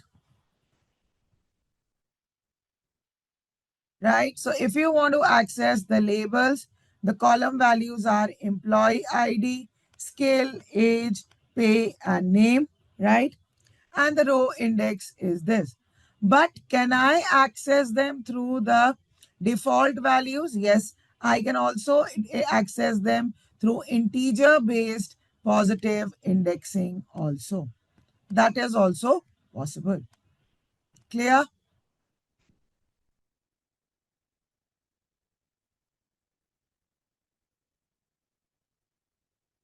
So the two types of indexing is label and ILOC. For label, we pass the values as 0 and integer values here. List, do you understand list index? want to access more than one column or rows, then I can pass them as the list. But the difference in indexing comes only in the case of slicing. What is the difference? That if I start from 0 column, it will also include the last part if I'm using label indexing. But for integer based, it is same as normal indexing that we have been doing, that only the 0th and the 1 column is extracted. Got it, learners? To make the point more clear, this is list indexing. So if I pass employee ID and skill, so only the column employee ID and skill get extracted. Clear? Getting this point?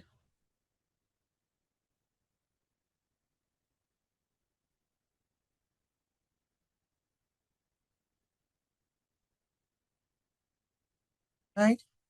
Then if I say df.iloc0, then if I talk about the first row over here, what is the value which gets extracted? The first row, the index based of the first row gets extracted. Clear? Why the row? Because no comma is given over here. So 0th is going to be considered as the row. This is again list indexing. Here we are talking about the 0th as well as the first row. Got it, learners? Now look at over here. This is label-based indexing. This refers to the rows and this refers to the column. What is this concept known as? The one with 2 colons. What is this known as? Striding. Very good. So we start with 0th and then we jump to values. We start with the 0th column and then we jump to values. Clear? Is this point getting clear to everyone?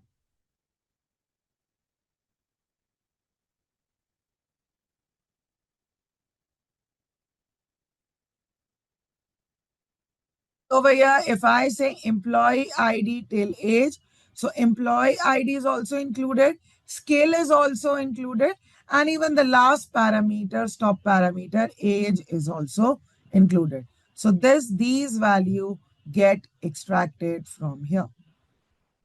And did we also understand the in place parameter?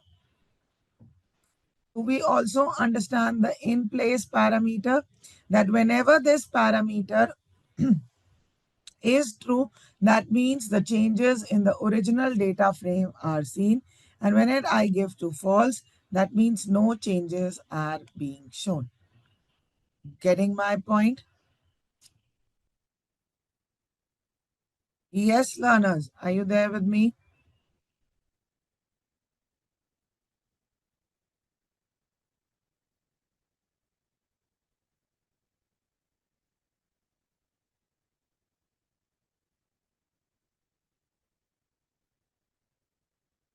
All right. Did we do this correlation part? I think so. We have not done this correlation. We stopped here. Did we do this or no? Not yet. Okay. Okay.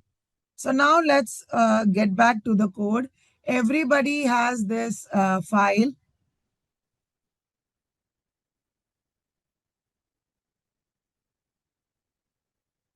Everybody has 4.02.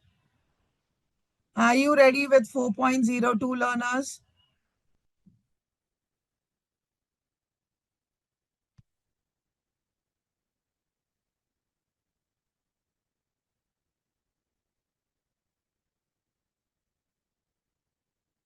Yes, learners, everybody is ready with this 4.02.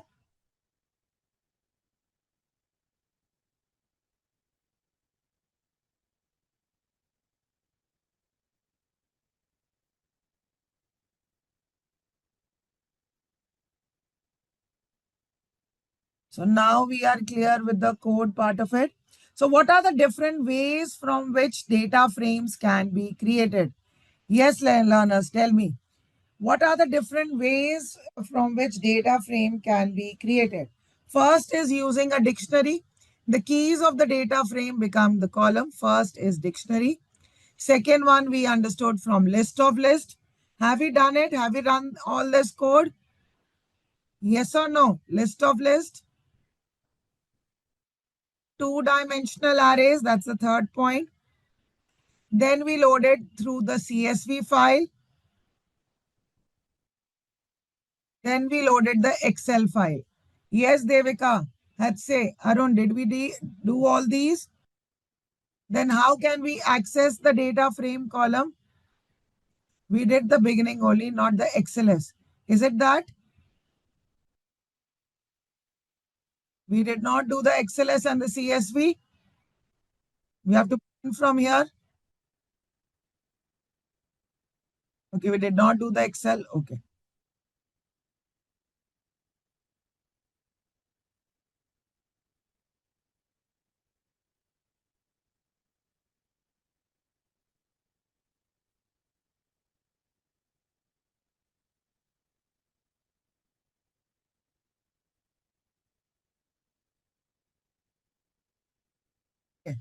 So I'm sharing this data set.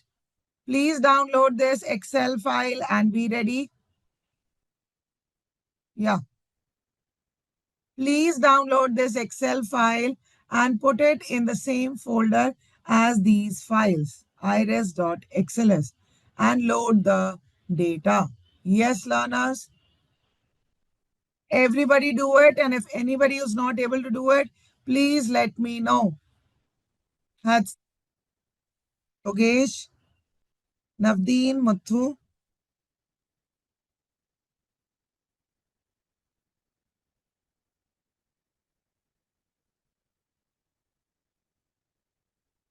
Yes, learners, are you there with me? Others, I'm still waiting for response. Please download the file and copy it in the same folder where you have copied this pandas and then run the code. It will run fine. Anybody who's getting the error, can I move forward? Let's say. Arun, can we move forward? Can I get a quick thumbs up from everybody?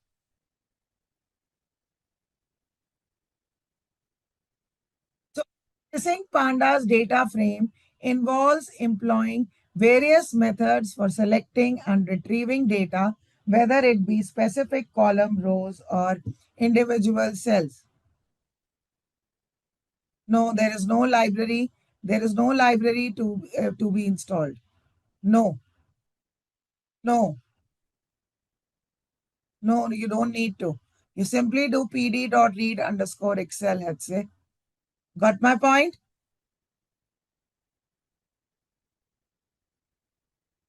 Which is the library that you installed?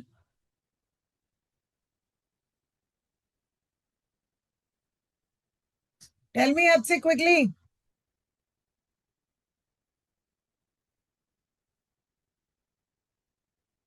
No, not required. Not at all. Not required. Is it not running for you normally? Did you install this library, Hatse? Can I unmute you quickly?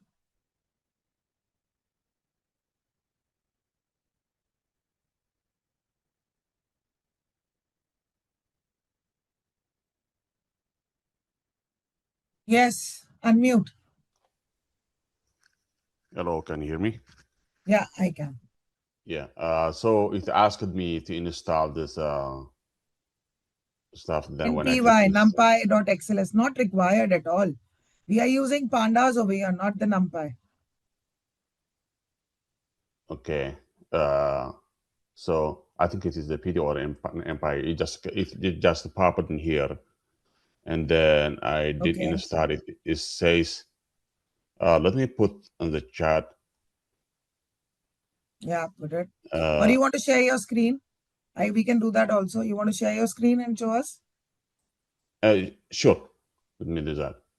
Yeah, please go ahead.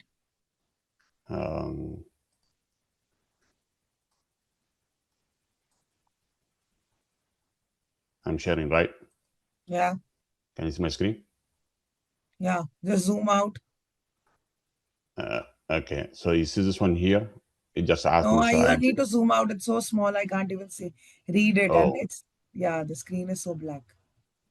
okay, I cannot zoom it. This is a Just copy, code. paste it, and put it on the chat. Okay. Let me copy and paste in the chat. So Conditions that analysts can navigate and extract the necessary information from the data frame for further analysis and manipulation. So if we look at over here, look at this particular code. We are converting a data frame from the dictionaries of list, right? And if I want to access a single column, how can I do that? Simply by giving indexing, simple column name. But if I want to access multiple columns, I have to pass it as list index. This point is also clear. Are you all getting this particular point, learners?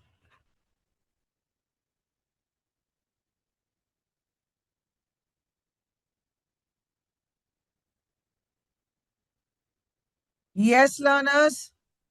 Can I get a quick confirmation? Are you all there in the session or not? Or are you all sleeping?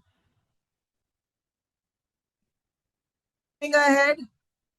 I told you this point, Hetze, that this single bracket is for the indexing. This is for indexing, and the other bracket is used to pass it as a list for multiple items.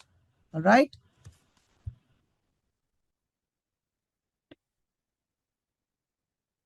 Got it now? This concept is known as list indexing.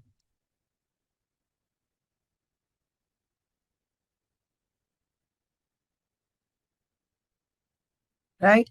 Now, if you look at df.iloc0, then you can extract the first row and see these items, right? The elements of the first row. Got it, learners?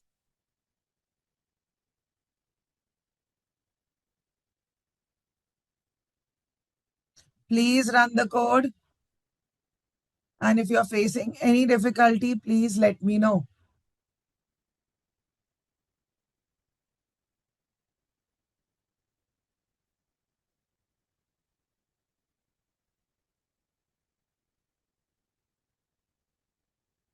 Right?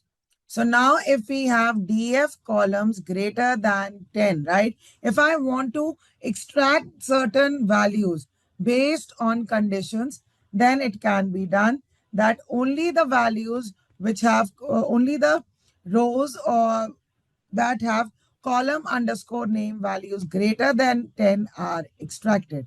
So you can access rows based on condition. So single columns, multiple columns, access columns based on condition. Are you understanding the different syntax?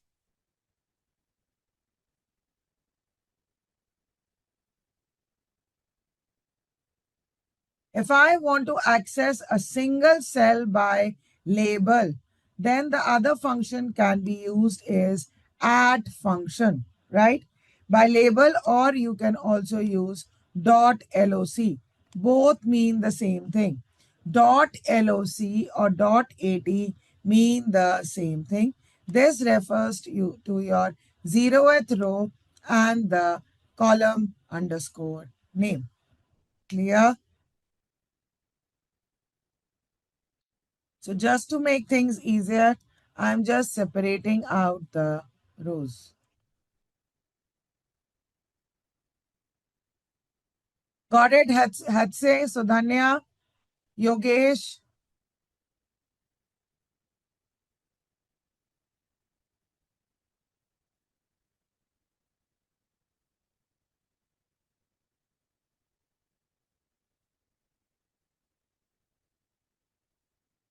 You get integer at 0, 0, right?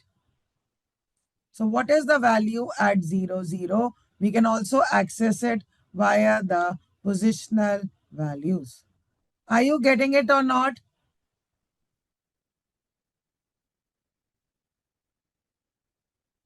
Please look here, learners. The label indexing is column name, column 1, column 2, another column. And if I talk about index, this is 0, 0, 0, 0. And the label index is also 0, 1, 2, and the default index is also 0, 1, 2. So when I do the df dot ILOC 0, comma 0, what will be the output? I'm talking about the 0th row and the 0th column. So the answer is 5. Now clear?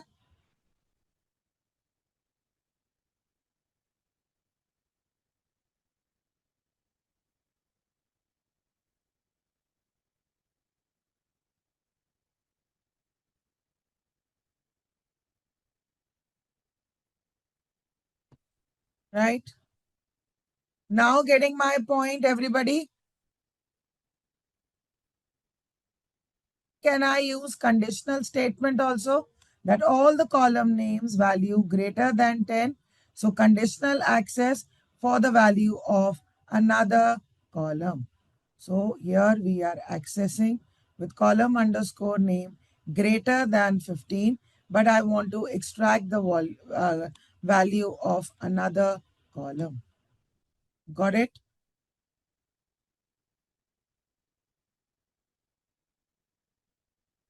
Is my point getting clear to everybody?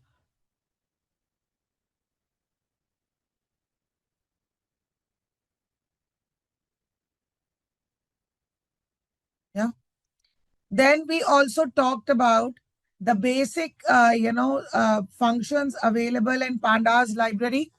Do we understand the basic functions? Head function, do we understand? Tell me, learners. Do we understand the head function? Yes, it refers to the top 5 values. Tail, the last 5 values, right? Info gives the summary of the data types and non-null values. Describe gives me the descriptive statistics, summary of the statistics. Very good. Shape gives me the row and column of the tables. Column returns the column labels of my data. Then we have understood label and integer-based indexing for accessing of elements. Sort underscore value sorts the values. Then we will also understand group by, groups the data frame based on one or more columns that we will understand as we move along. Getting my point? Apply, merge, plot, and drop. Clear? So now let's take this forward. Import pandas as PD. Again, I've created my data frame. So now if I explicitly pass the parameter head over here. Yes, please look here, learners. If I explicitly pass the parameters head over here, then it will only give me the first 2 head values. If I pass tail over here, it will give me the last value only. Data frame summary gives me info and shape is the number of rows and column. Everybody is able to understand the code and run the code? Yes, learners. Are you able to understand the code and run the code?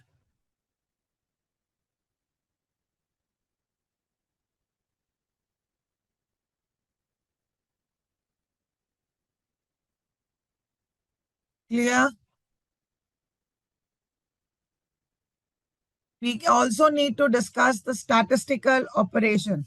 Statistics is the heart of data science. I've been saying it from day one, right? Without statistical operations, you cannot get deeper insights into the data. So what are the different statistical operations that we can do? So one of the favorite function is describe. We all understand describe. We've understood it pretty well. We calculate the mean, the median, and the standard deviation.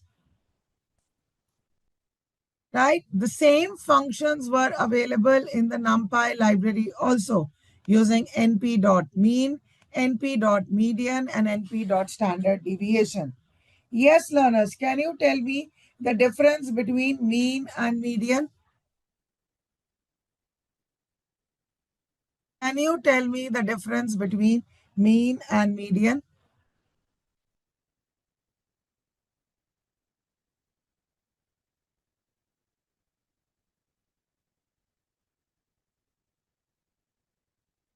Exactly, exactly.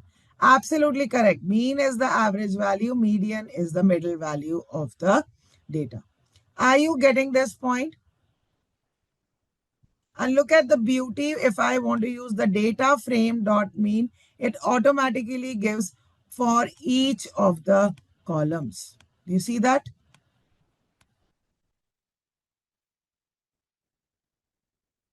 And if I want to see it for rows, then I can pass it for, maybe access equal to 1. Yeah, I can show for each row again. See, by default, it is access equal to 0. There will be no change in the output. Look at over here. Is equal to 0 means I'll get it for each columns. Yeah. And the moment I change the access, I get it for that.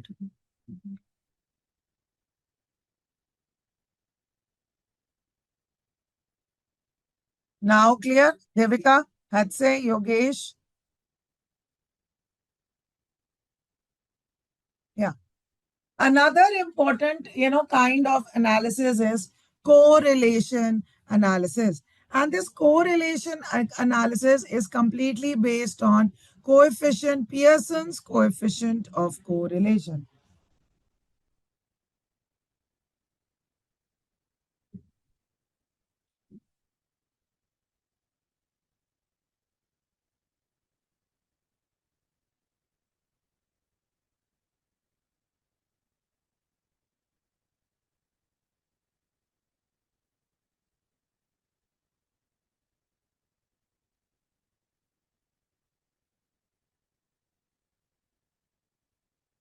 Yes, learners? Are you getting this point?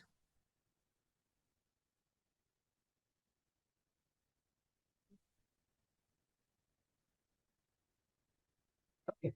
So the Carl-Pearson's coefficient of correlation will have values ranging from -1 to +1. Okay. And here, this is the formula that we are supposed to understand. Please try to understand. We need to understand the mathematical intuition, not the formula behind it. Okay. Sorry, we need to understand just the formula behind it, not the mathematics part of it. I'm really sorry. So these are the value. We take it, the difference from the average. Then yi, take the difference from the yi, right? And then we are able to do that. Right? So if you look at this, what does +1 mean? +1 means perfect positive correlation. What does it mean? That when x increases, there is a direct relationship between x and y, or a proportional, direct proportional relationship. X increases, y also increases, decreases, y also decreases. Right? What is negative correlation? That they share an inverse relationship, that if x increases, y decreases, or if x decreases, y increases. Getting my point?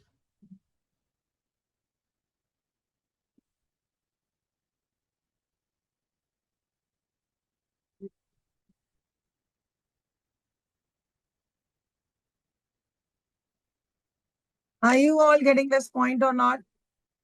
Yes, learners, are you there?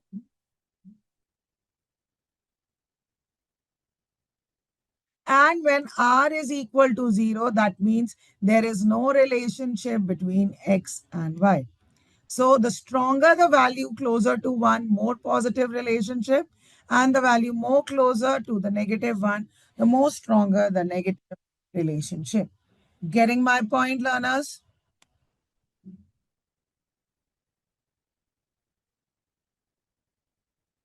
Right? And which is the Python function which helps us to find correlation? It is df.core function. Which is the function? It is the df.core function. So if this is my data frame with maths, physics, and history marks, right? And when I run a df core, it will always and always create a square matrix n by n. Why? Because here there are 3 columns. It will also create a 3 by 3 matrix. The diagonal elements will always be 1. Please be clear. I have a very strong relationship, a perfect relationship with myself, a strong relationship of maths, strong relationship of physics with physics, history with history. But there is more valuable information added over here that maths and physics share a very strong positive relationship, whereas maths and history and physics share a negative relationship. Got my point? Is this point getting clear to everyone? Yes, learners. Are you all getting this point?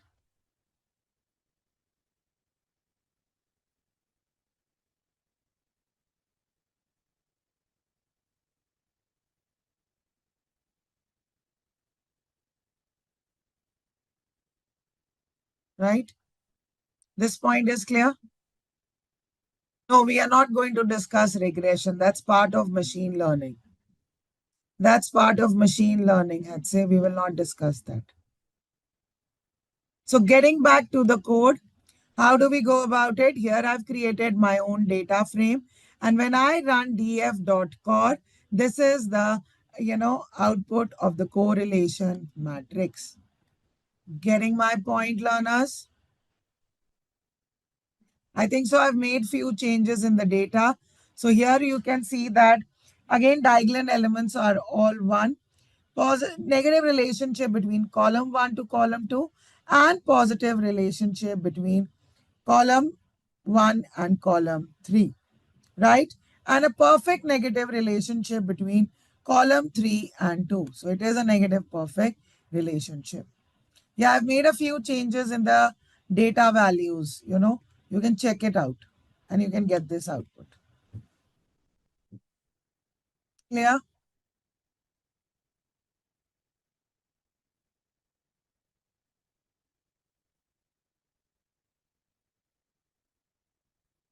Clear to everybody?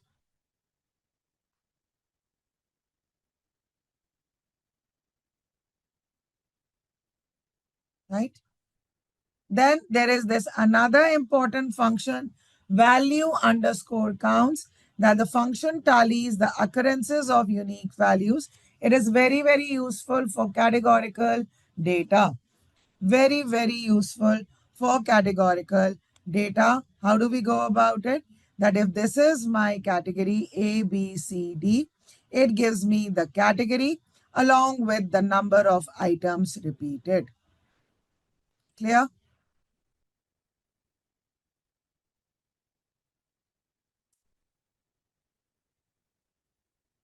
Yes, learners, are you all getting this point?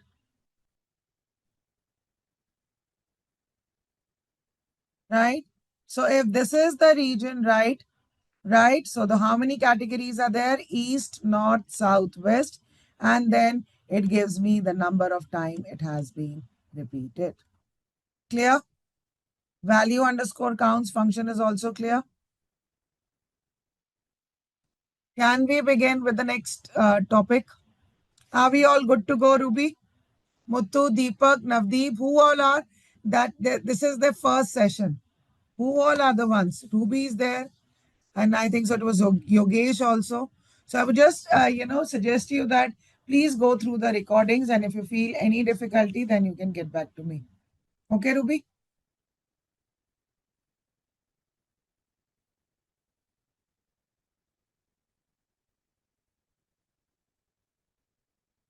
You understood then till now? That's great.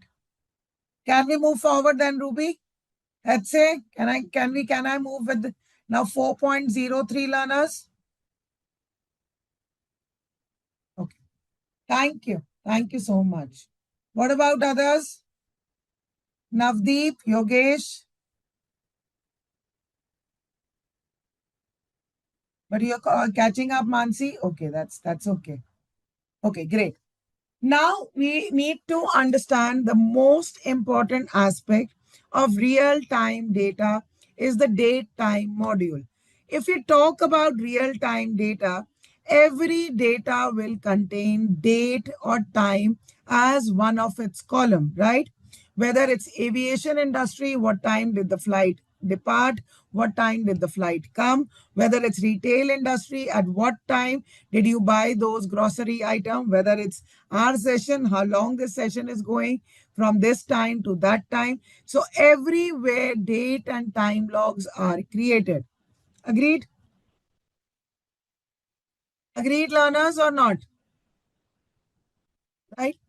And Pandas library, the datetime module is very general to Python, but Pandas, especially Pandas library, because here we deal with datetime data a lot. Therefore, it is our duty to convert the data into its special data type.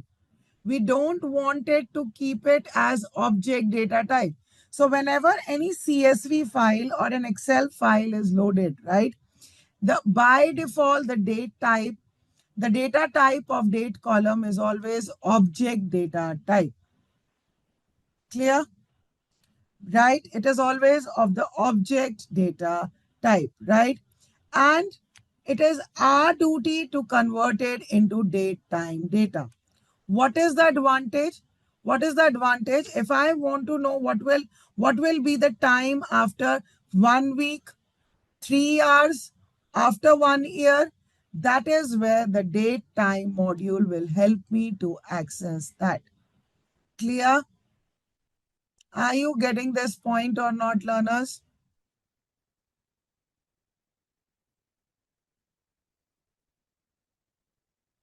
So in Python, there is this class date time, right, which has been created, which has different modules in it. Date gives all the access to the date. Time class gives all the access to time. Date time is a combination of date and time. Time delta is the class which helps us to perform arithmetic operations on date time object. Please be clear with this particular point that it is this time delta function which allows us to do mathematical operations on the date time object. And then we have the TZ info, which is known as the time zone info. Clear? Yes, there is a specific library for it. I'm just telling you, Hatse, that we have this date time, that's the module. We will import the date time module. Then we will specifically load the date class and then find out the today function. All right. Right. So the creation of date time objects can be through date or date time class, getting current date or time, conversion of object data type, pandas date range function, or the string parse time. We can convert a string to a date time object also. Okay. So how do we go about it? Let's get back to the file.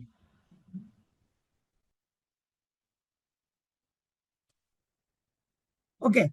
Now please write today's date. Today's date is 7/3/2026. All right. And if I print this date, it gives me the value -22 and it says it is of class int. Right. So am I able to add any value if I want tomorrow's date? It does not give me the correct answer. And even if I put it in strings, then then it does not even allow me to add the value. Do you see this?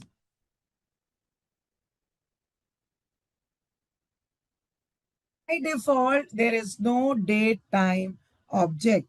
How can you create date time object? Date time object can be created by importing the date time library as DT. Please try to understand, right? Please try to understand by importing the date time library as DT. Got it, Hatse now? Devika, Navdeep, Yogesh, Mansi, Ruby. And now if I print it, it prints me in the format first year.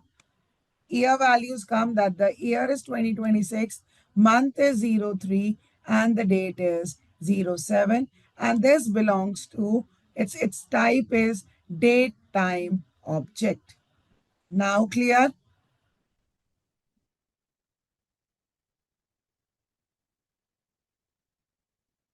And similarly, I can do a date time now, which gives me the combination of date and the present time here. I'm waiting for your response. I don't want to be in a hurry. Learners, are you there with me?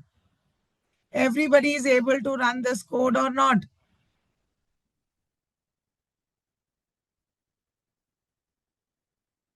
Everybody is understanding this? Great, great. But we understand the beauty of pandas that now if I want to, no, I did not change any format. This is the by default format. By default, the date time objects are stored as year, month, and day. Okay, Hatse? I have not changed any format, anything, or anywhere. You want me to change one?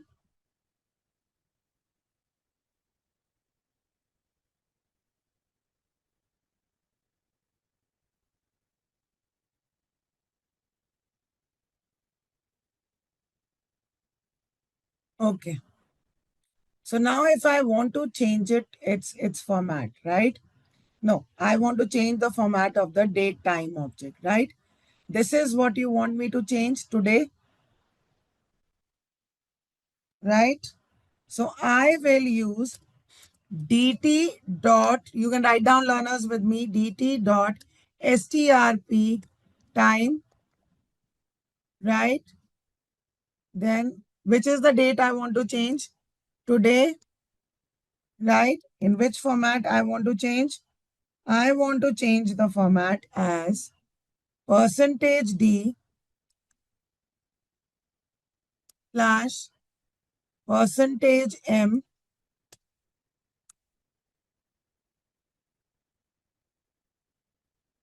percentage capital Y. Okay.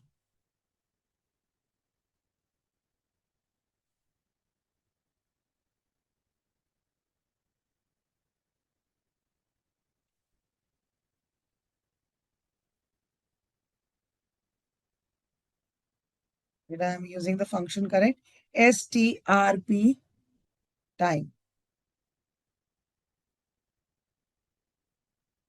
Okay. It is a string that I can change. And if I want to format it, okay, sorry, we will not use strp time.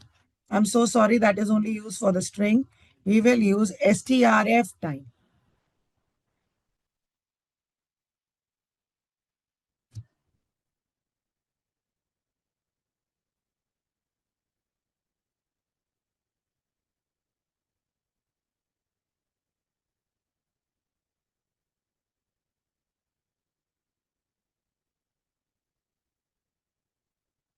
strf takes at most one argument. Okay.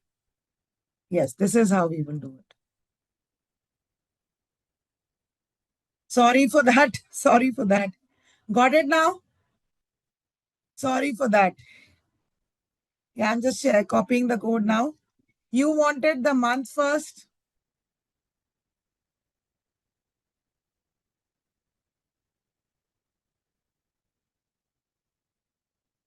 Yeah. Now better? Can I change it to different styles also? Yes, I can do that. Let's change it to small y.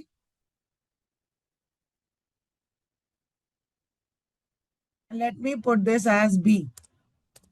Yeah, look at the different formats now. It's March 7, 2026. Clear? Are you all getting this point? How can we change the format? So the small m, I'll just show you all the points. And this is my capital Y. Now clear? Everybody is able to run the code along with me? Okay.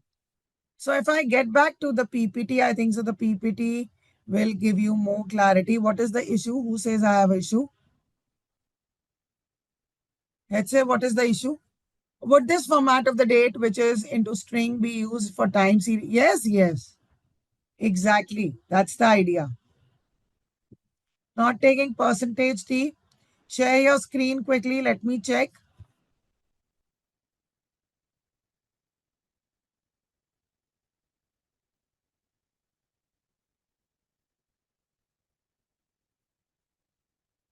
It does it for all the values. Now clear, Mansi?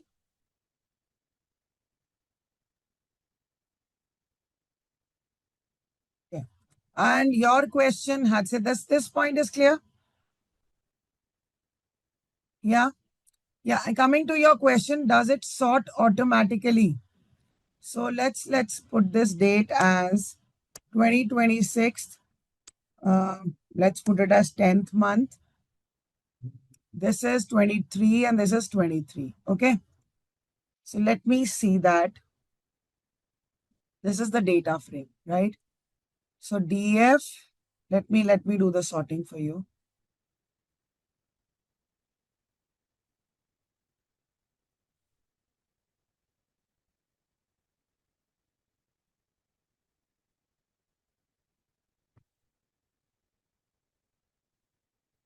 No, it will not sort it at the moment. It will not sort it at the moment. Please try to understand.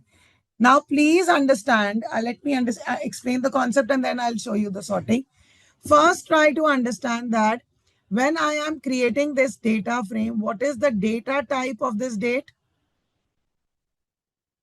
By default, it is of an object date type. Agreed? That's it.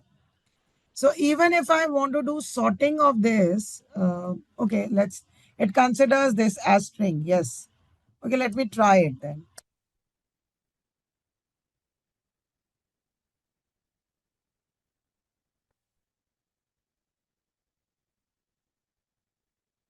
The function is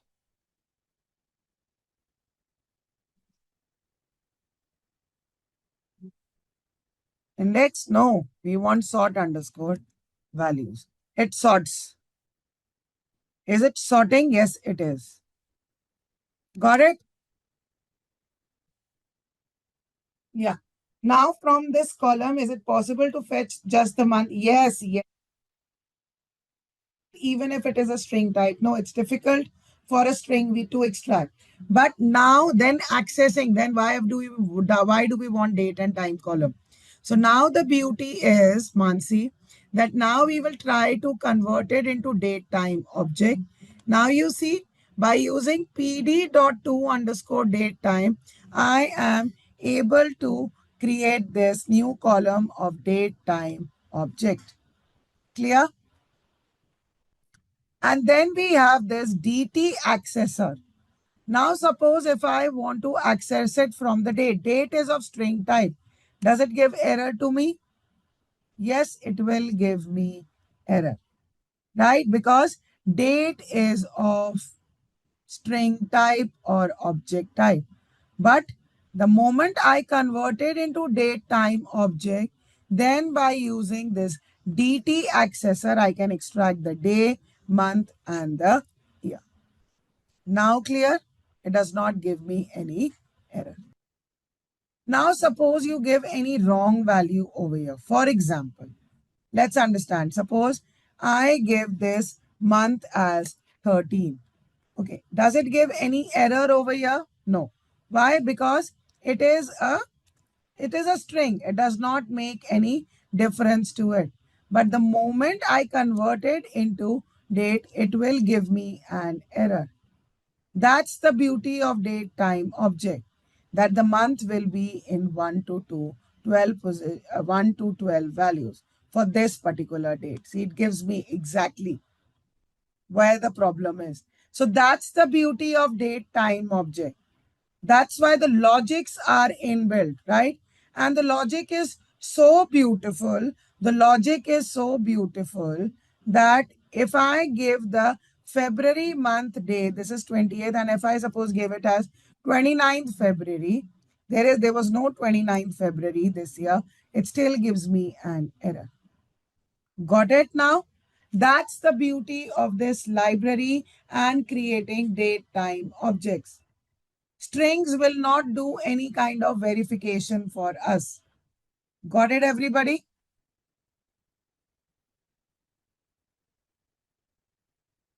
Clear, learners?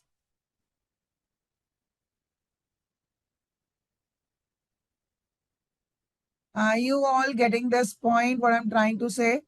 That the date time object will also check the month. It is so smart that if you give, like, suppose you give the 10th month, suppose you give the month as, which month is this? March. March has 31 days. Okay. So let's put it as maybe April 04, and I pass this as 31. It will still give me error. It will still give me error. Let me put it over here. See how smart it is. It will still give me error. So it's the 4th month and the date is 31.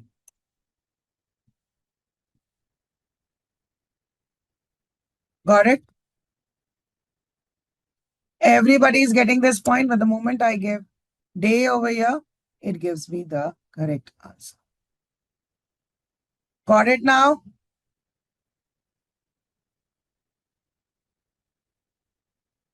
Mansi says dates have been very challenging for me. Which are the most important function we need to keep handy, which converts string to data object, vice versa, then fetching the month or day from the date object. I'm telling you that only, Mansi. First of all, conversion of the object to the date time object can be done, right, using the Pandas library directly using this. Conversions can be done using this function.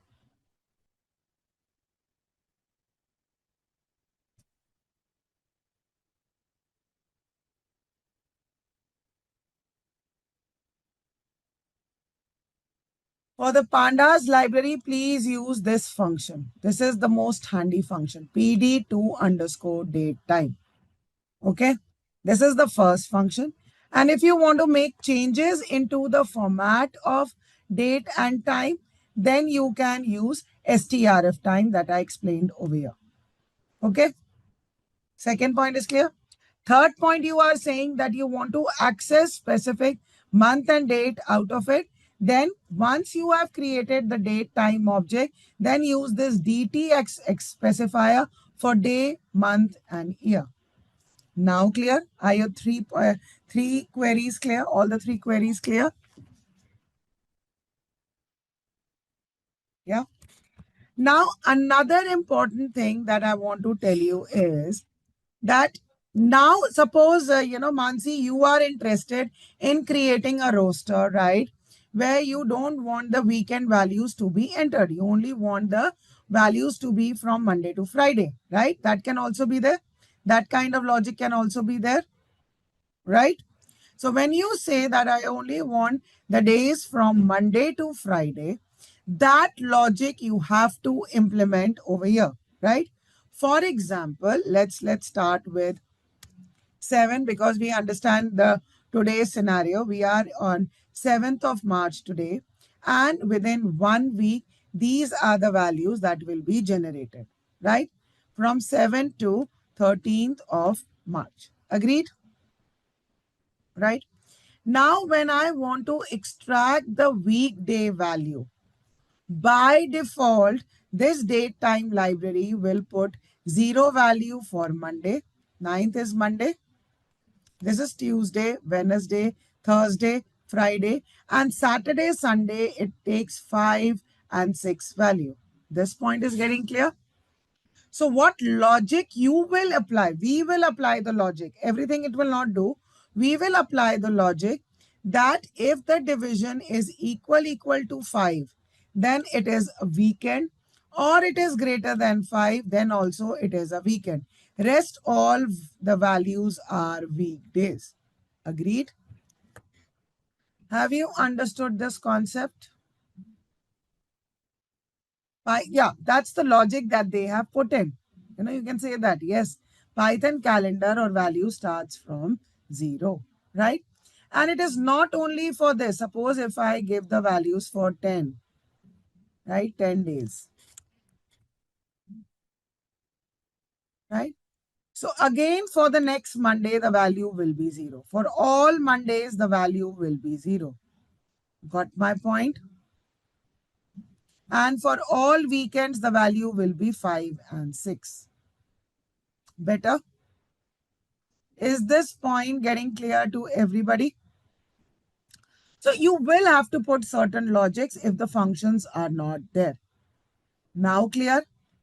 And another important thing that you need to do is addition and subtraction of the dates, right? Now suppose you want days after 1 week. What is the value? Day before, and what is the value day after? Suppose I want to run this. What is the error? It's not day, it's days. Okay. Yeah. So 7th of March, the previous days was 6th, and the next day is 8th of March. For 8th, it is light. And if I change the date, now suppose if I change the date so that we understand it better. So we start at 28th of February and then try to find out the values. So do you see 28th of February? Previous date it is saying 27th February, and next date it is automatically telling me 1st of March.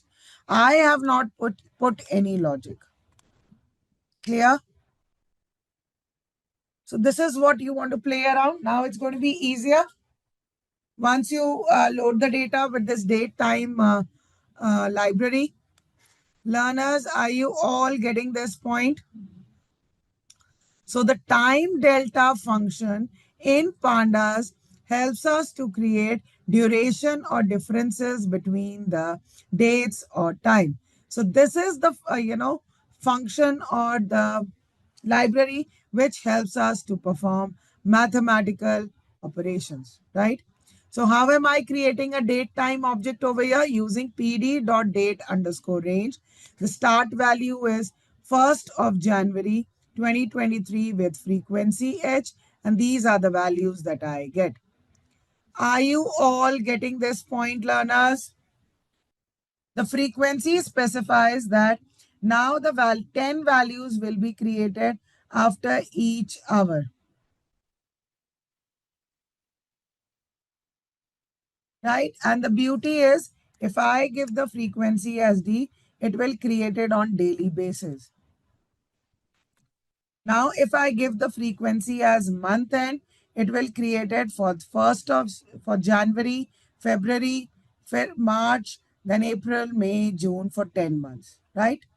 So everything can be created with this time delta function or the date time library. Clear? Is this point getting clear to everyone?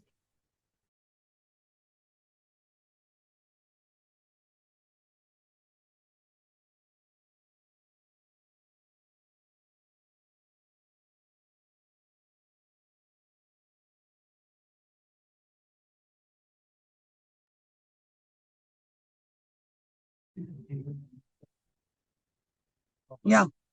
So now moving ahead, now we want to add 3 days onto the delta. So now when I run this code, so 31st of January, 3 days becomes 3rd of February. Similarly, 28th of February, adding 3rd of March. Clear? Is this point getting clear to everybody?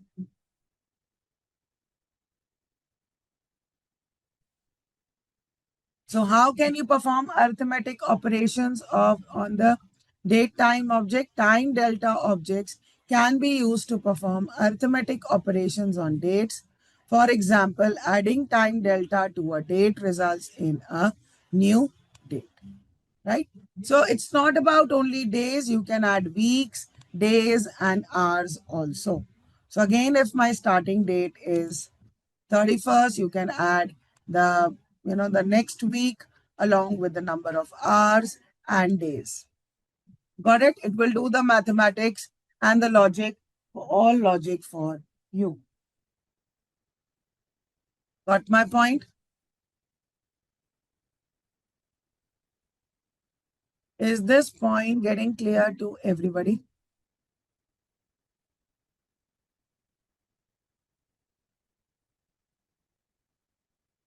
How do we learn about parameters for the date function? You can check out the online resource, Mansi, that would be the suggestion. Date, time delta, Python.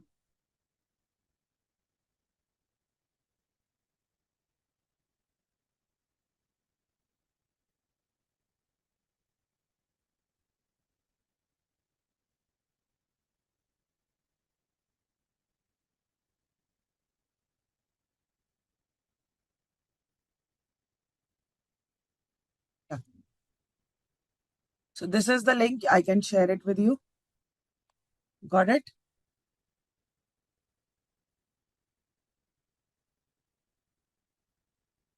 So online resources are the best since everything is available online. You can find out what W, what R's, what everything means. Everything can be studied over here. Clear, learners? Is this point getting clear to everybody?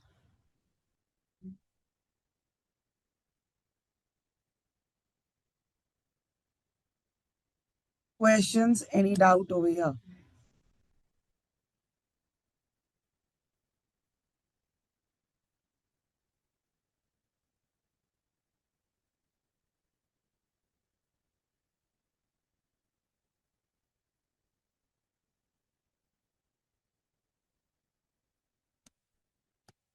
So this is the link I've added in this particular file. Now clear? Are you able to make the changes along with me? Everybody is getting this point?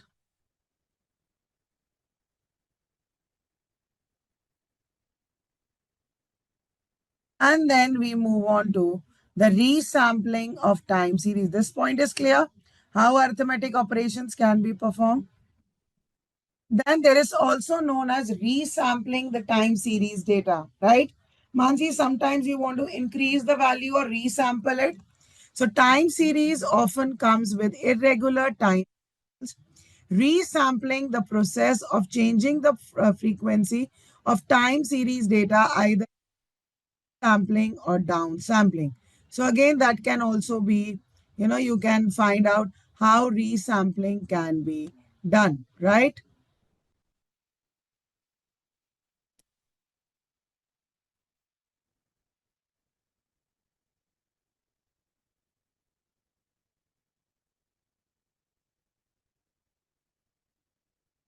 So this is how the resampling can be done. That will give you more idea since you work maybe more on the date type.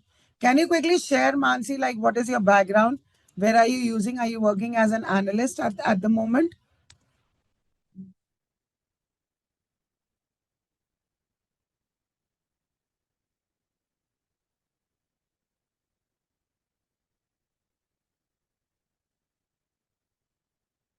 Learners, are you understanding this point? Yes, Mansi, can I get about that? So here what we are doing, we are setting the index with date. In place is equal to true. That means we'll make the changes in the original data. Then select the data types, include number, resample D, and find out all the values. So what it is doing, let me run it.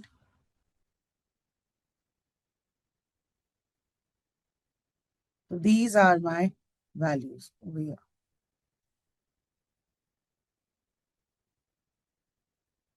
It's not been able to give me the sum of the values.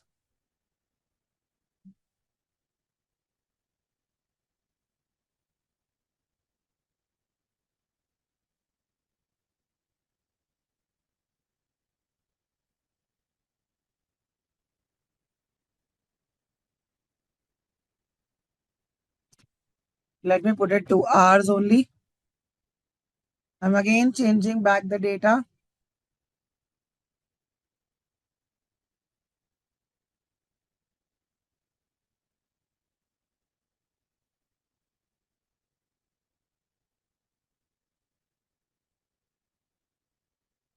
Right? So when you take the values, it will give me the sum. You can also take the sum, the average, whatever you want to take, right?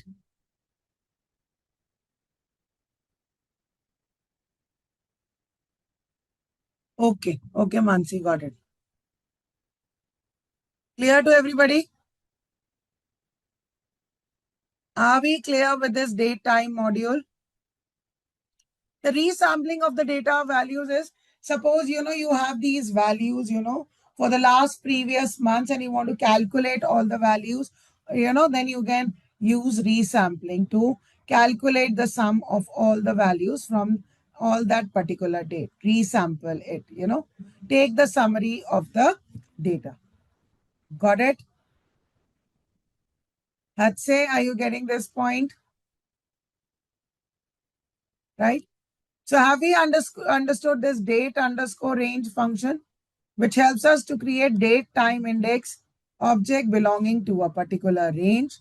How can we extract the date and time components using the DT accessor, where we can extract its month, date, and time also?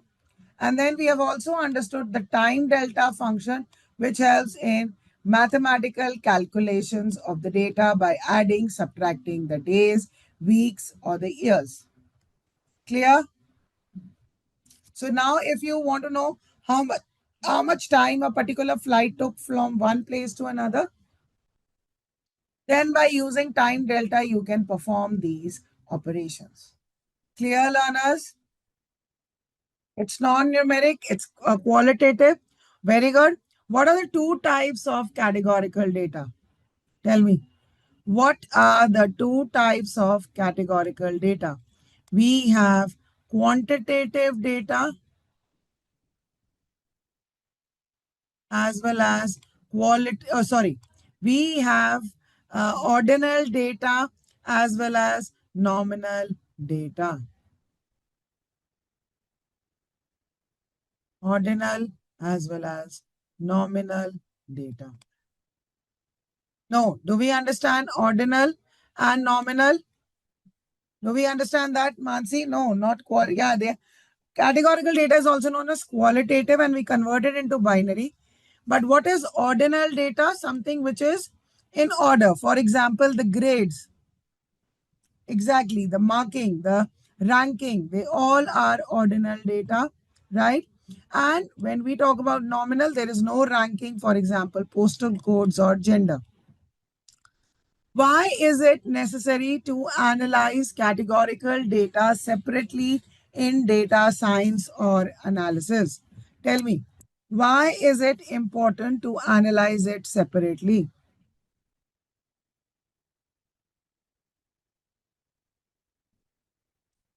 Because machine learning algorithms, please try to understand, because machine learning algorithms do not understand them separately. Okay, they don't understand your eyes colors are red, green, or brown, or you're male or female.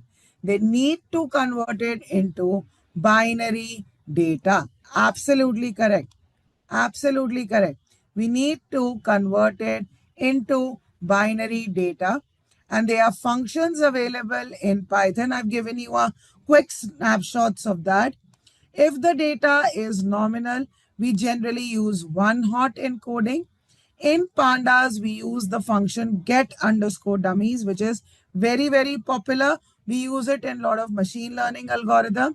And then we use the Scikit-learn as one hot encoder. Clear? Then we also use as label encoder, that is the Pandas cat dot codes, that's converting it into categorical values, or we can also use the label encoders. So Scikit-learn is the library that we use for machine learning. So just given you insights about that, but here we will understand Pandas categorical codes. How does it work? Let's understand. If we have a column in our data set with different categories such as apple and orange, so by default, this fruit column, the data type is object, right?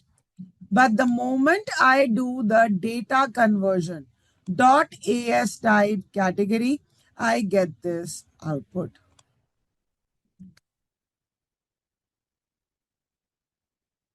Then the moment I do the conversion as dot as type category, we get this output. Clear? So we get two types of objects or categories, that is apple and orange. It looks the same, but internally it has converted the string data type to categorical data type automatically by detecting. So Pandas give us function to handle categorical data, which is that function pd.categorical data. So here I pass the values such as low, medium, high, low, and I pass the categories. So it understands that low has value lesser than median and medium has lesser values than high. So low is lesser than medium is lesser than high. Clear? Is this point getting clear to everybody? And how do I calculate the frequencies of different categories? How do I calculate the different frequencies of category? By using the value underscore counts function. Very good, Mansi. Let's say, are you getting this point? Navdeep, Yogesh, Pak, Devika. Great. And how can I create? How I can do one hot encoding for ordinal and nominal? For the nominal one, I can use the pd.get underscore dummies function. For df category, prefix is category. So this is one hot encoding. So the output will always be in true and false. So since the first value, so I've not printed the data frame over here. Let's print the data frame.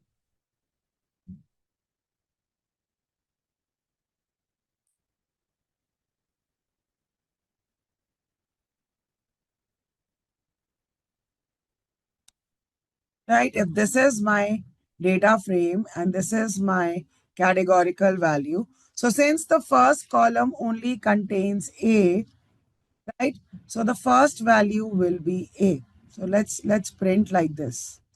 I think so that would be better.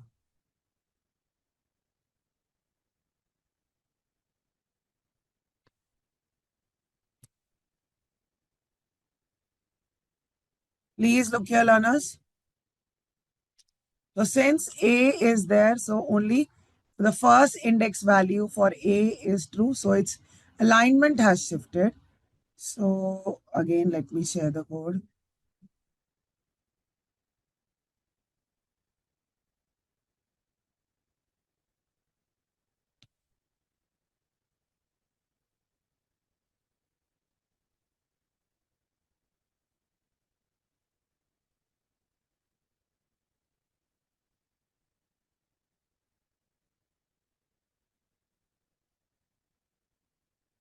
This is the category. Now look here. Now since the first value is A, Therefore, the first value is true. All other values will be false. For the second row, B is true. All others will be false. Got it? One hot encoding. Get underscore dummies function is clear.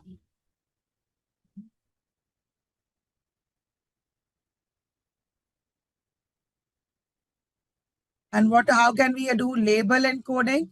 By simply df.category, changing the category type as categorical codes, and then we get the output as 0, 1, 2, 3, 4. Clear? Very good, Mansi. It's generally converting the lowercase to uppercase to lowercase, stripping, finding the length.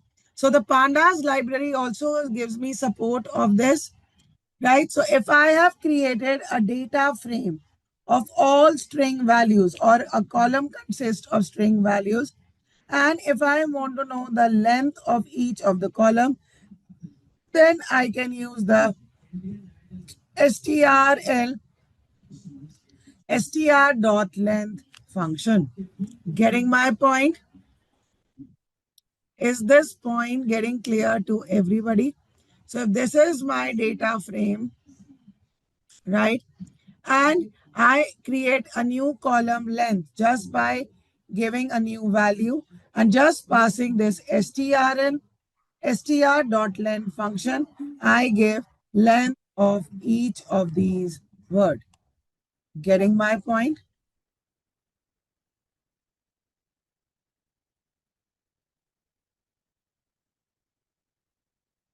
Let's say, are you able to run the code? Turla, Yogesh?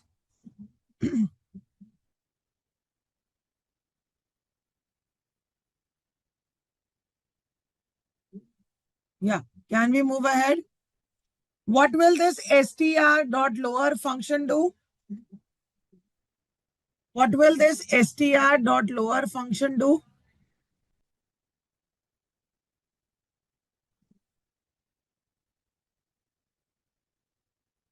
Yeah, it will convert all the values into lowercase.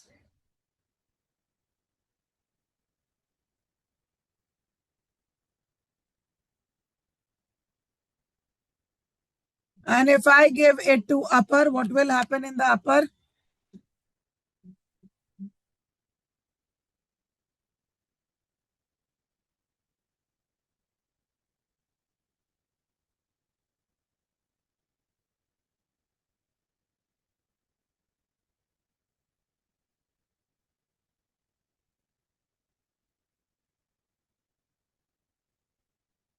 Yes, Ruby.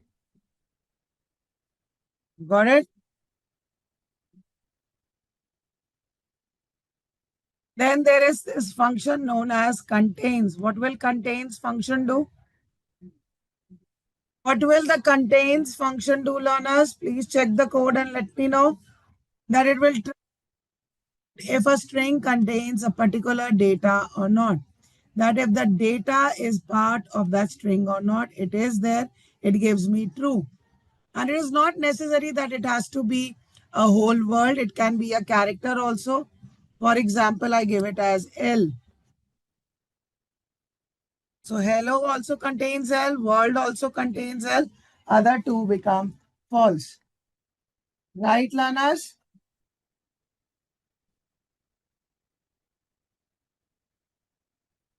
Getting my point? Clear, learners? Are we good to go?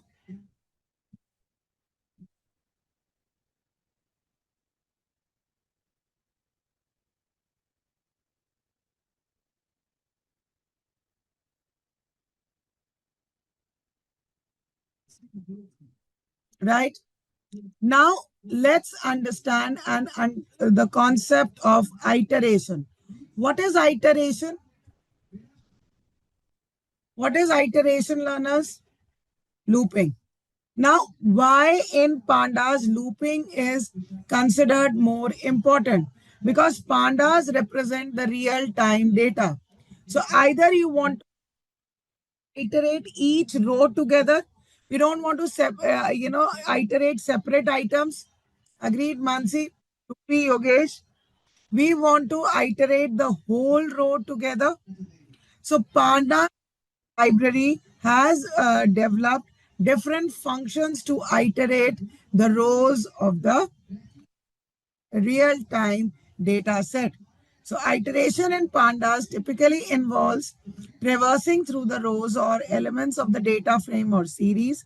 However, it is important to note that the direct iteration over data frame rows using Python's for loop is generally discouraged due to performance reason. So generally the direct iteration that we want to perform is discouraged. Why is it discouraged? Right? Why is it discouraged? Because we want efficient methods for iteration to access all the elements in the data frame. So therefore, several functions have been developed. The first one is iter rows. The second one is iter tuples. The third one is iter items, right? So let's understand one by one. Yes, learners, are you there with me? Yes, so we have created a data frame with column 1, 2 and cal values, some 100, 200, 300 values. Yes, learners, are you there with me? Getting my point?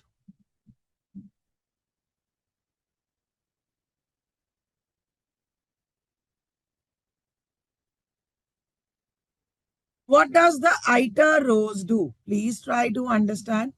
Iter rows will do index and row. It will take two values, index and row. For each value of index, it will store the value as a tuple. Getting my point? Then in the next row, the next value as this tuple, and in the third row, next value as this tuple. What I'm trying to say is, let's understand over here. I hope these PPTs are also helping you out. I hope these PPTs are also helping you out to understand things better, to get your concepts right. Okay. So iteration in pandas. Iter rows is generally used for smaller data set and it's quite outdated method right now. Apply function for complex row wise transformation. We generally apply for complex row wise transformation, and then we have the vectorized operation. What do we mean by vectorized operation?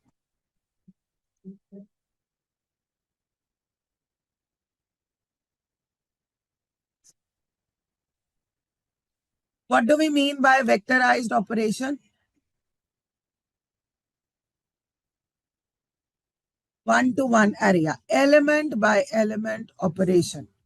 Clear? Is this point getting clear to everybody? So one of the limitations of iter rows is that it does not preserve the data types across the rows. It can change the data types. Each row is automatically converted to a series because a single row is one-dimensional array, which might lead to type changes if columns are of mixed data types. Why? Because series are of homogeneous data type, whereas a column can be a heterogeneous column. So that is why this was the flaw in iter rows. And we also understand that this is less efficient for large data frames compared to the vectorized operations or methods like apply or iter tuples, especially when performing operations that can be applied to entire columns or data frame at once. Clear? Got my point? It is generally not recommended to modify data frames while iterating over it using iter rows, as this can lead to unexpected behavior. Got my point? Are these points clear? The limitations of iter rows and why we avoid it at the moment? Okay. Okay.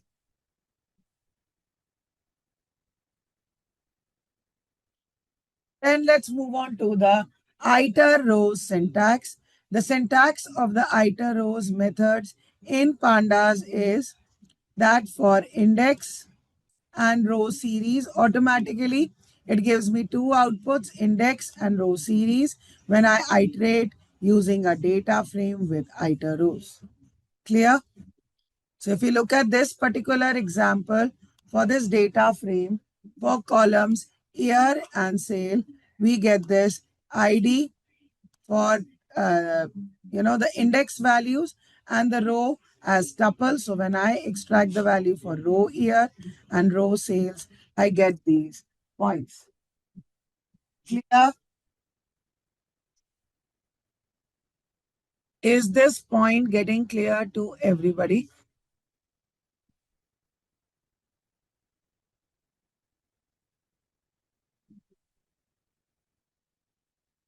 Are you all getting this point?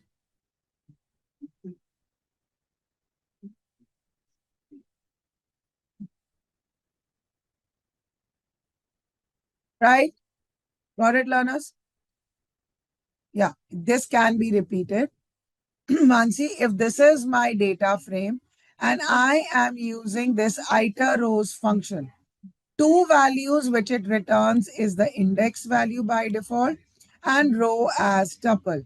Index is the index of the current row where we are iterating. A row underscore series refers to the data of the current row.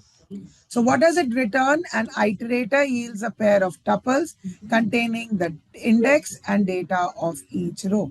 So how do I access them? Once I'm iterating, I can access them using index value. Now clear, Mansi? Okay. So which are the better other methods to iterate over the data frame?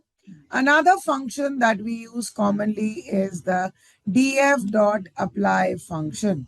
So df.apply function, I want to find out the sum of the value when axis is equal to 0. Axis equal to 0 means taking all the rows together. So for P column index 0, 1, 2, if I take the values, I get the value as 27. And for the other one, I take all the rows, I get these value. Clear? That means I don't have to iterate, and in this case, I don't even have to run explicitly any for loop. It will automatically do it for me and give me the result. Clear?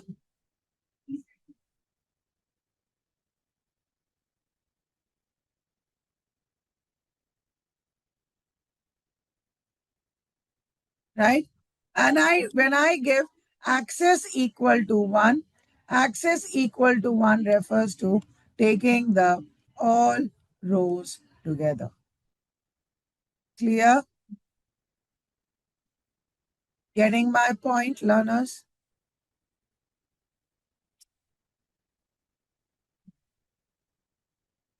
Iter tuples are generally not used only. Generally, these two methods are pretty outdated. We are not using them. This is just for your information. We are not using these two methods at all. Okay?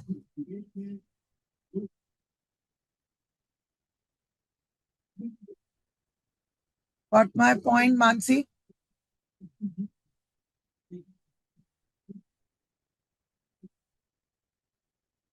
So now let's understand the apply function. So this is my column, and in the existing column, I apply function using the lambda function. What is a lambda function in Python? Yes, learners. What is a lambda function in Python? Yeah, function with no name, single expression. So it will take the square of the values. But actually, do we require this apply function also? Not really. Not really, because now we are looking at the vectorize operation. That is element by element. So if this is the thing, I can directly use the plus sign also, right? Can I do this operation like this also?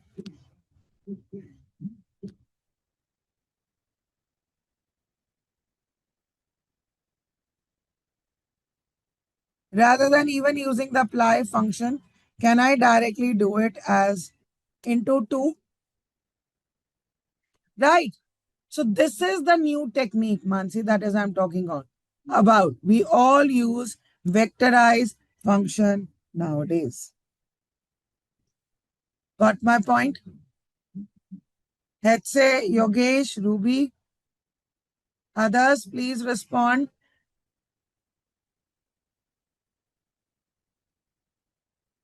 And which is the fastest method? Can you tell me? Among the apply, vectorized, and the iter iter rows or iter tuples, which one is the faster method? Of course, the vectorized operation. Of course, you all understand that. Right, learners? Clear?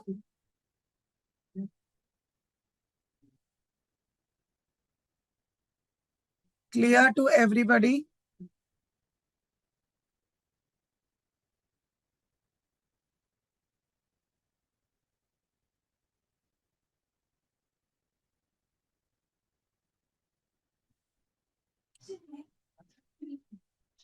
And similarly, can we do it over the series also? Yeah, we can do it over the series also by using the series dot items. Clear?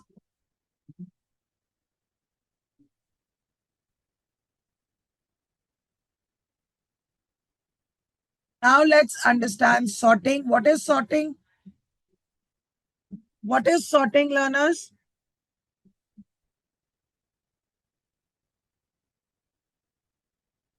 Arranging the data in ascending or descending order, right?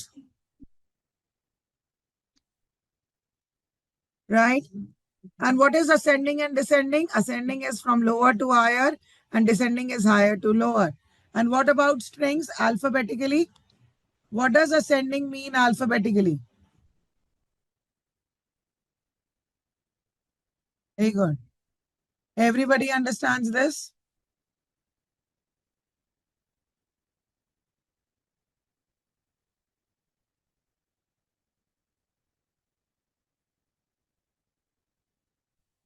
And descending is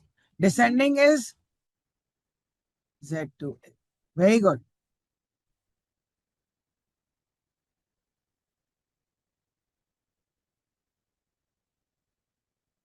Right?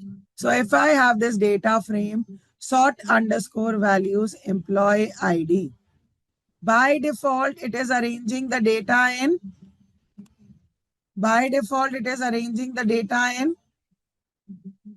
ascending order.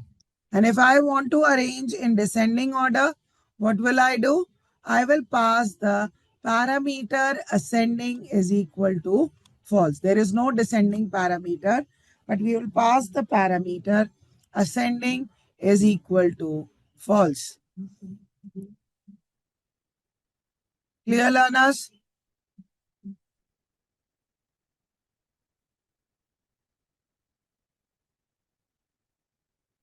It's okay, Mansi. Right? But what happens if I want to apply sorting on multiple columns? Please look here, learners. Now, if I want to apply sorting on multiple columns, how do we go about it? So the first one says skill based on ascending value. So skill is alphabetically. So we see that J comes before P and capital values have higher priority than the lowercase. This point is also getting clear.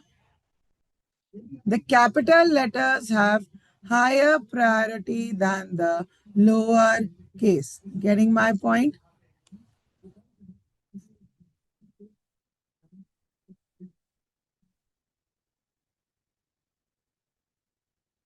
This point is getting clear to everybody. But in the case, please try to understand, multiple columns come into the picture.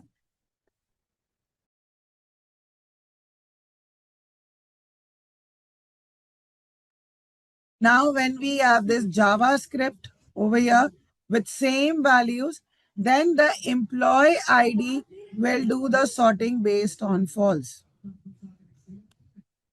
Got my point?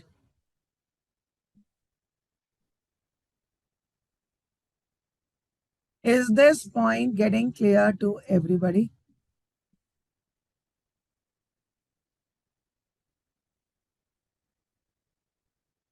Got my point, learners? And can we do the, I think so, this is what Hetze was talking about. If we want to do sorting for the row wise, then first we will set the index employee ID in place equal to true. That means the changes are reflected in the original data frame. And then we can, right? And then we can do the sorting also. Got it? Set index is used for sorting of the rows. Got my point, Hetze?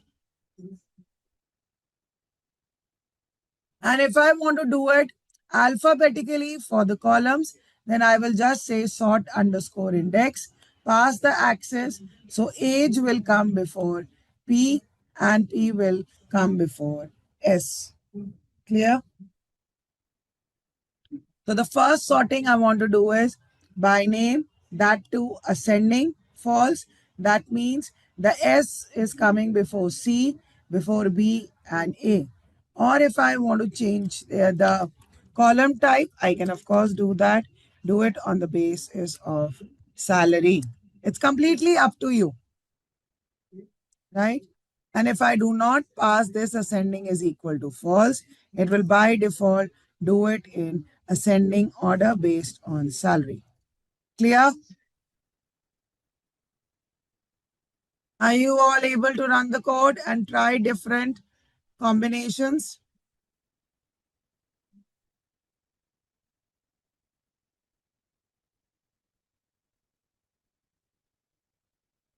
And if I want to do it on,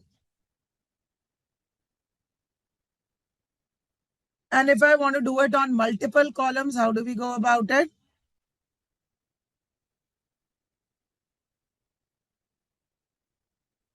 The first is age. Age is done in ascending order.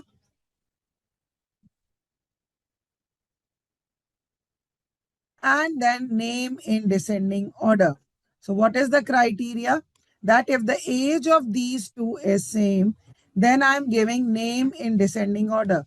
Therefore, Sam will come before Bob. Clear? Mansi, Hetze, Yogesh, Ruby. Is this point getting clear to everybody?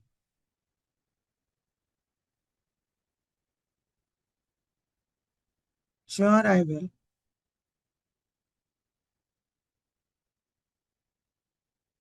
Yes, Hetze. Is it fine? Or do I need to scroll down further?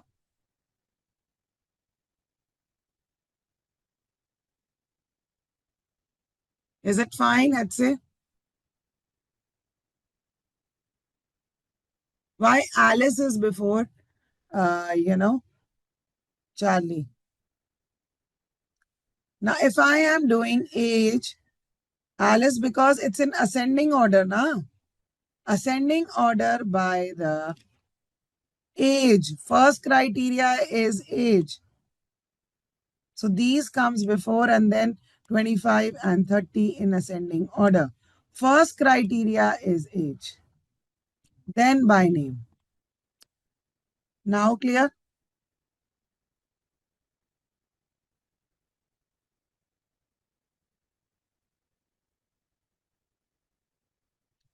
Is this point getting clear to everybody?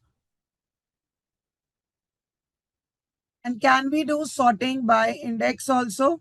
Yeah, we can do it by df.sort index ascending false. So automatically it will change the rows based on the index values. All right. Not necessary to set the index. If you don't set the index also, still you can sort via the index values. Clear? And if I want to change the through the axis, let's do that.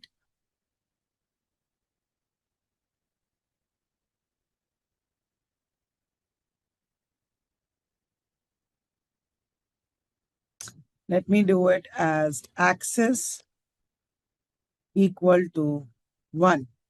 Please make the changes in the code. Now I see first salary will come, then name, and then age. I'm doing it via the column. Are you understanding this?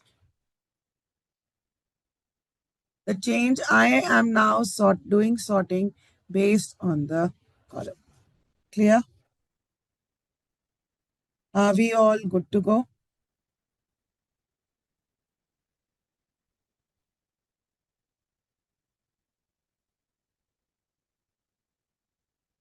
And similarly, we can sort the series also. Series is like one column. So series dot sort values ascending is equal to false. And that's how we get the point.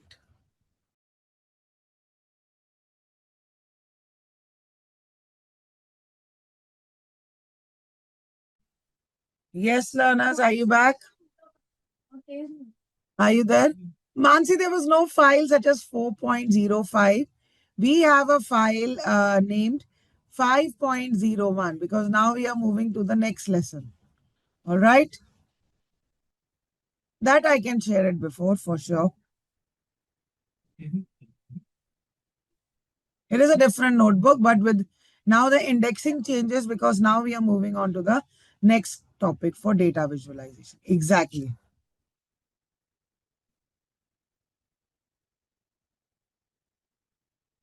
Got it, learners? Are we good to go? All right. So what is data visualization and what is the need of it? Can you tell me, learners?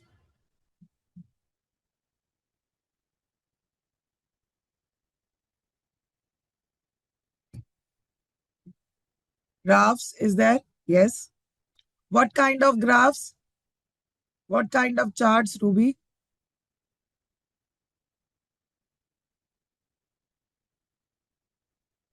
Yeah, bar, histogram, violin, right?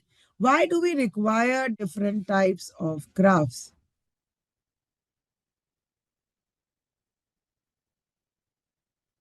Why do we require different types of graphs?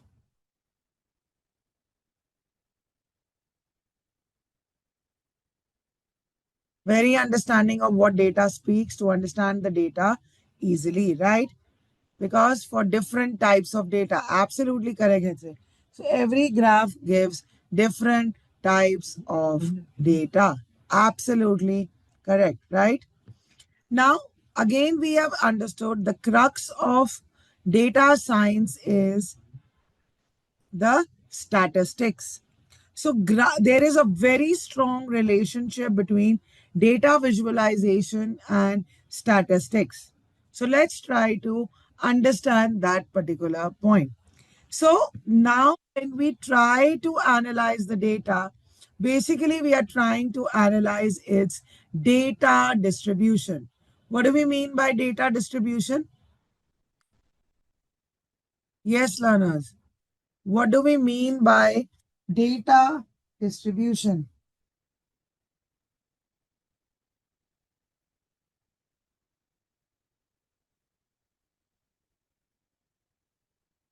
How well the spread of the data is, how the variables, no, how the spread of the data is. I'll try to explain this particular point with the help of a very, very small example. Exactly. But why do we need to know the spread of the data? Let me explain this point to you that why standard deviation and variance are important. Now, if I have a data set with 555 values, what will be the average of this data set? It will be 5. If I have values 0, 7, and 8, what will be the values? What will be the average of these values? Yes, it will again be 5, right? But when I talk about the data distribution, this is like a single line data, and here it is spread between 0 to 8. Yes? Are you getting this point? Why different statistics is required and how graph helps us to analyze that distribution? Clear, learners?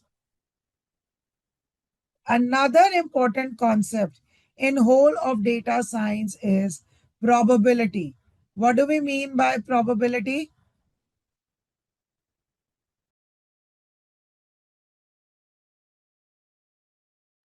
Yes. So probability is an important point because it tells the what is the possibility of occurring event, right? What is the range of the value? So generally, we are now going to understand the distributions in terms of probability. Let's understand it with an example. And before that, in this whole of data science concept, we also need to understand the topic of population and sample. So what is population and what is sample? What is population and what is sample?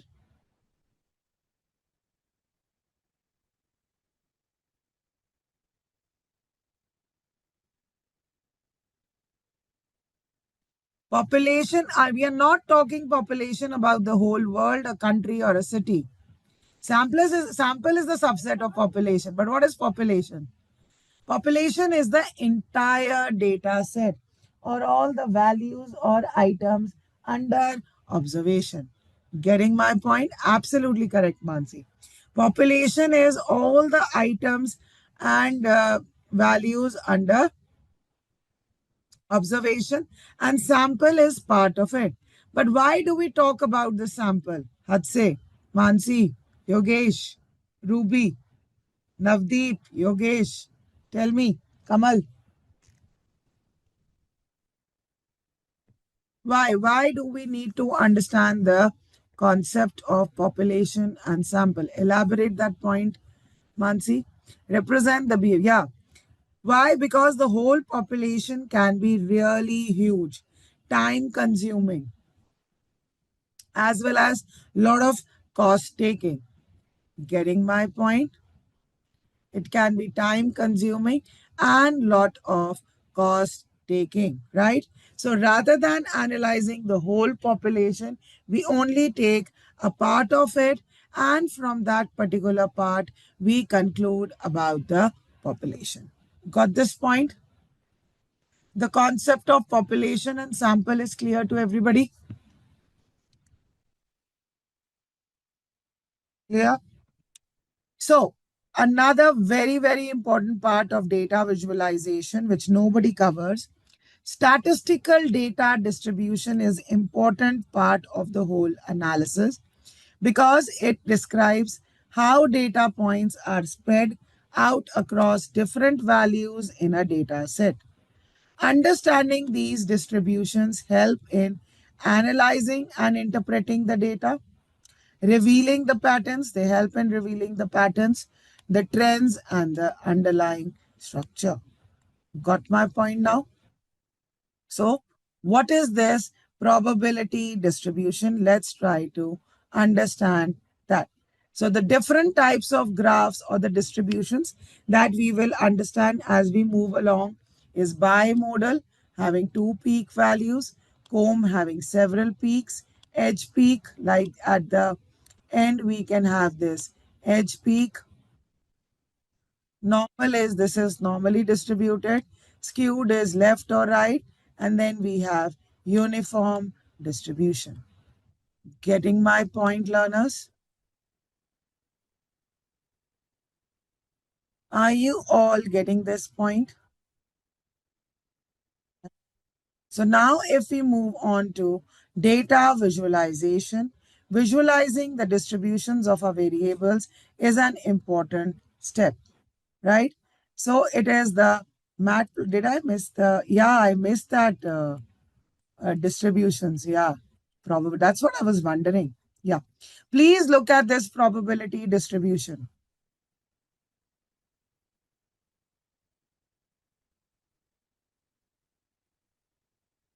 So when we are segregating the data into training and testing, so what is training and testing data? Is it the whole population or again a subset of the population? Mansi. The training and the test data is also not the whole population. It's the sample. So that's the whole criteria that from the sample we will try to conclude about the whole data set. Got my point?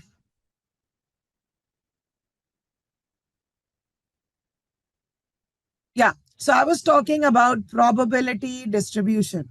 What is the probability of getting one when I roll a dice?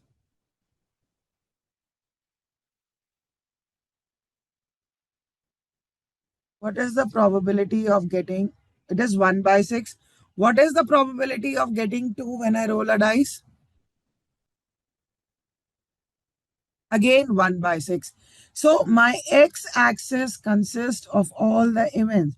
So when I roll my dice, what are the possible outcomes? 1, 2, 3, 4, 5, and 6. They can only be 6 outcomes, right? And what is the probability of getting each one of them? It is 1 by 6.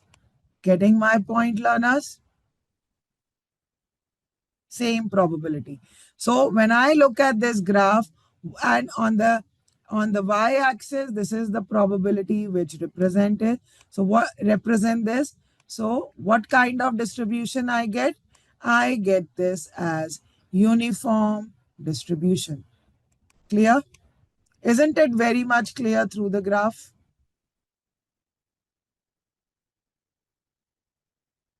Got it, learners?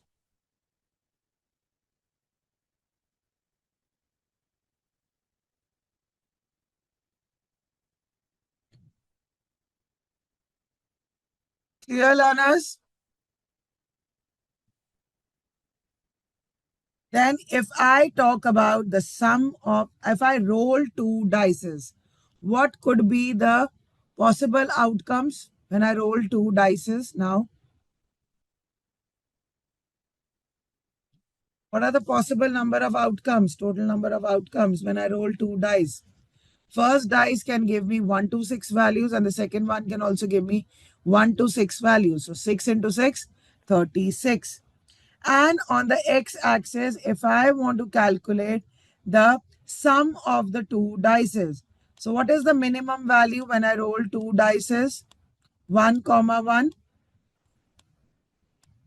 right? That is 2.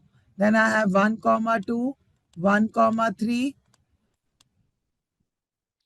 till 1 comma 6. Getting my point? And it will go till 6 comma 1, 6 comma 2, 6 comma 3 till 6 comma 6. So the minimum sum of rolling two dices is the sum of the two values is 2 and for others is 12. Getting my point? This is 2 and this is 12. Clear?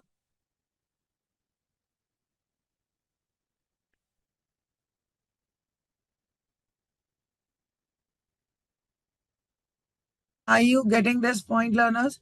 So what is the probability of getting the sum as 2? Tell me, Tulla. What is the probability of getting the sum as 2?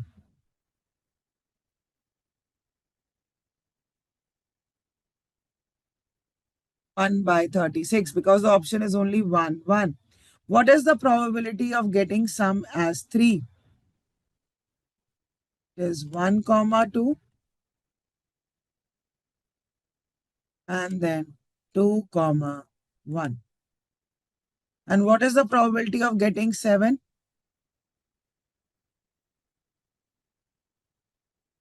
What is the probability of getting 7? It could be 1, 6, 6, 1, then 2, 5, 5, 2, and then 3, 4, and 4, 3. So 6 outcomes. So 6 by 36, 1 by 36. So now if I look at this kind of distribution, it shows me normal distribution of the data. Clear? Is this point getting clear to everybody?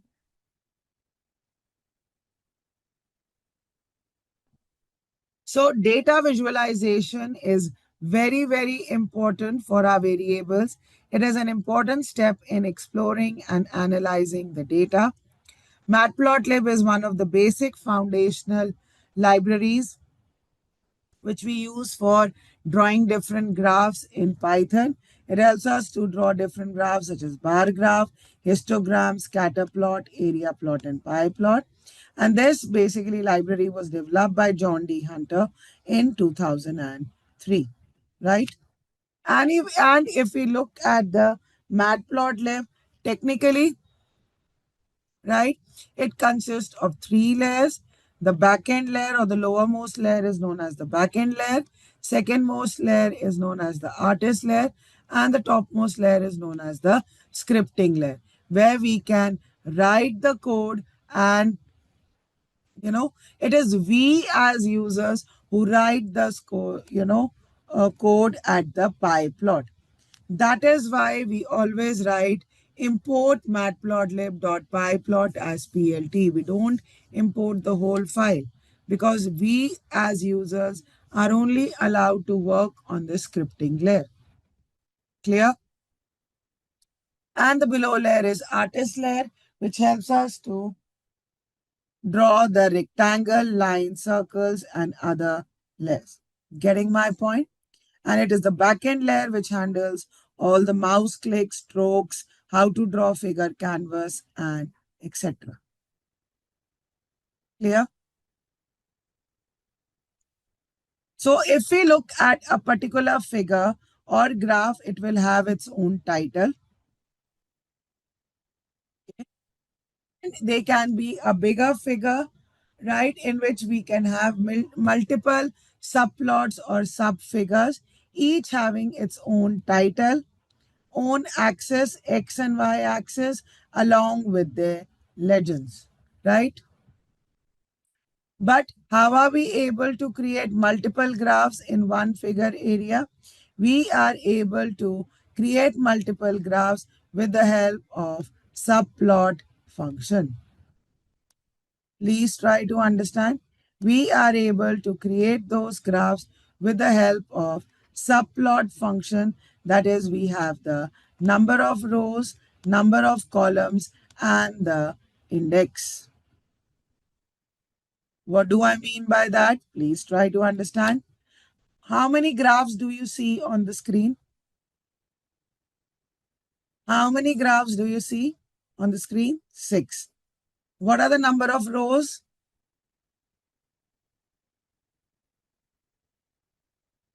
2. Number of columns? As 3. So the subplot function, as I'm telling you, the first parameter is the number of rows. That means it consists of 2 rows and 3 columns. So all the subplot function contain these 2 parameters, 2, 3. And the last parameter is the index function, which tells me this is my first graph, second graph, third graph, fifth graph, sixth graph, etc. Clear? So now let's practically move on to 5.01 and draw graphs practically.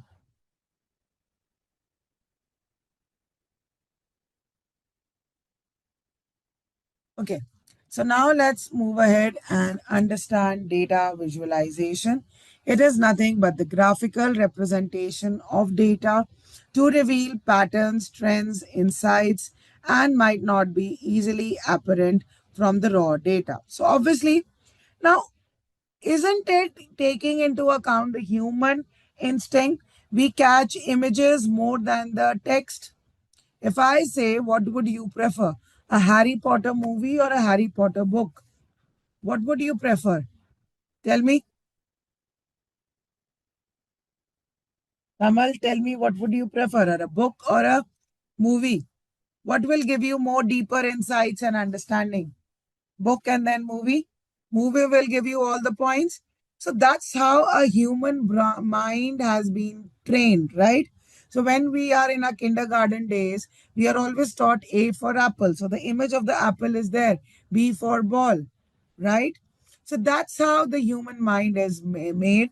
And definitely the different types of charts, graphs, and maps help our understanding better to get more deeper insights about the data. Agreed, learners? That's how we humans are made,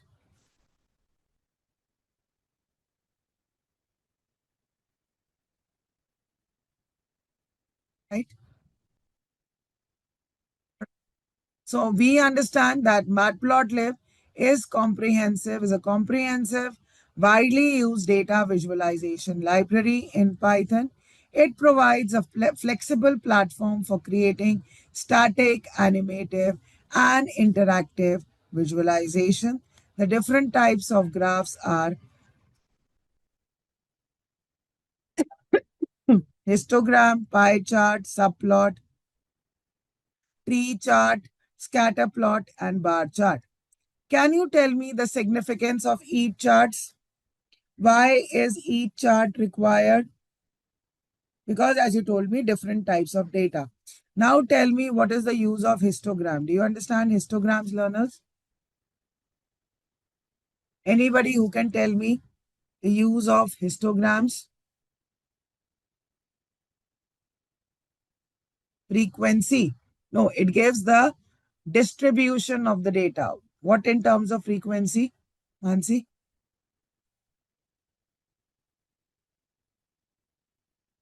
And what does the pie chart tell you? What does the pie chart tell you? That doesn't give the frequency, that gives the density of the data. Okay. It shows the proportion of the whole set. Very good, Devika. Very good. Subplot we have understood. It helps us to draw the different graphs on that same figure. What about the tree chart? What is the use of tree chart?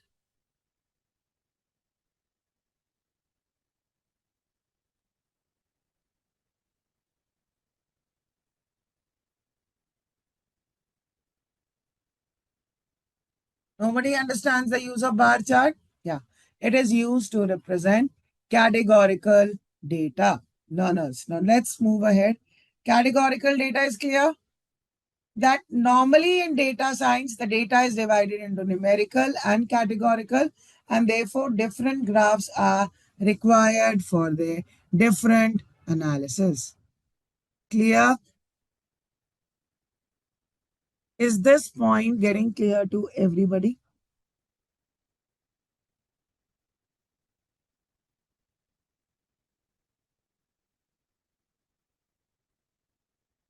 Got it, learners? Okay. The first and the very basic graph that we will understand in Matplotlib is the line plot. A line plot is a basic type of chart that displays information as series of data points which are connected by straight line segments. It is particularly useful for showing trends over continuous intervals of time. So here we are trying to generate our own data that is known as synthetic data by using the linspace function of NumPy. So can anybody tell me what is the use of linspace function?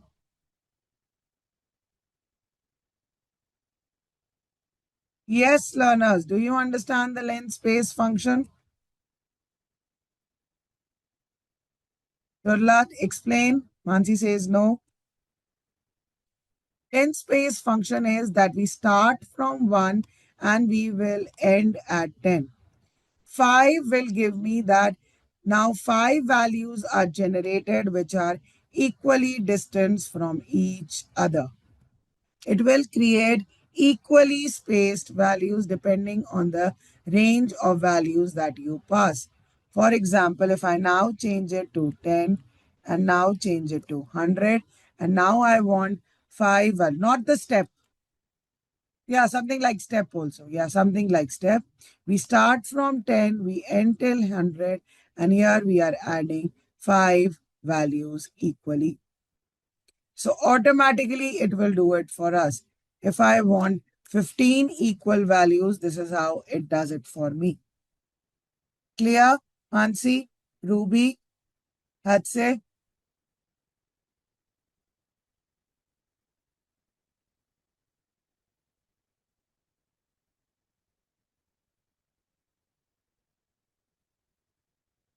So here we are, obviously we are initially drawing two-dimensional graphs, right? And this is my x-axis and this is my y-axis. Right, learners? This is my x-axis and that is my y-axis. So I need to pass my x-axis data. I'm using my np_len_space function with starting value as 0, ending value as 10, and I'm creating 100 equidistance points over here. Y is np.sinx, that y values are sine values of these x 100 data points. Clear? So definitely for drawing the graph, we require x and y values using the plot function. The label parameter adds the label into the graph. Color over here, I can change also. I can change the line style also along with the line width. Getting my point, learners? Right? And now, if I want to find the label given to the x-axis, I can use the x label. If I want to give the label to the y-axis, I can give y label. And for the title, it is the line plot. And I'm also adding the legend onto it. Clear? So this is my title. Please look here. This is my title. Line plot is equal to sine wave, right?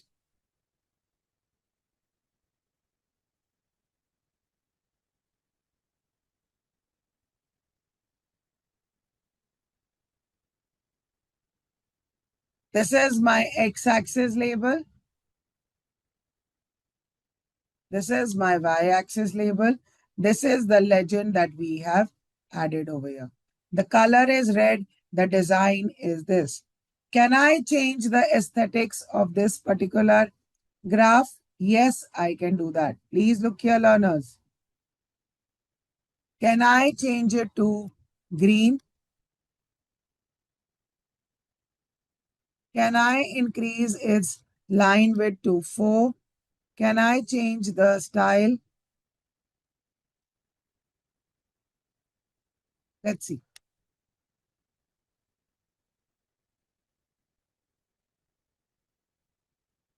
So it says that this line style is not allowed. It's not valid.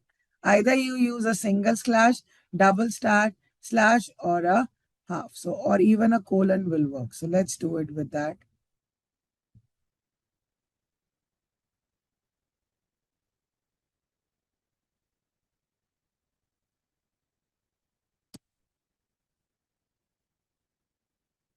Yes, learners, do you see this?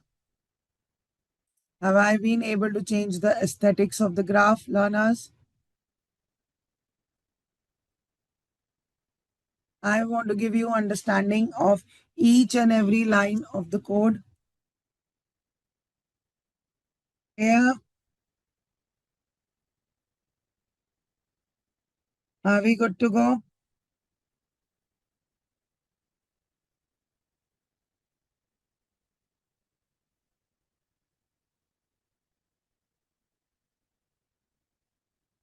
Okay.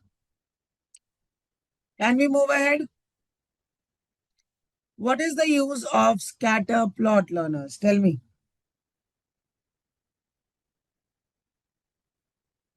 What is the use of scatter plot?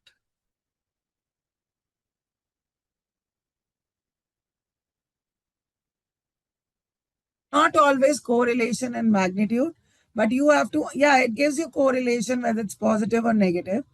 But you have to understand that it always helps us to find the relationship between two continuous variables. That's the answer I'm looking for, Mansi. That's the more technical answer.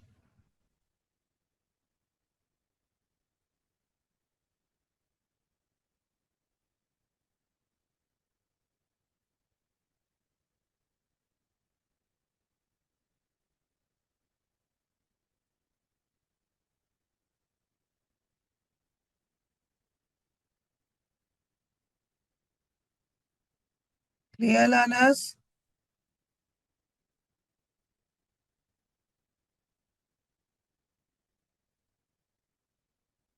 Right? Okay. Now, each plot point on the plot represents an observation, and position of the point is determined by the values of the two variable. It is helpful in identifying patterns, clusters, and trend. Okay. So here we are using the function rand and randn from the np.random file. So what is the use of np.random library? Yes. What is the use of np.random library? Yes, learners. For generating random numbers. Okay. Now tell me the difference between rand and randn. Rand will generate 10 numbers between 0 to 1. And what is the use of randn?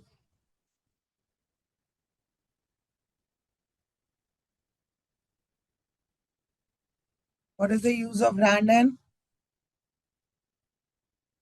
Random means normally distributed data. What does N? No, not uniform, had say. Normally distributed data. A normal distribution looks like this with mean value equal to 0 and standard deviation equal to 1. Clear?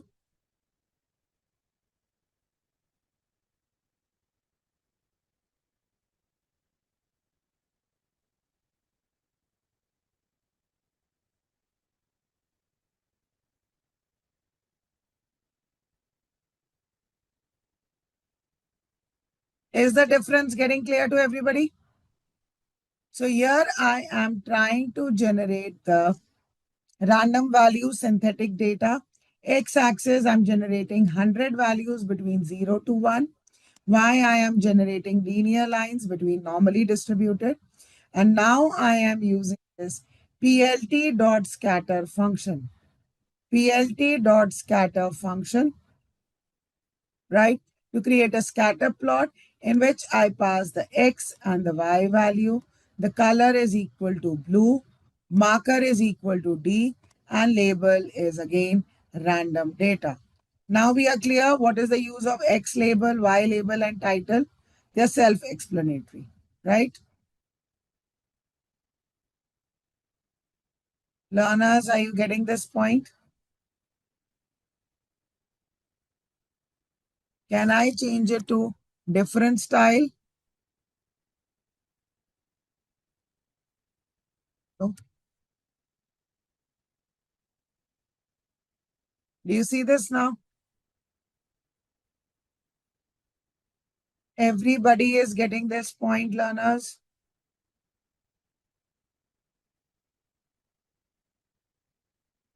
Questions? Any doubt till here?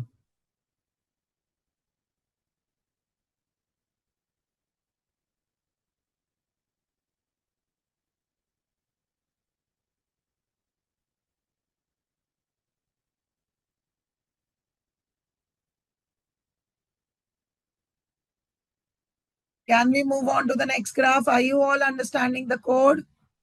Able to run it practically? Are you all understanding the code? Able to run it practically? Good. Now let's understand the bar chart. What is the significance of the bar chart?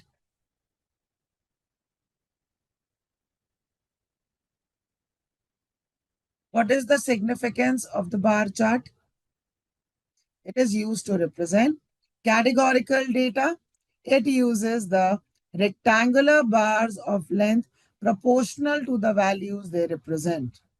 This chart can be used for comparing the sizes or frequencies of different categories, right? So here again, I'm generating two different synthetic data for categories and value. So one of the column has to be categorical. Please be clear. One of the data, one of the axes has to be categorical, category A, B, and C. So PLT dot bar, again I pass X axis as category, Y axis as values, color is orange, edge color is black, and that's why I get this output. Box plot helps us to represent the statistical summary of the data. Clear? So basically the distribution, like if we understand this distribution, this is normally distributed. All right.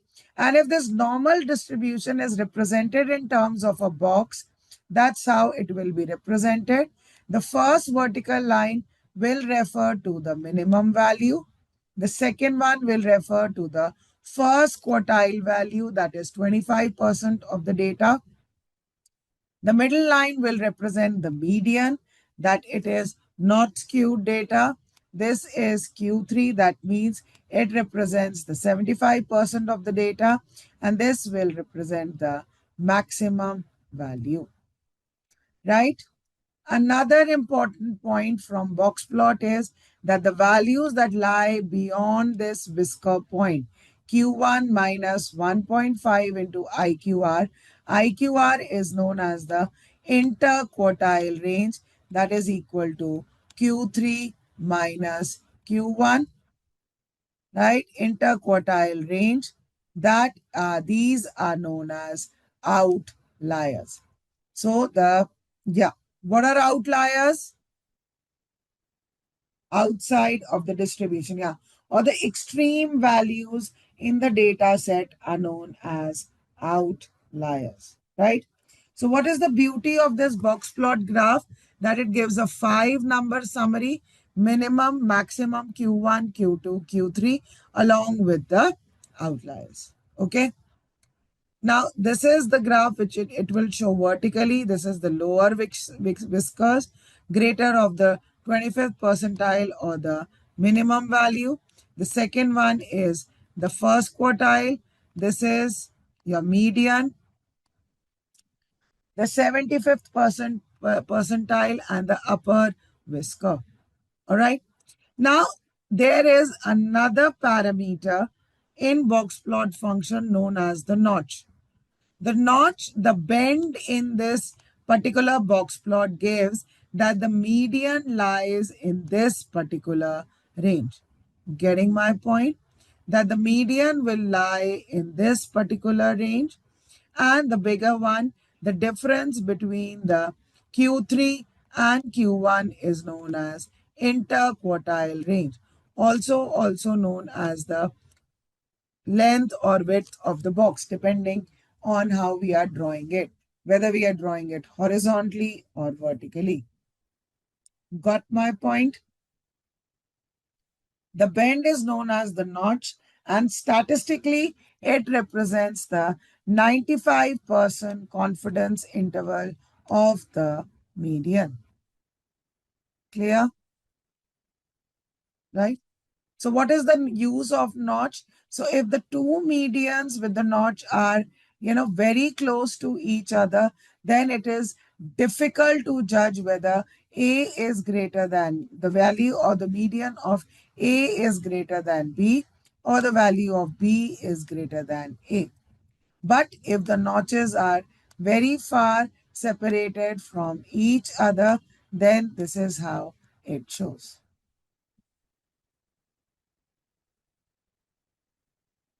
So a box plot or a box and a whisker plot provides a graphical summary of the distribution of the data set. It displays the minimum, first quartile, median, the third quartile, or the maximum value. So here I have created this np.random normal. So what is this np.random normal? Again, it is giving with mean value 0, standard deviation 1, and I'm generating 100 values. This is what we were doing over here.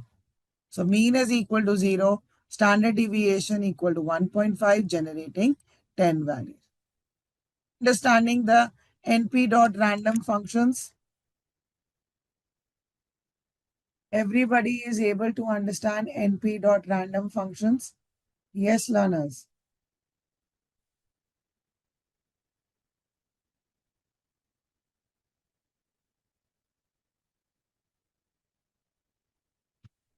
So it is np.random normal, np.random with 0 and 1.5 values, right?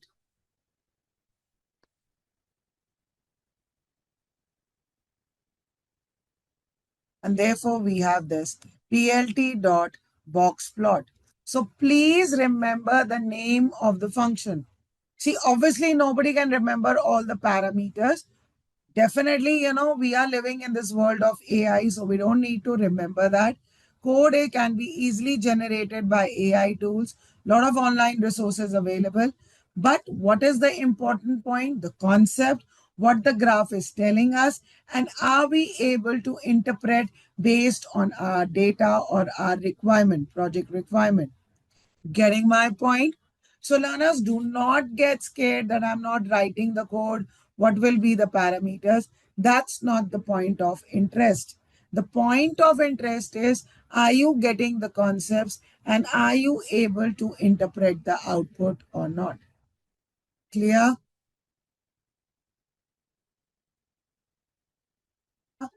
So here in box plot, we only pass one value. So it's univariate analysis.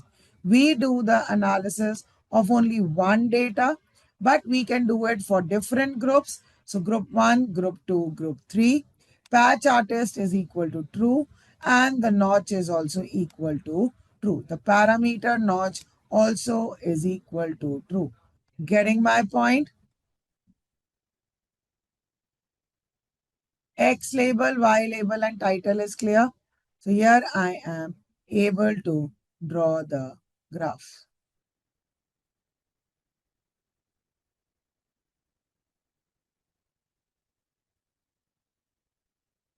Yes, learners, are you getting this point? So tomorrow's session is going to be very, very important. Tomorrow we'll start with the Seaborn library and start practically working on the data sets. So tomorrow we'll do a lot of practical analysis along with the graphical representation. Tomorrow's session is very, very important because we will load a lot of data sets, do analysis on it and draw the graphs. Got it now?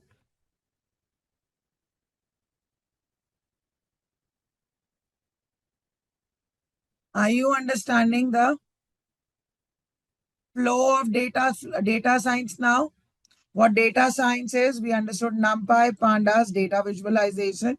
Then we will move on to the linear algebra statistics part of it. Which material you want? A lot of material is already there on the LMS. Let's say you want my material, the PPT, the PDF that I create. My material. See, I would love to give you the material, but I keep on working on based on the different batches and requirement. I keep adding certain things and removing certain things. Okay, Hetze? So today I'll be uploading the Pandas PDF. Do you want me to upload the Matplotlib also? Are you liking the session? Is the pace fine now? Arun, Aswat, Deepak, I'm not going fast at all. Dhruv, Gayatri, Kanishka, Karthik, Kirtika, Madhuprata, Muthu, Nikita, Pankaj, Preeti, Sudhanya, Turlapati, Yogesh, Tarun. Is the pace fine? Now let's move on to a very, very interesting graph, that is radar and a polar chart. In normal daily lives, we do not use radar and polar charts because they are more used in navigation purpose, especially the polar chart for aeroplanes and ship. Radar chart is used for engineering purpose, and it can be also used for multivariate analysis.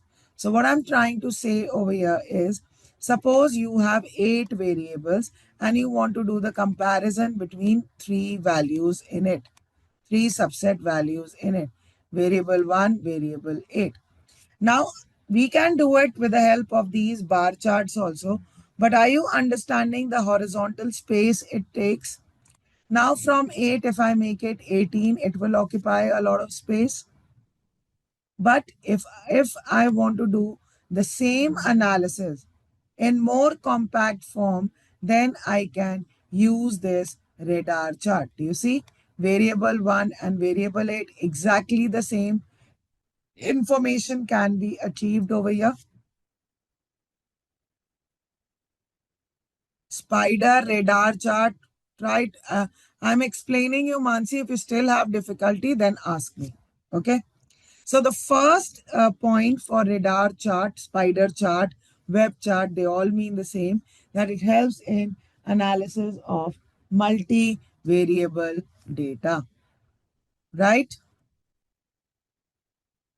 So what are the different elements of the radar chart? Please look here.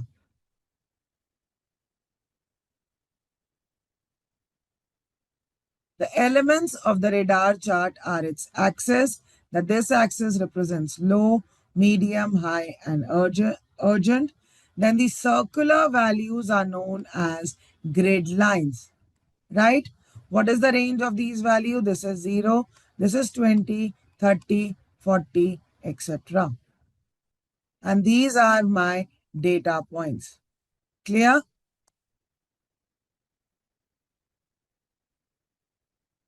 Is this point getting clear to everybody? So we have the resolved and unresolved charts.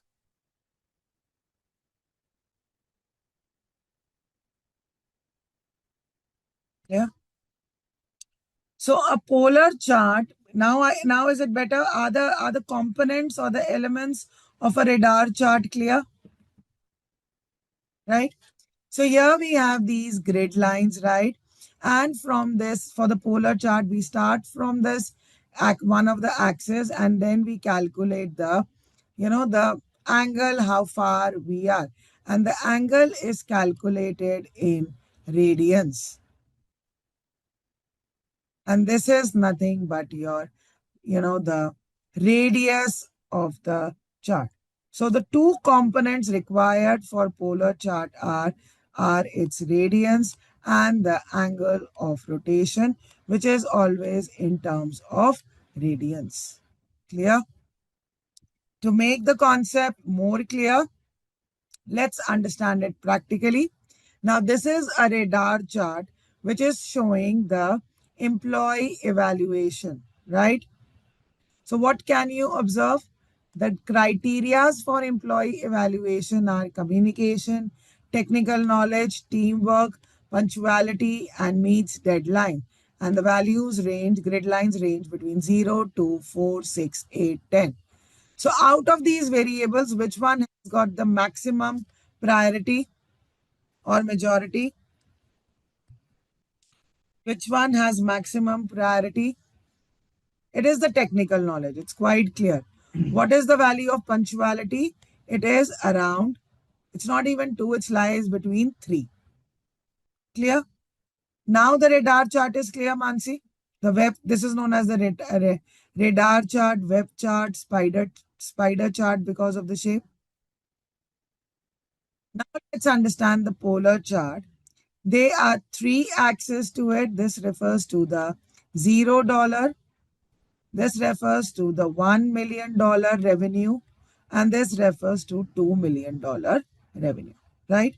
These are my grid axes, 1 lakh, 2 lakh, 3 lakh, the quantity sold. All right, Mansi, getting my point?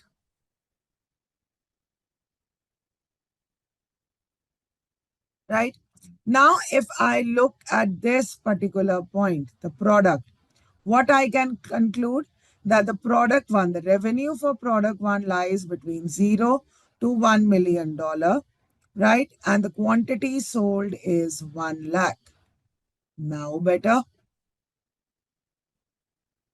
Mansi, Hadse, Navdeep, Yogesh, Kamal, Devika, Deepak, are you all getting this point? What about product 2? Product 2 lies between 2 million to 1 million of the product. And the quantity sold is 3 lakh.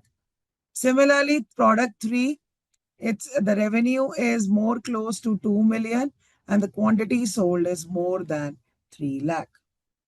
Now, are you able to interpret the graph, Mansi, Ruby?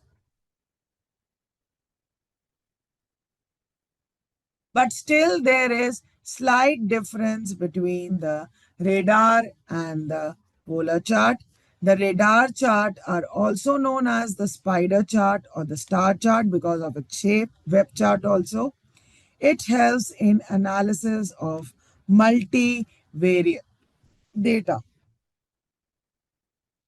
With a radar chart, however, each radial axis acts as a dimension, allowing us to plot the multivariate data. A radar chart uses one continuous axis and one categorical or discrete. So the variable values can be discrete and one continuous. Radar chart is now clear? And if we talk about polar chart, that's more used for navigation purpose. You find it very less for real-time analysis. A polar chart typically plots two dimensions, one using the radial distance, as I told you, the r, and the other one is the angle. The use of polar chart is used in scientific as well as mathematical context to represent specialized data set. And polar charts are especially suited to cyclical data set as we saw it in this example. The radar chart is a graphical method of displaying multivariate data in the form of two-dimensional chart with three or more quantitative variables. So as we see that one of the axes can be categorical data. So we have these categories A, B, C, D, E along with the random values 1 to 10. Clear? We are calculating the angles over here using the linspace function 0 to 2 pi to the length of categories, the data and the angles. So which is the function which is helping to create a radar chart? It is plt.polar. We do not have any function. Please do not get confused. We do not have any function such as radar chart to draw the graph, right? So plt dot polar, and these are plt dot theta grids which draw the grids of the function. Clear? Are you all getting this point? Now better, Mansi? So now what is it? Which category is getting maximum value? It's very clear in one go. It is category D with value 8. So is it that confusing? No. Is it that confusing? Not really. Clear? Then we understand the area plot. Area plot is used to represent the cumulative sum of quantities over continuous intervals. Cumulative sum, what do we mean by that? No, it must be covered when you were doing data science before, Mansi. No? This is not covered. Oh my God. Now, what is the meaning of cumulative sum? Tell me, learners.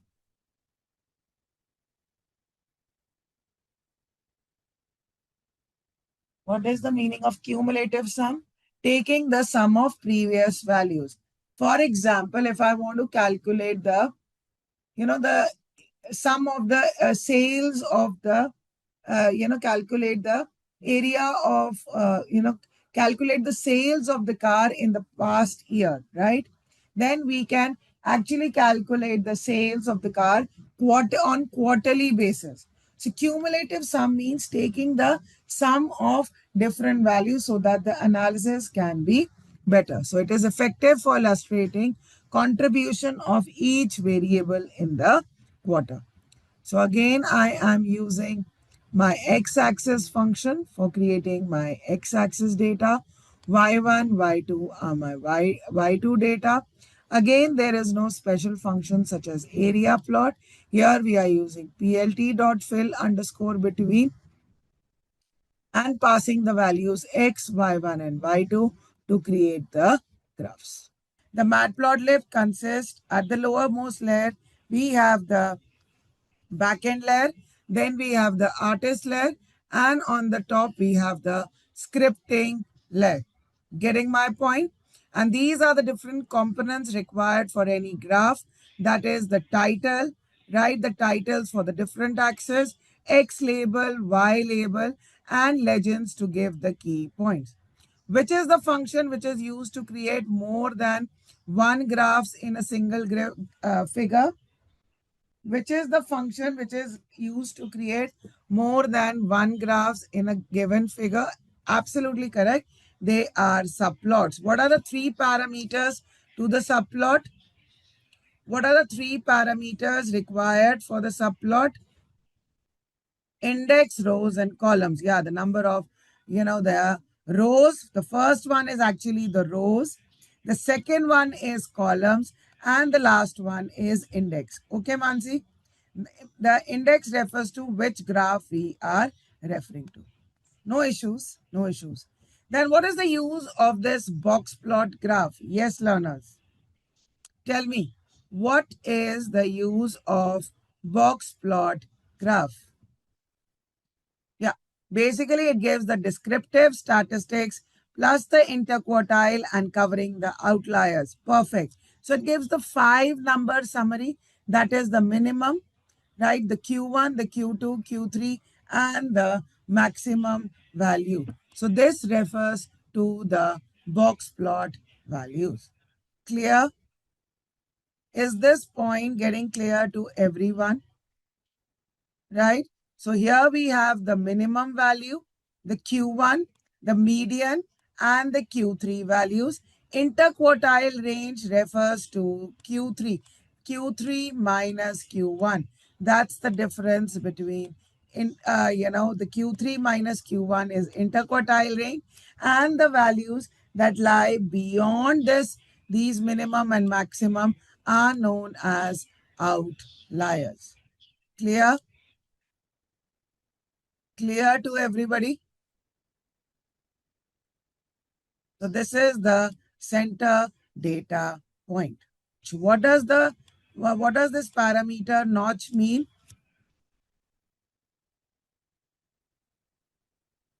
It does not refer to the median. It refers to the range in which the median lies. Please try to understand as we move along with the statistics. The notch will tell me the 95% confidence interval of the median value. That are these values lying in this range or not? Clear?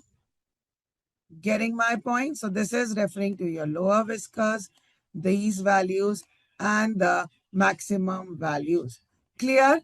So what is the advantage of using notch? So if the notch values are very close to each other, then it is difficult to say that which one of them, which particular value is higher or lower, right?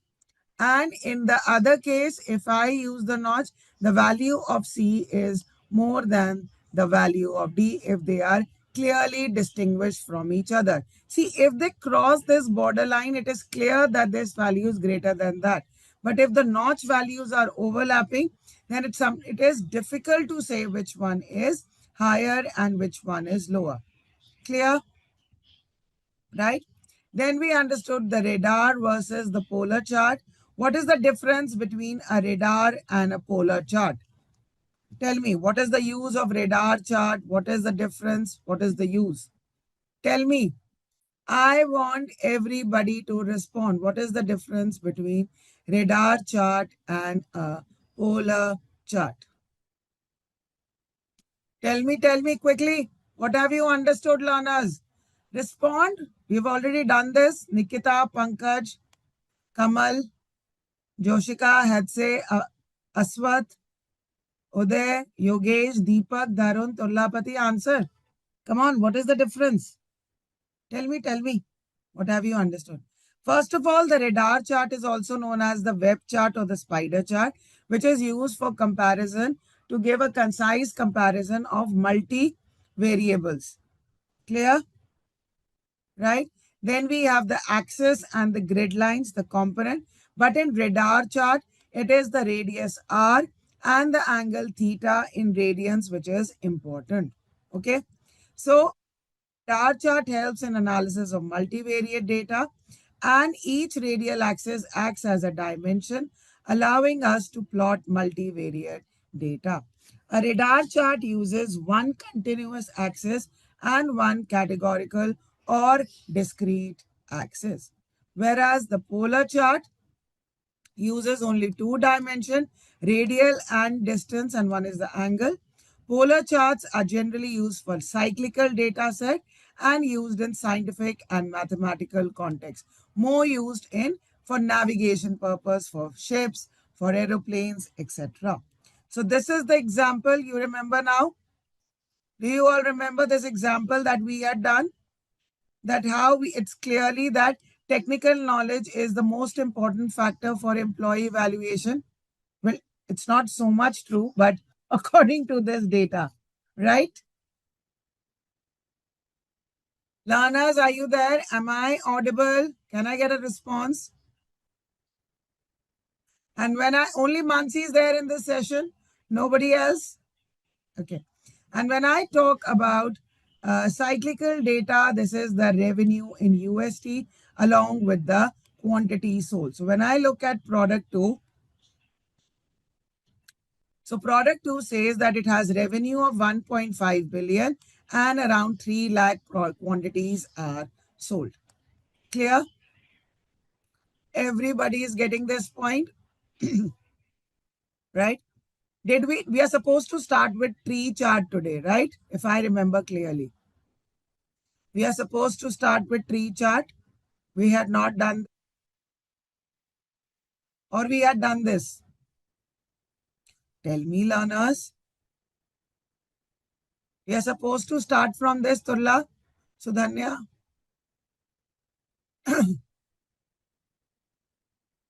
Yeah, we are yet to start tree. So tree chart is used to represent hierarchical data, right? The shapes are used to show the size relative to its area. And the tree maps are able to show how categories are divided based on each level of the hierarchy. Please, learners, look here. So normally in computer science, a tree has three nodes. One is known as the root node. Then we have the internal nodes, which are used to make decision. And then the nodes which does not have further branches are known as the leaf node, right? The structure looks like this, but the tree chart looks like this square boxes. And what do these square boxes represent? If more is the value, more is the area of the chart, right? So H has more value, F has the least. So the area occupied by F rectangle would be least. So the chart does not look like a tree, but the areas relative to it look like that. Clear? Are you all getting this point? So tree chart looks like rectangular chart. Got it? Is this point getting clear to everyone? Yes or no? Right? So a tree map represents the hierarchical or the structured data as a set of nested rectangles. It shows the data set as nested rectangle. Each branch of the tree is given a rectangle, which is then tiled with smaller rectangles representing the sub branches, right? A leaf node's rectangle has an area proportional to a specified dimension of the data. Often the leaf nodes are colored to show a separate dimension of data. Getting my point? You're back now. Say what happened? Where were you? I need to have my throat medicine. Where were you? So we have done all these charts. Now we need to begin with the tree chart, tree map. Learners, yes, ready? Oh, you were there with the LSM. Is your issue resolved? Is your issue resolved? Issue with your batch. Learners, you are rating me well, but nobody is rating me with full marks. Nobody is rating the session 5 out of 5. So my, the feedback goes very, very low. So I request you, if you're liking the session, please give me full marks. No, am I not teaching you nice to get full marks? You all are rating me around 4, which is not fair. Or is it fair? So I request you all, to please share a good feedback, when you're doing that. Yeah, some rated 5 out of 5, but most of you rated 4 out of 4. So I request you, if you're liking the session, please rate me 5 out of 5 because then the average goes very low. Okay? Yes, learners, can we begin now? Uday, Raj, Nikita, Yogesh, Deepak, Dharun. Okay, now Kriya. A tree map is an effective way to visualize hierarchical data structures. It provides an overview of the entire hierarchy while allowing users to easily compute the sizes of the different branches and identify patterns in the data. Okay. So as we understand, the tree structure is represented as nested rectangles, right? So first thing, please do the pip install Squarify. So have you done the installation? Let's understand the code. So first we need to do the matplotlib.pyplot as PLT, then import Squarify, and we get this hierarchical dictionary structure where we get the root, branch 1, leaf 1 value as 10, leaf 2 value as 30, branch 2, leaf 3 value as 35, leaf 4 value as 5. Okay. Then we have created a function to flatten hierarchical data. All right. So here we are going to take the key value in the node dot items and then we use the flatten hierarchy. Clear? And how are they created? They are created using the subplots function, right? And then we do squarify dot plots and pass these values. So the tree map hierarchy looks like over here. So it's very clear that leaf 2 has more value than leaf 1 and the maximum value because it has the maximum area of the rectangle. Got it? Everybody run the code without errors.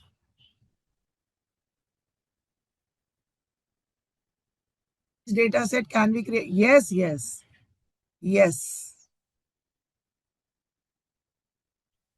Dynamically in the sense what?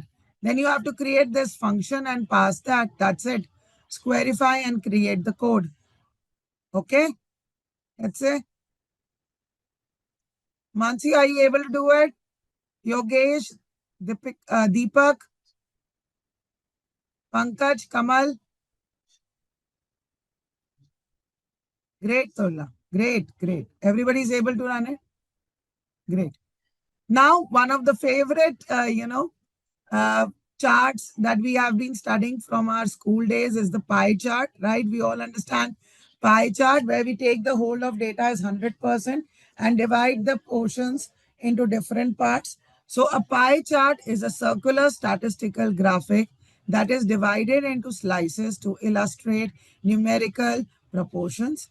Each slice represents a proportionate part of the whole, and the entire circle represents 100%.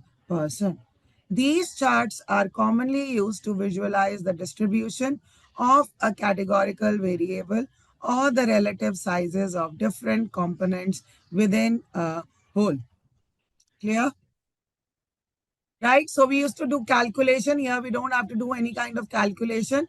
Whatever values you are passing, 30, 40, 130, automatically it will divide it into the ratio of 100 and draw the graph accordingly.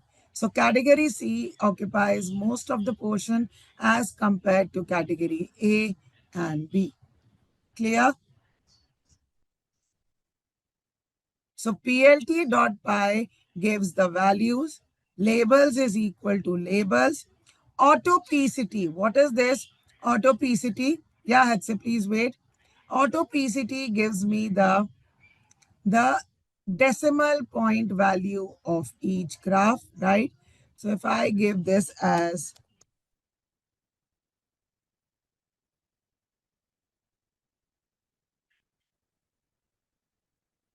maybe make it as 3000, and now let's see the answer. So now do you see? It's able to give me the 2 decimal point places. There is some overlapping. So maybe, I can now reduce this to 300. Clear? Pie chart is getting clear to everyone. What is the role of autopcity? And if I change it only to 1f, it will only give the values to 1 decimal points. Clear?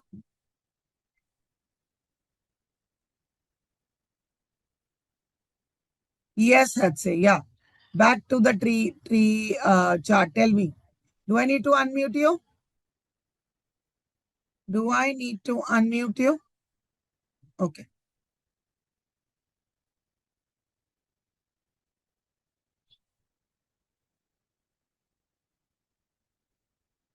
Unmute.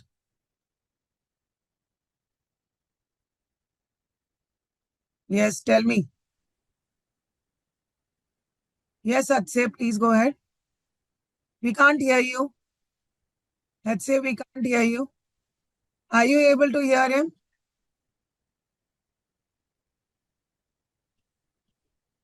I can't hear you. Others, are you able to hear you? You can hear us, but we can't hear you.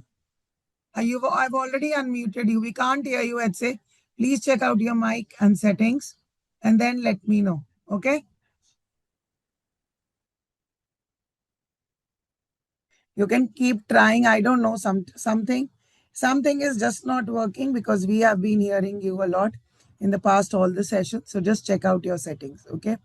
In the meanwhile, what is the basic difference between a histogram and a bar chart? Yes, learners. What is the difference between a histogram and a chart? Distribution and the number of events occurring. So histogram tells me the number of, the data divided into different class intervals for continuous numeric data. And the number of class intervals that we divide are known as, what are these known as? The class intervals in which the continuous data gets divided in histogram. Good, Kamal. Yes, they are known as the bins. Getting my point? And bar chart is not used for numerical data. It is always and always used for categorical data, that is Jan, Feb, March, April, May, and etc. Clear? Is this difference getting clear to everybody? And the major use of histogram is that there are no gaps between the rectangles and it gives the distribution of the data. Clear? It closed, it worked, Turla? Yeah. So whenever you face certain difficulties, it will work like that. Okay. But the number of bins also play an important role. If the number of bins are less, we tend to lose the shape or the correct distribution of the data. But as the number of bins increase, till here it is fine and till 43 also it's clearly distinguished. But the moment it crosses certain values, we lose the detailed information about the bins. But we are always interested in finding the shape of the data. So the number of bins are also important whenever we are creating the histogram, when we are passing the number of bins. Getting my point? Right? And then we have the KDE plot, which is the kernel density estimate plot, right? The kernel density estimate plot is created by the sum of the kernels, right? Which tries to give us a smooth distribution of the data. Histogram also gives the distribution, but it is dependent on the number of bins that we are passing. And the KDE also gives the distribution of the data. Getting my point? Is this point getting clear to everyone? Clear? So the KDE plot is used for visualizing the probability density of the continuous variable. Again, it's used only for continuous data.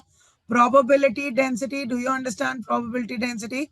What is the probability of that particular event happening? That's the concept on which whole machine learning works. It depicts the probability density at different values in a continuous variable. We can also plot a single variable for multiple samples in more efficient data visualization. It provides a smooth representation of the underlying distribution of the data set. Clear? Are you all getting this point? So this is how a KDE is drawn. And if you want to do a comparison with an histogram, it's like, the kernel density estimate, like the individual rectangles over here. The individual rectangles over here refer to the kernels. And when the kernels overlap, they get summed.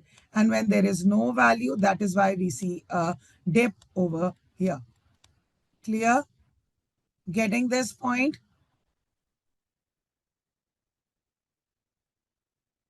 So the data points are the rug plot on the horizontal axis,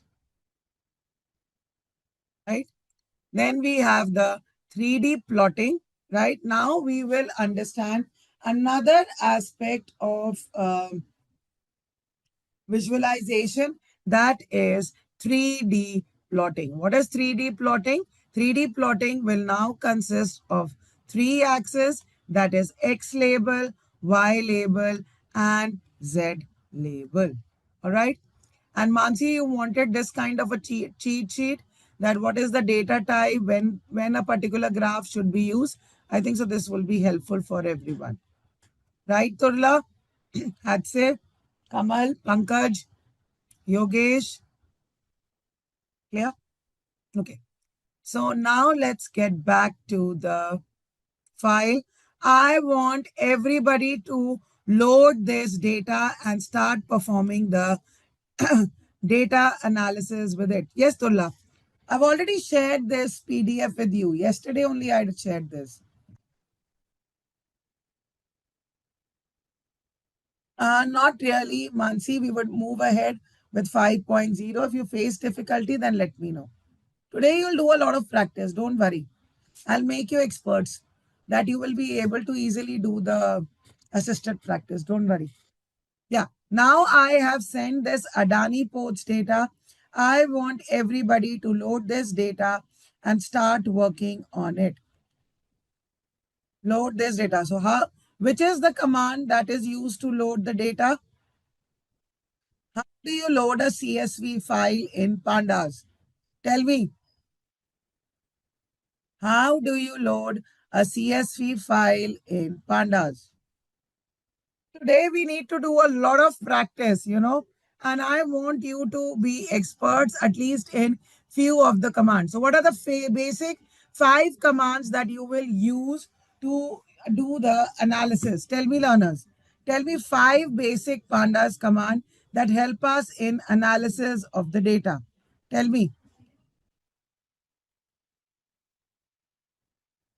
One is the head. What does the head do? First is the head. What does the head command do?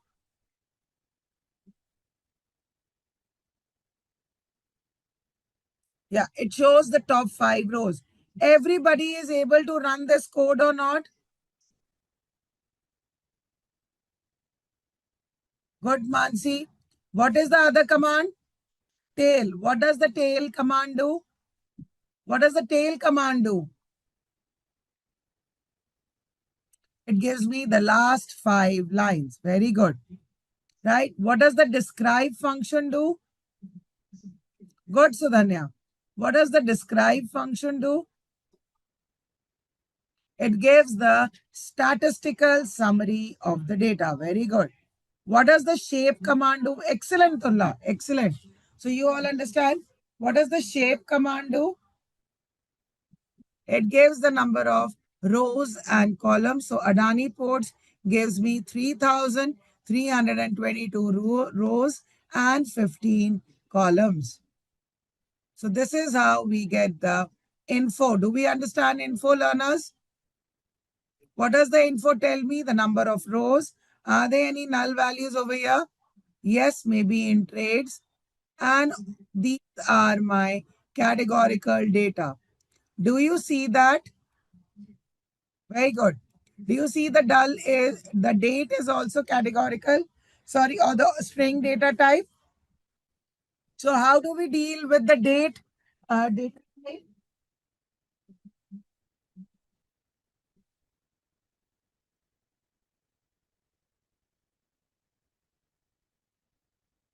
Yes, learners. We need to convert it into date time object. Why do we need to convert it into date time object? Why do we need to convert it into date time object?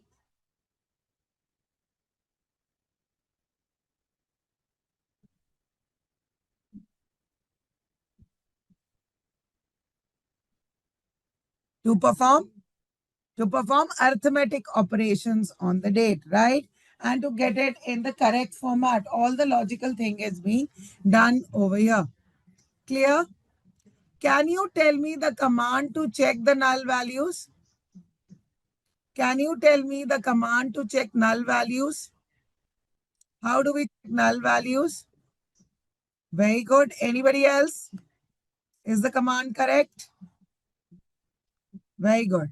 So can we do that also?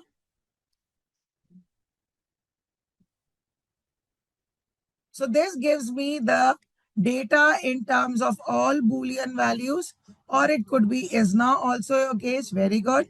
But to get the summary of it, I will use the sum function along with it.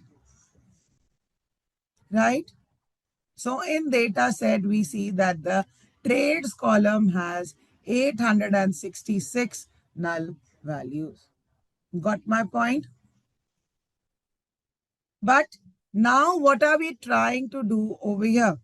Using this data set, we have our 2 columns, high and low.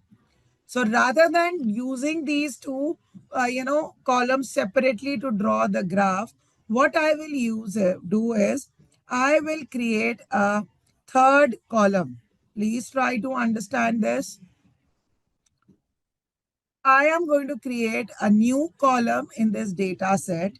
Why am I doing it? Because this will give me a better analysis. That is the difference between high and low values. Got it? This code is getting clear to everybody? Yes, learners. Yeah. What does high and low mean in this data set? That's difficult to answer, but not that difficult also. So this is the data for Adani ports. So it's maybe the high and the low cost. I'm not very sure about it. I need to do that. Let's search this. Is it the stock prices?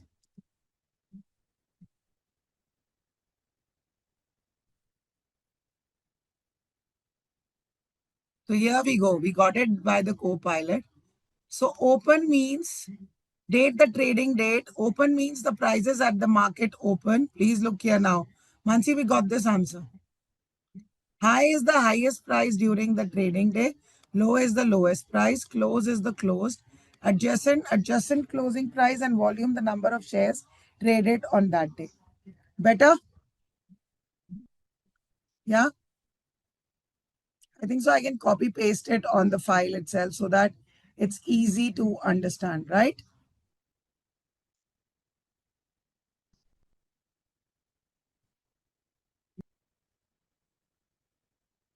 Yeah, this is clear. The calculate the difference between high and low prices, right?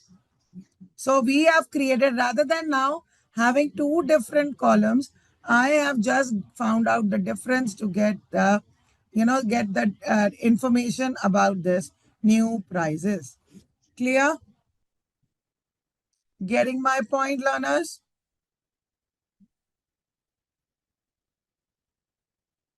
The another thing that I'm trying to do it over here is, yes, so H minus L is my new column added. And what is the advantage? That it has combined the high and low, and now I can use it to draw the graph. All right. Now I am creating another new column of data frame 100, moving average. So now I am creating this df dot close. df dot close rolling 100. That after every 100 values, it will take the mean of it.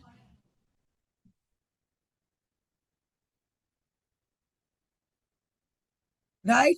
So this also adds a new column in my data set. Clear? Got it, Hatse, Mansi, Yogesh? So now so what's the advantage? That I'm able to analyze more variables in the three-dimensional graph.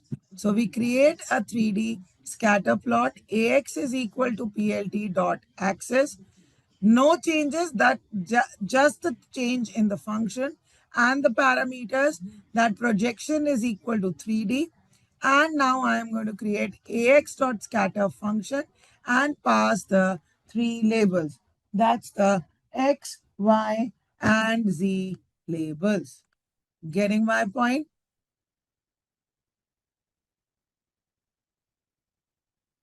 So this is ax dot set x label, ax dot set y label, ax dot set z label. Clear? If we talk about more technical thing, that data analysis can be divided into three components. One is known as the univariate analysis, right? Second is known as the bivariate analysis, and the third is known as the multivariate analysis. What do we mean by the term univariate, learners? What do we mean by the term univariate? Can you tell me? One variable analysis. Very good. What does the term bivariate mean? Bivariate, two variables, and multi, more than two. Okay. So technically, can you tell me, data is divided into two types? What are the two types of data? How data is divided technically, how we look at the data columns? Broadly, categorical and numerical. So does it have an effect on our graphical and analysis also? Yes. So when I want to analyze one variable, please try to understand. If I want to analyze one variable and if they are numerical value, then we are able to do it with the help of histogram, the violin plot, as well as the box plot.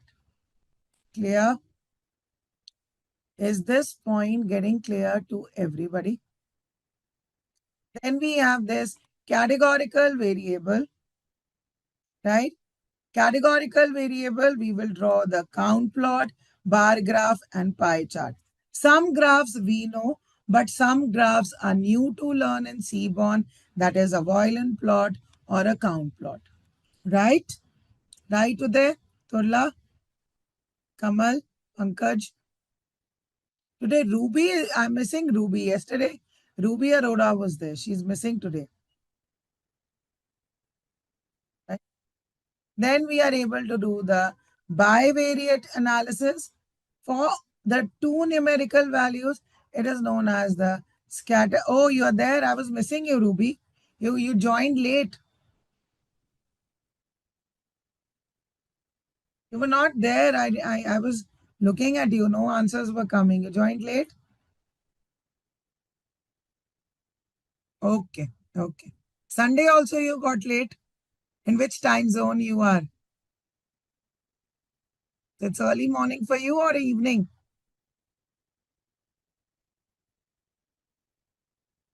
Or midnight? Oh, okay. Okay. Sundays it's more responsibilities, right? Some people do more of rest, but I think so now weekends are more hectic than the weekdays, isn't it? You have house, other activities, every activity needs to be done on the weekends, Even any kind of recreation, any kind of stress reliever activity. So weekends are more stressful now than weekdays. Weekdays you're more relaxed, just have to do your work, just your professional life, right? You all agree with me, right? Right? Weekend, everybody say, oh, come on, it's a weekend.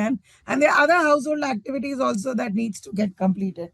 Oh, it's a weekend, let's do this. It's a weekend, come on, let's do this, do that, right? Hot point. Okay. So bivariate is analysis of the two variable. So if I have numerical values, then we can draw a scatter plot and using a join plot. If it is categorical, we will do it with the help of count plot. And if it is a mixture categorical value, it is known as the bar plot. We can use it as a bar plot, box plot, violin plot, as well as a dist plot. Clear? And if we want to perform multivariate analysis, we have still not done any kind of multivariate analysis that we will do over here using a bar plot, pair plot, heat map, as well as the histogram. All right. So definitely Seaborn is an advanced library that is built on Matplotlib, which provides more beautiful default styles and color palettes to make the statistical plots more attractive. Clear? Now clear to everybody? Yes? Great.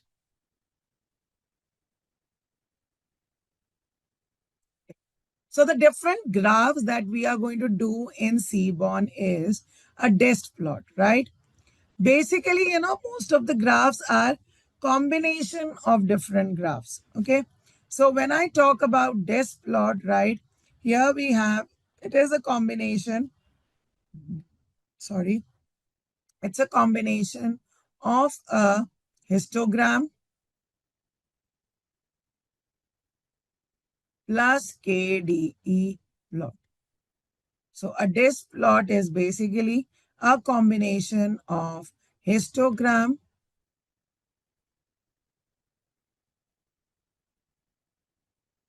plus KDE plot. Got my point? A join plot A normal joint plot, what does it look like? Which graph does it look like? A scatter plot. But what is the additional point over here? That you see the individual distributions along the opposite axis. This is the advantage. Clear?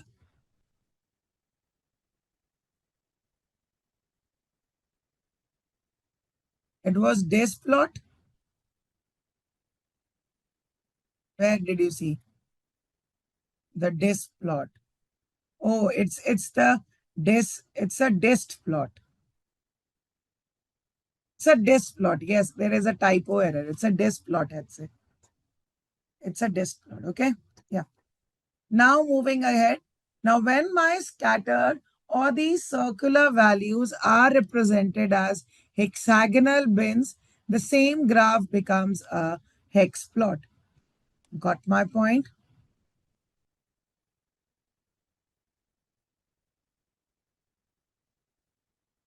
Yeah. And again, it is showing me the distributions on the individual axis. Clear? Right? Now here, this is the graph of box plot. Now box plot over here, if I'm doing comparison between different values, then this is used. It is basically a box plot represents only for one data. But if I use it for multiple comparison, it becomes a multivariate analysis graph. Got it? So it's used for, both the analysis. Clear?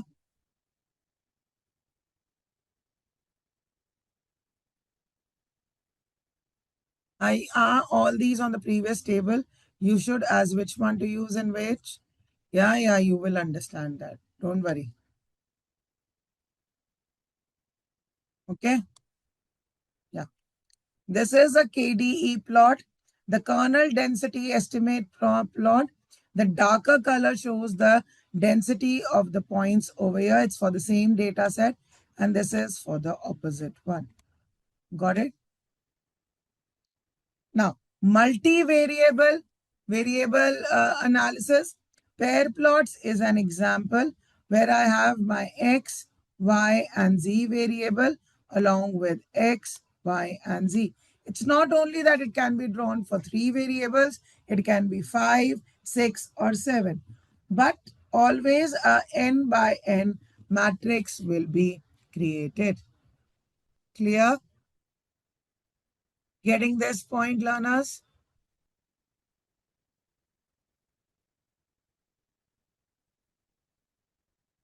We have the LM plots, also known as the linear model plots. Very, very important from the point of view of machine learning, that if we have these data points, we always want to try to fit in a straight line function. So that is where it refers to the LM. But my violin plots, why it is known as violin? Because the shape looks like violin and it is nothing but the combination of KDE plus the box plot. Got it? Is this point getting clear to everybody?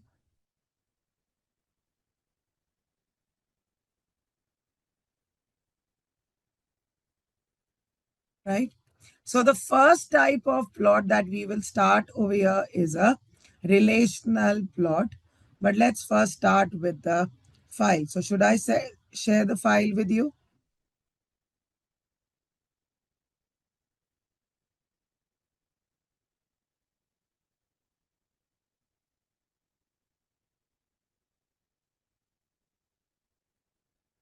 So Seaborn is a Python library for statistical data visualization that builds on the Matplotlib. All right.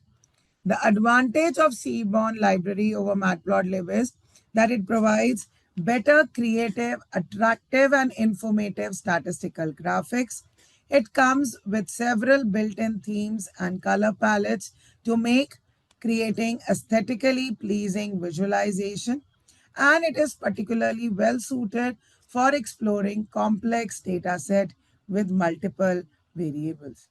And another beautiful part of the Seaborn library is that it has already predefined databases in it. So I don't need CSV Excel files separately to load. They're already part of the Seaborn domain, such as anagram, attention, brain underscore networks, car crashes, diamonds, flights, fMRI, iris, penguin, tips, Titanic, etc. Clear? Everybody is able to see this. So a lot of practice can be done now. Right, Mansi? Ruby, Hadse, Pankaj, Uday, Mohammed, Turlapati. Yeah, these are the file names. Yeah, these are the file names. So now how will you go about it?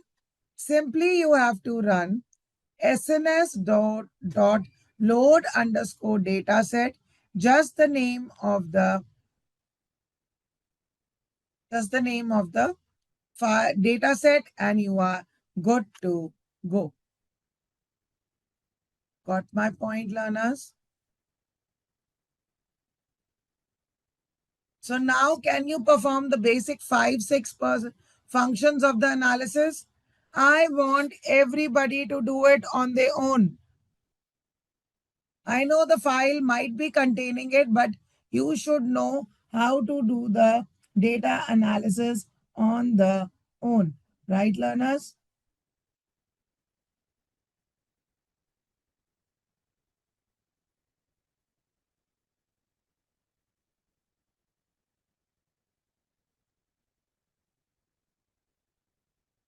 Head, tail, shape, info, describe, checking the null values. Please do that, learners.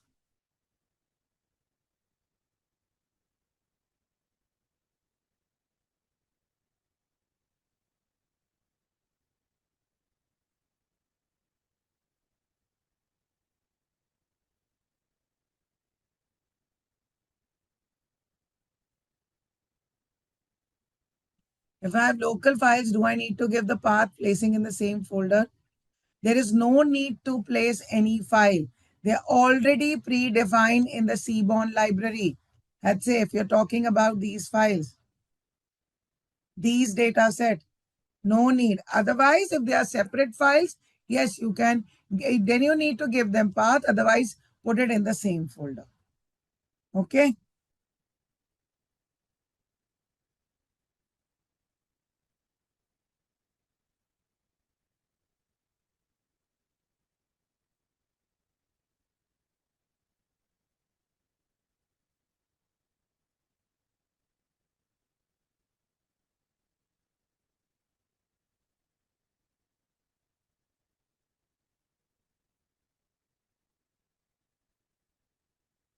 Can we move ahead?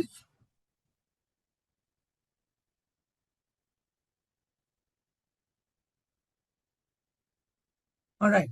So now if you look at this particular data set, this is the subject, the time point, the event, the region, and the signal. Okay. Another important point, are you all able to do the head tail? Basically, the shape gives me that this particular data set contains 1064 rows and 5 columns, right? Another important point to be noted over here is specifically for categorical data. Which function is used to analyze the categorical data? It is always the value underscore counts. Please remember this point. So for all the categorical data, run this value underscore count. It gives a better understanding. Let's understand that. So describe gives me detail of all. So there are two events. This is the scan, the scanning of the brain, right? And there are two events. One is STEM and Q. Anybody who's aware about from the medical department? Anybody from the medical department who can tell this? Nobody?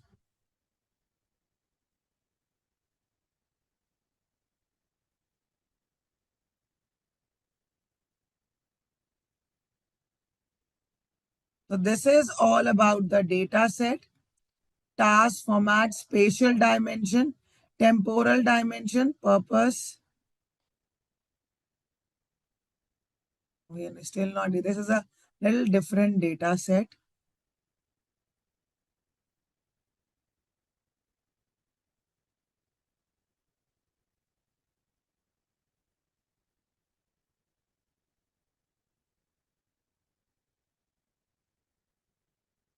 Yeah, this is the data, but we wanted a little detail of the columns. No, you're not getting it?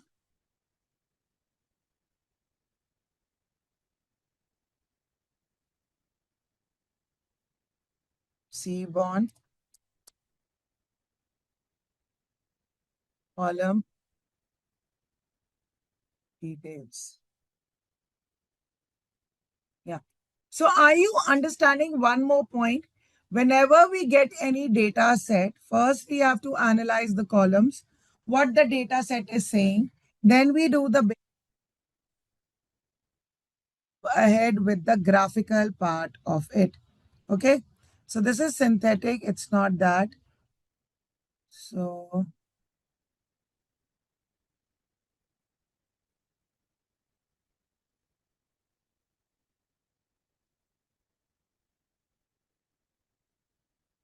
yeah. So basically the data set has long format structure. Subject is the number of participant or the patients. Time point is the temporal measurement, 19 points. Event is experimental condition. Type, I still don't know what is. Stim is stimulating. Q, I still don't know. Region is peripheral and frontal, the brain region, the front or the back. Signal is the bold signal amplitude. Should I share it with you all so that you can paste it in your... Yes, learners, is it helpful?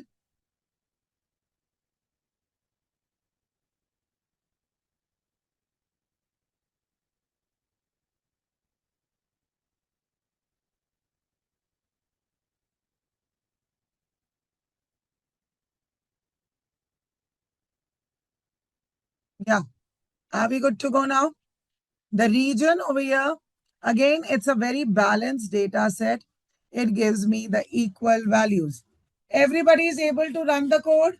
Ruby, Pankaj, Mohammed, Uday, Turla, or you're facing difficulty?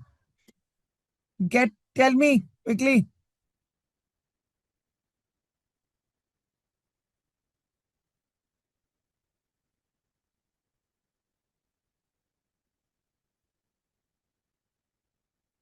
Yeah. Are you getting this point?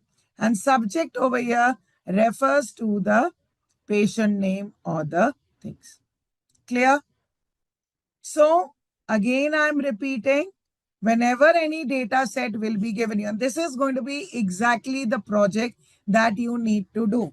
Okay, learners, this is going to be the exactly the project that you need to do.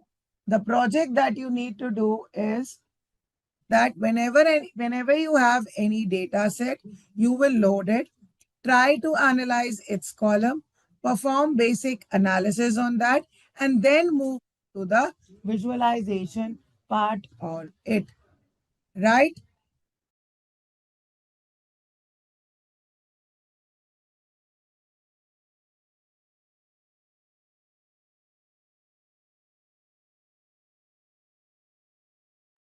Got it?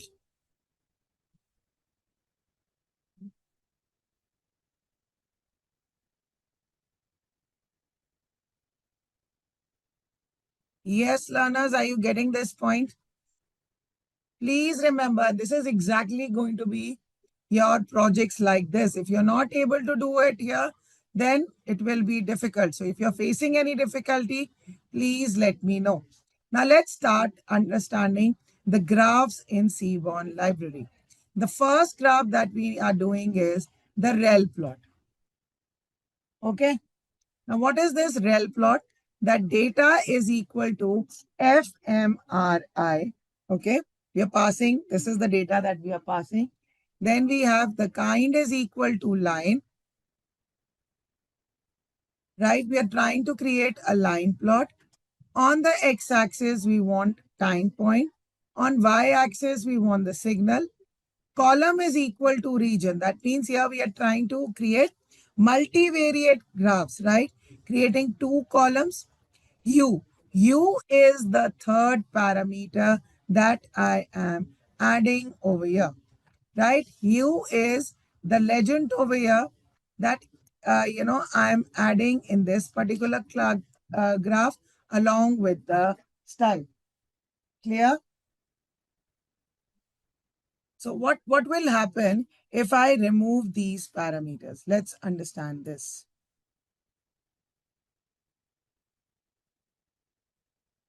Only one of the graphs is drawn, right?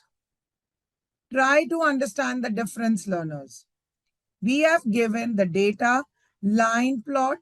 X-axis is equal to time, y is equal to signal, and I have given column is equal to region. And if I again, do this, I comment this, then I only get one graph, right? So are you understanding the beauty of Seaborn library now, right? So you can add multiple outputs along with the hue parameter. Can I change this kind? Yes. You can also change it to the scatter plot also. Clear? See, look at the beauty. There is this one particular function and we can get so many outputs. So isn't it giving you now better insights to the data analysis? Just by exploring the different columns, different parameters, isn't it giving you better insights? Yeah. Now we are in place of plt.matplotlib. That is not required. I'm directly using the Seaborn function to get the output. Do you see that, Mansi? Is there any Matplotlib that is being used over here? Yes, it's much better, much concise, and gives a better output, right? And as we have seen, if I remove this kind, the kind parameter, automatically it gives me a scatter plot. So anything that we want to understand over here, that can be always, you can find out the details of the function using a question mark, that is the rel plot. Got it? Is this point getting clear to everybody? All right, so we have this relational plot. The relational plots can be used the basic function is the rel plot, okay? But it can be used to create the line plot and the scatter plot. Got my point? So the rel plot, this function provides access to the several different access level functions that show the relationship between the two variables with semantic mappings of the subsets. The kind parameter selects the underlying access level functions to use. So here we have the scatter plot, right? And it is which parameter of the function which creates a scatter plot? Using the kind parameter, which is also the default type, right? And if we want to draw a line plot, just by using the kind parameter. So look at the beauty. A single rel plot function can be used to draw a scatter plot as well as a line plot. Getting my point?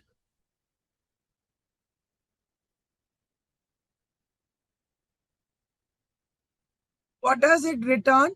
And we also saw the beauty of rel plot, that it can return more than one graph. And that is known as the concept of facet grids. Please try to understand.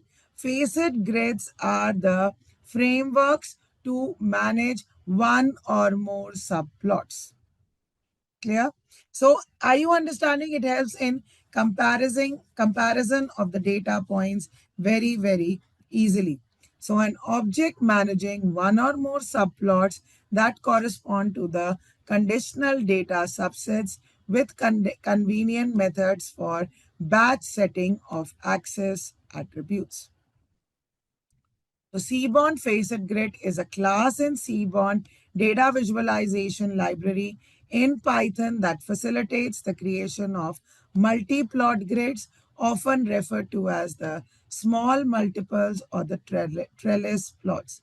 It allows the visualization of the distribution of the single variable or the relationship between multiple variables across different subsets of the data set. Clear? Yes. So facet grid manages automatically those subplots. So that's the beauty of the Seaborn library. That instead of getting one graph, you can get multiple graphs. With the help of few parameters, you can do a lot of comparisons between the different parameters and also create columns in it. Clear? I'll show you this graph. We've done this graph also. Now clear to everybody?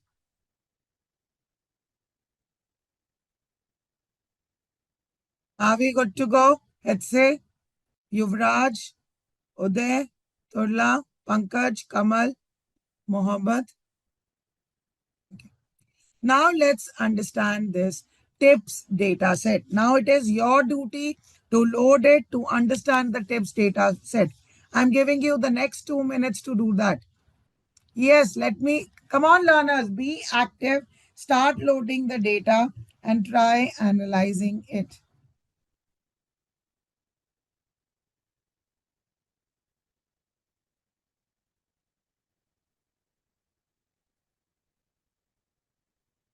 Yeah, Mansi says the dataset talks about the tip with the respect to the total bill, gender, smoking habit, day, and type. Yeah.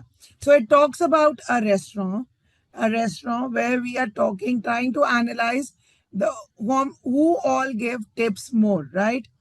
Males give more tips than female. Smokers give more tips to more tips in a restaurant.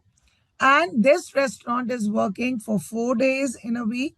That's Thursday, Friday, Saturday, and Sunday. It serves for lunch and dinner time, and size represents the number of guests. Okay, Turla, Uday, Mohammed.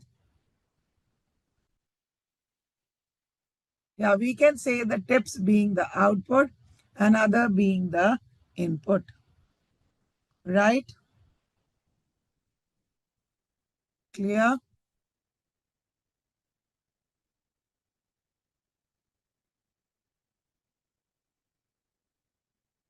Yes, learners, are you all getting this point?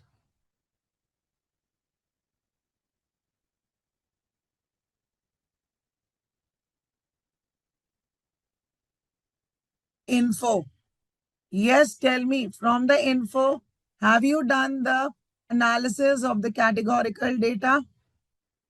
Huh? There, tell me, are the smokers more than non-smokers? The days and the time. Come on, do the analysis of the categorical data.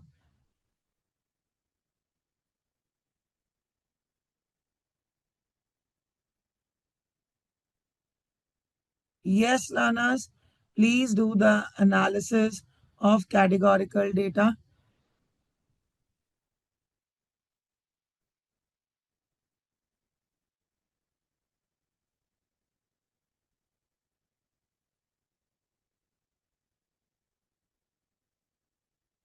Non-smokers are higher in number. Okay, I'd say. What about male and female? Males are more than females. Okay. And others? Yeah. So males are definitely more than female. Have you been able to do this? Day value count, which day people go more? On which day people go more? Saturday.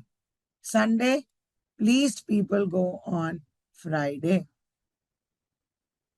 Smokers, non-smokers are more than the smokers, right? People go for dinner more than the lunch. Clear? And it is mostly the people as couple go more. Are you all getting this point? The size looks like int, but it is actually discrete values, right? The size of the tips data set is nothing but the discrete values. Everybody is able to do. Please, learners, let me know. Aswat, Dhruv, Hariharan, Harshita, Joshika, Kamal, Kirtika, Kiruba, Malipudi, Mohammed, Arshad, Mohammed, Rifat, Mukesh Krishna, Muttu, Preeti M, Darun, Madhuprata, right? Yes, learners, are you there with me? So this is the rel plot I was talking about that we saw in the diagram, that SNS.rel plot between data is equal to tips, X is equal to total bill, Y is equal to tip, U we are calculating on the basis, the legend is a basis of day, column is equal to time, and row is equal to 6 for male and female. Clear? Are you all getting this point, learners?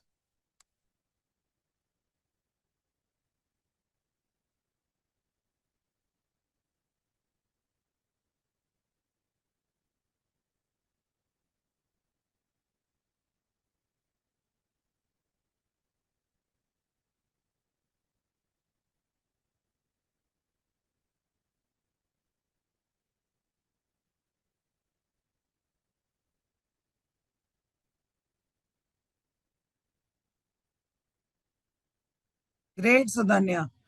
Are you able to run the code now?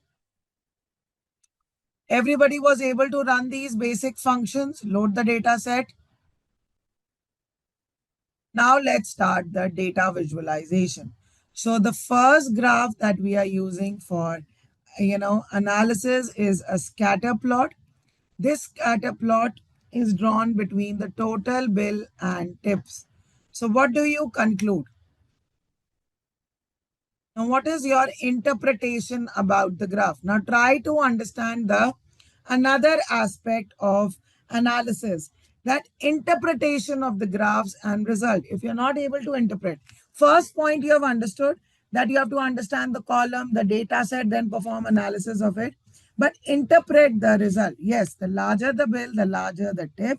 It shows positive relationship.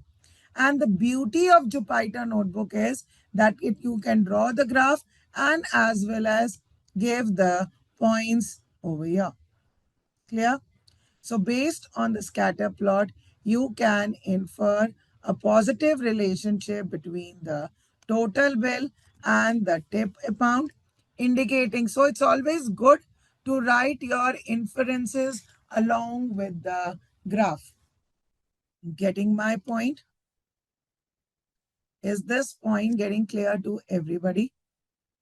Right? So based on the scatter plot, you can infer a positive relationship between the total bill and the tip amount, indicating that the customers tend to tip more when they spend more on their meals.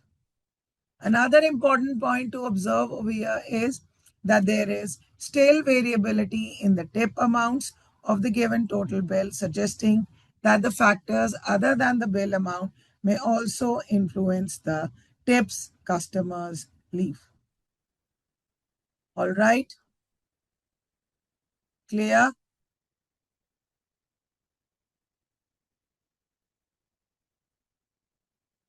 Got it? The rel plot is also clear. Now let's understand the line plot over here. Here we have added X as the days y as the total bill, and hue is equal to 6. What is the use of hue parameter in Seaborn library? Tell me.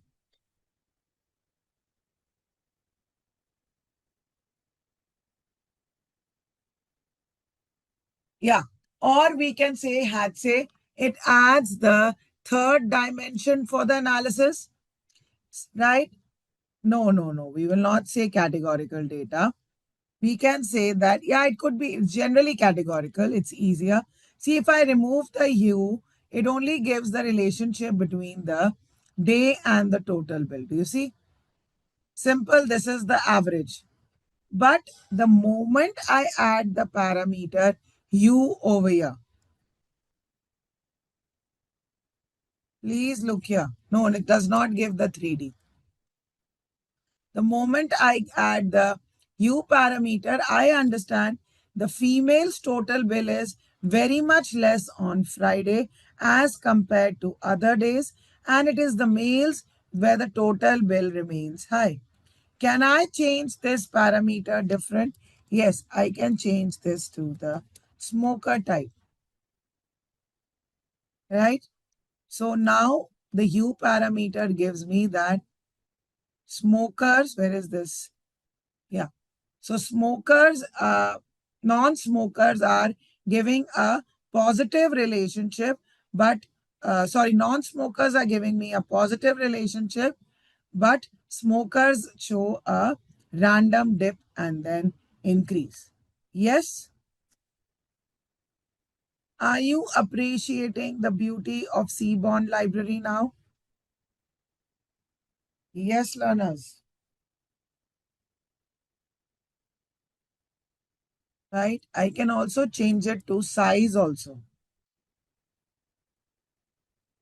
So now it is completely up to you how you want to utilize it for your benefit. Now, this is not giving much information. So every graph is not suitable for every data.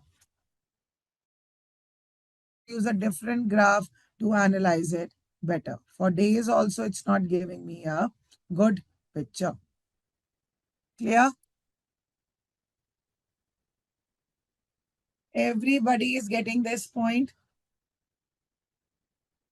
Important point that, as I've been telling you, always include the inferences below the graph, your interpretations or conclusions below the graph itself. Got my point? So the lines on the plot represent the trend of the total bill amounts across different days of the week, segmented by gender. Based on the line, here we have changed it to smoker. Based on the line plot, you can infer the total bill paid by the males is considered higher than the females. Got it? Are we good to go? Yes, learners.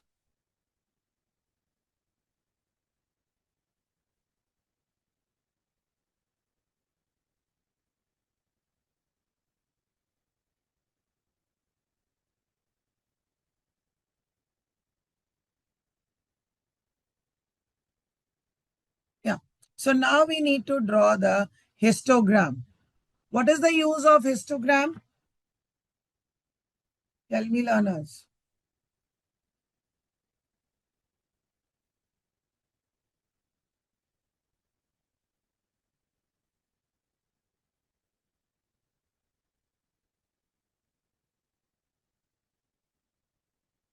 What is the use of histogram? It's used for distribution of the data.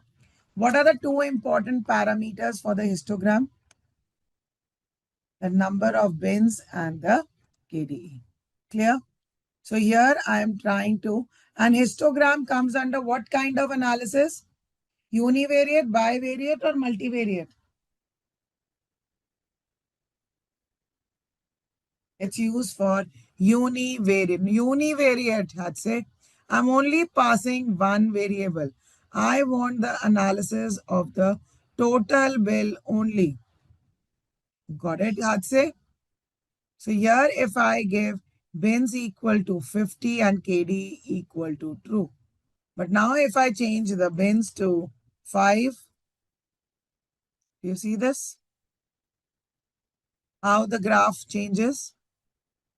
And now if I make it to 15 and KDE equal to false. Clear? Kamal, Mohammed, are you all able to do it?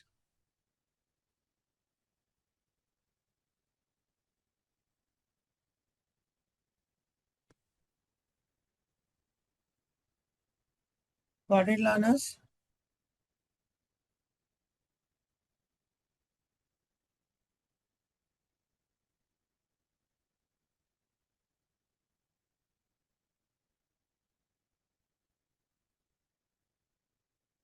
Clear to everybody? Can we move ahead?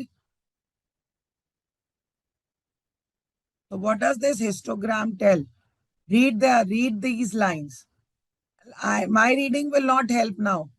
Now you are becoming experts as data scientists. Now my reading will not help. Try to infer all these points, that it displays the distribution. Each bar on the plot represents the range or the bin. It's not a balanced data set, it's right skewed. And you can infer most of the bills lie in 10-20 range. Please infer the histogram plot. So what is the important point? See, the concept remains the same. The concept of histogram or the box plot or the scatter plot is not changing. Only the functions and the code and the syntax is changing. That, we have different AI tools which can easily generate for us. Right? And with that, we have come to the end of this course. If you have any doubts or questions, ask them in the comment section below. A team of experts will reply to you as soon as possible. Thank you and keep learning with Simplilearn.